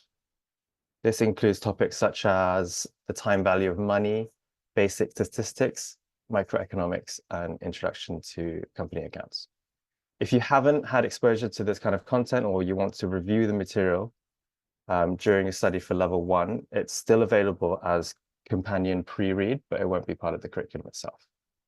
So you can also use the pre-read to kind of test your own knowledge and test for any gaps in your knowledge as well. One of the key aims of the CFA program is to provide candidates with job-ready skills. So the program has been expanded to include practical skills training at every level. Practical skills modules, PSM, these are 10 to 15-hour programs at every level using a combination of videos, multiple choice questions, guided practice, and case studies to develop your practical skills in topics like Python and financial modeling. And actually, next slide will show you the topics. The practical skills has been added since this year. While it doesn't affect your overall grade, you do need to complete at least one practical skills module in order to receive your grade at the end of the level. But the practical skills module can be done at any time after registration. And these are the modules that have been added since 2024, financial modeling, for level 1, financial modeling, Python programming, fundamentals, and then at level 2, analyst skills, Python, data science, and AI. And then, as I mentioned earlier, the CFA practice pack has also been added. This is an optional practice pack that includes more than 1,000 practice questions, 6 additional mock exams to go with the existing study materials that you would get. The practice pack and mock exams are written by the same teams who write the real exam questions, so it's quite valuable in that sense. They're quality mock exam questions and are delivered using an exam day simulation using the same software interface and the same time constraints that you would face on exam day. And then finally, for the changes this year, CFA level 3. We know the needs of our candidates are quite diverse. And so we performed a job role analysis to determine which job role sectors would benefit from specialized pathways. So from 2025 onwards, we will introduce specialized pathways. There'll be 2 new versions in private wealth and private markets, in addition to the traditional portfolio management path. But all 3 specialized pathways will still be anchored by a common core of curriculum content. And then finally, sorry, I know I said the last slide was the final one, but this is the final one on the changes this year, which is that we've improved our digital recognition badges so that you can, once you've done your level 1 and level 2 now, you can also share this with your work contacts and friends and family. We've invested in an improved recognition strategy where this includes digital badging for your use online to showcase your achievements. The digital badges will be accompanied by marketing and awareness building, and will have one-click social sharing and instant verification so that you can boost your credibility amongst employers. Okay, so next on to tips on how to succeed in the program. Well, the first one is pretty obvious, prepare. The average candidate spends about 300 hours per level studying. So prepare a study plan showing when and what you're going to do and stick to it. Build in at least minimum 2 weeks for pre-exam revision. The next one, utilize the study tools. Remember I mentioned the CFA program curriculum is the only source material for exam writers. So there are lots of study tools, so you should make use of them. In the learning ecosystem, there's the curriculum book, there's digital tests and practice exercises. Focus on the learning outcome statement assigned to each reading. They guide all of the exam questions. You might feel that you already have expertise in a particular area, but being successful in the CFA program means having a command of the learning outcome statement, which may or may not correspond to your pre-existing knowledge. The learning outcome statement will tell you what you need to learn from the curriculum. And then practice.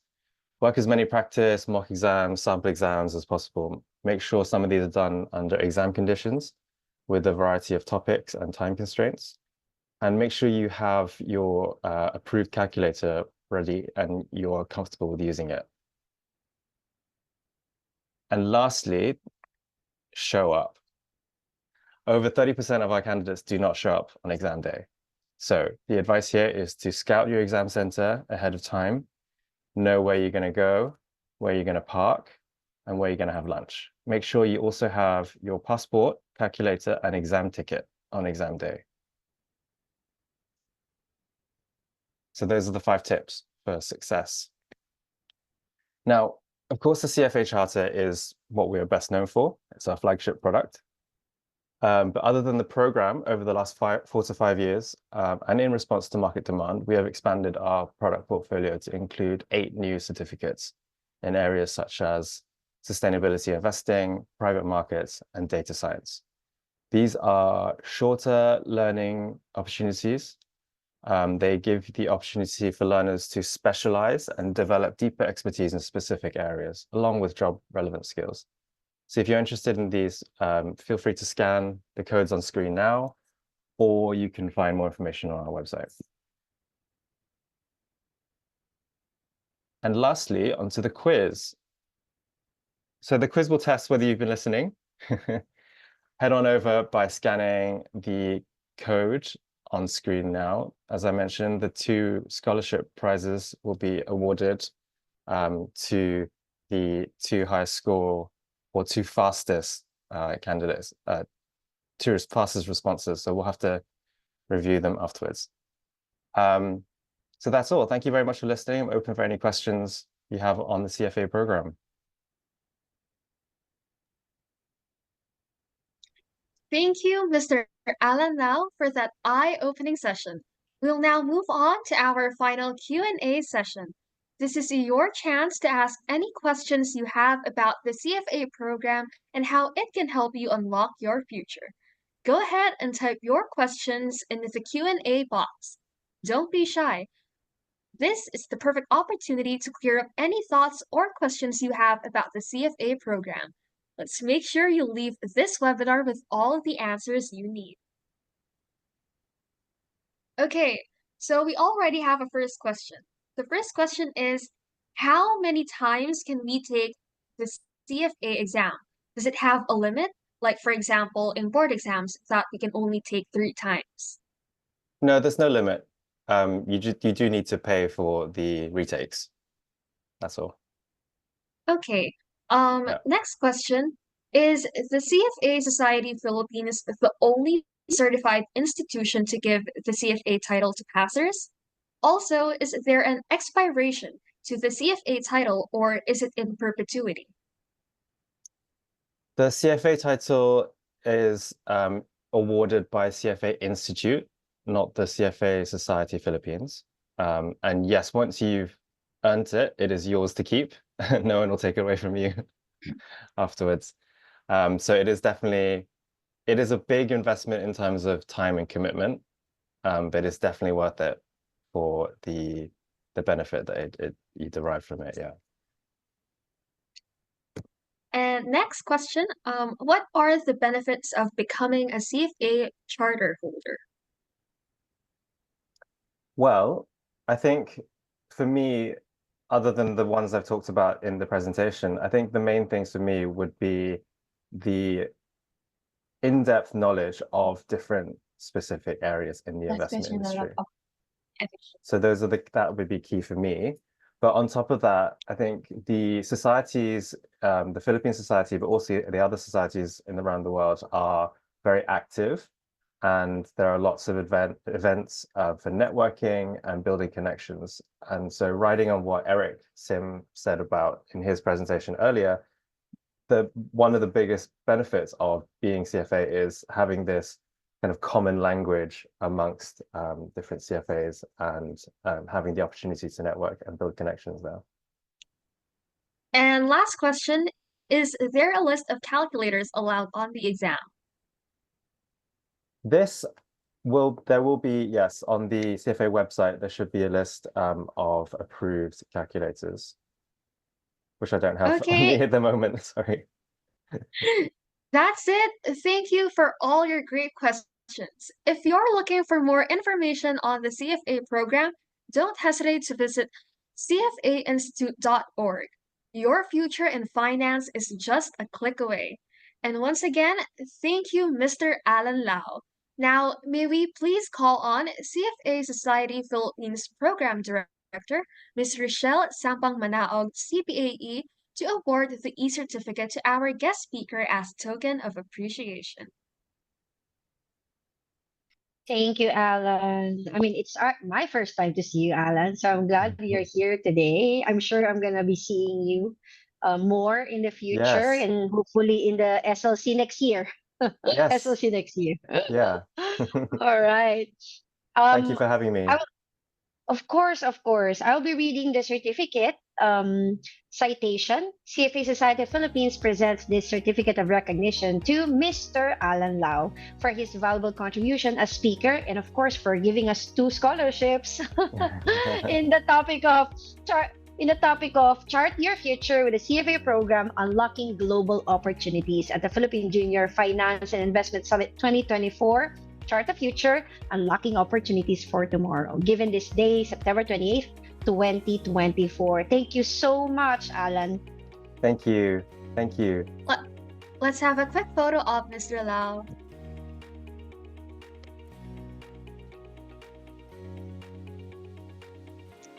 Wow! Before we proceed to the announcement of awards, here are the rest of the ambassador videos, so please stay tuned in and watch.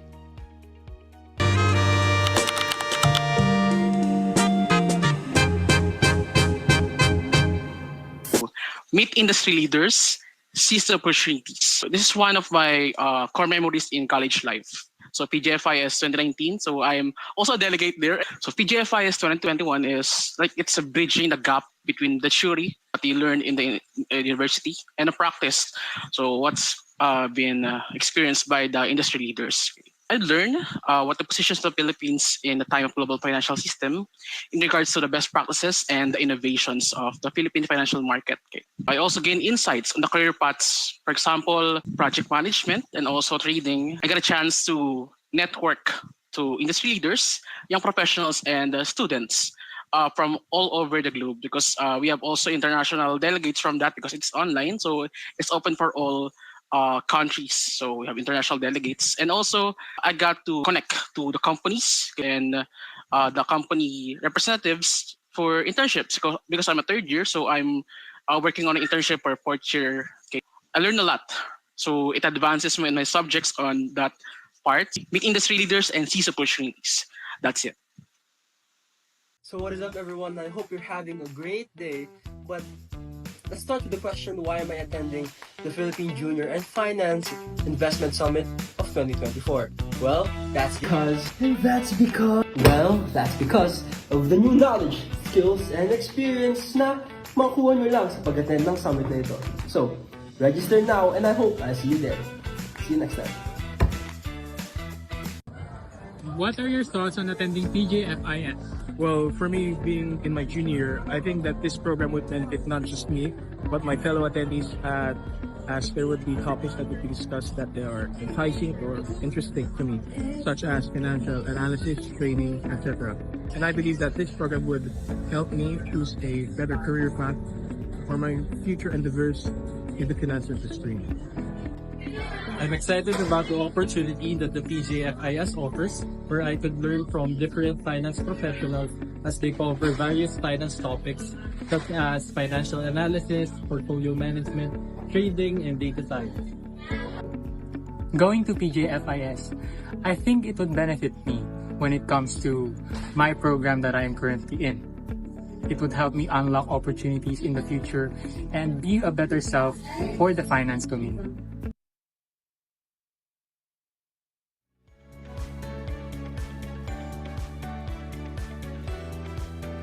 PJFIS 2024 participants. Can you believe it? We are almost at the end of our amazing two-day Philippine Junior Finance and Investment Summit 2024. Chart the future, unlocking opportunities for tomorrow. What an incredible ride it has been.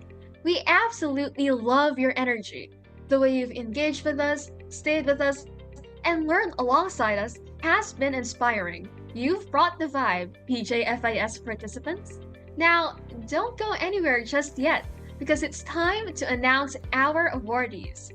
This year, we're thrilled to present 3 special awards to recognize the incredible efforts of both our student organization affiliates and individual participants. These awards are our way of saying thank you for your dedication, support, and passion throughout the summit. Our first award is the Best Video Content Award. This award is a special recognition for an individual who went above and beyond by creating the best video content for PJFIS 2024 as a Summit Ambassador. This individual's creativity, passion, and dedication shined through, capturing the energy and excitement of the summit while inspiring and engaging their peers. He or she has set the bar high, showcasing what it truly means to be a Summit Ambassador. The winner will receive a certificate of recognition, a special feature on the CFA Society Philippines website and social media channels, and Sony headphones. And the winner is Bianca Elaine Manzano from De La Salle University Manila Investors Society. Our second award is the Summit Rockstar Ambassador. This award goes to the Summit Ambassador who most actively promoted the Philippine Junior Finance and Investment Summit 2024. They served as key representatives in their institutions, driving engagement, spreading awareness, and encouraging attendance. The winner will receive a certificate of recognition, a social media feature on CFA Society Philippines platforms highlighting their experience and engagement, and Sony headphones. And the winner is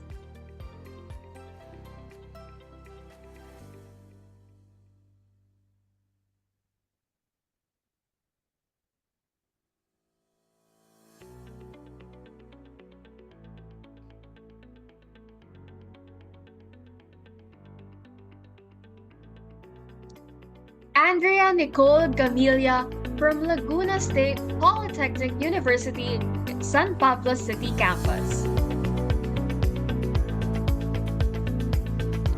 Our third award is the Social Media Engagement Champion Award. This award goes to the organization that truly demonstrated the highest level of engagement and promotion of the Philippine Junior Finance and Investment Summit 2024 on social media platforms. The winner will receive a certificate of recognition, a special feature on the CFA Society Philippines website and social media channels, and a cash prize of 5,000 pesos.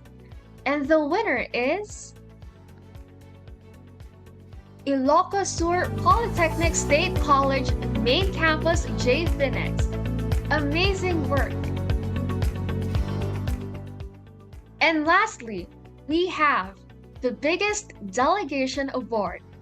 This award goes to the organization that brought the biggest group of participants to PJFIS 2024. The winning organization will receive a certificate of recognition, a special feature on the CFA Society Philippines website and social media platforms, and a cash prize of 5,000 pesos. And the winner is University of Santo Tomas J. Finex. Huge Congratulations to all! Thank you again to everyone for making PJFIS 2024 a massive success. Congratulations to all our awardees. Your efforts truly made a difference.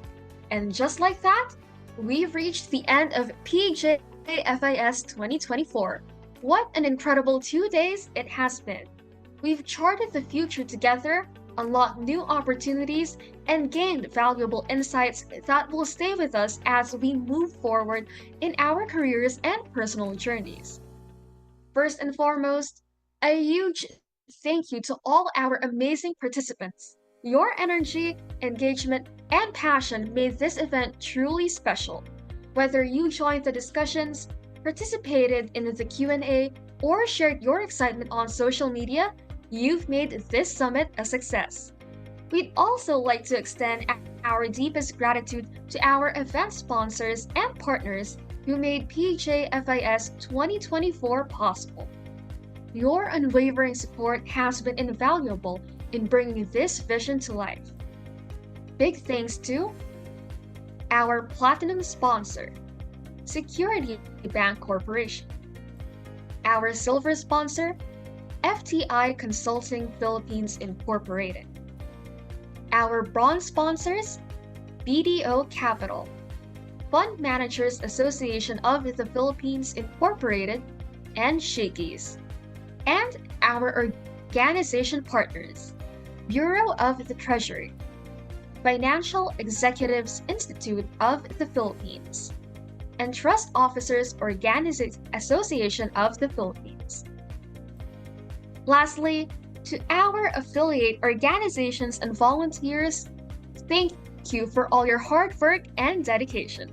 We couldn't have done this without your commitment and support. Again, a gentle reminder to submit your evaluation form by scanning the QR code on your screen. Your feedback means a lot to us.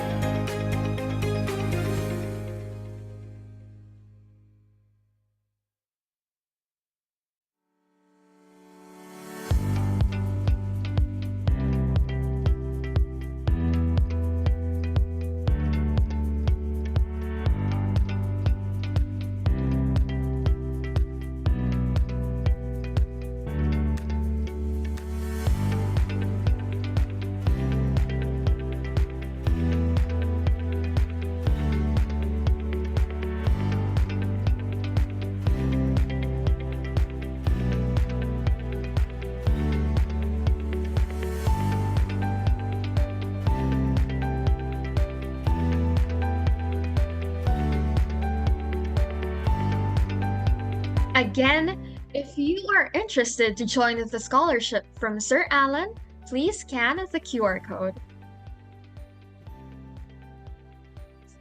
Thank you.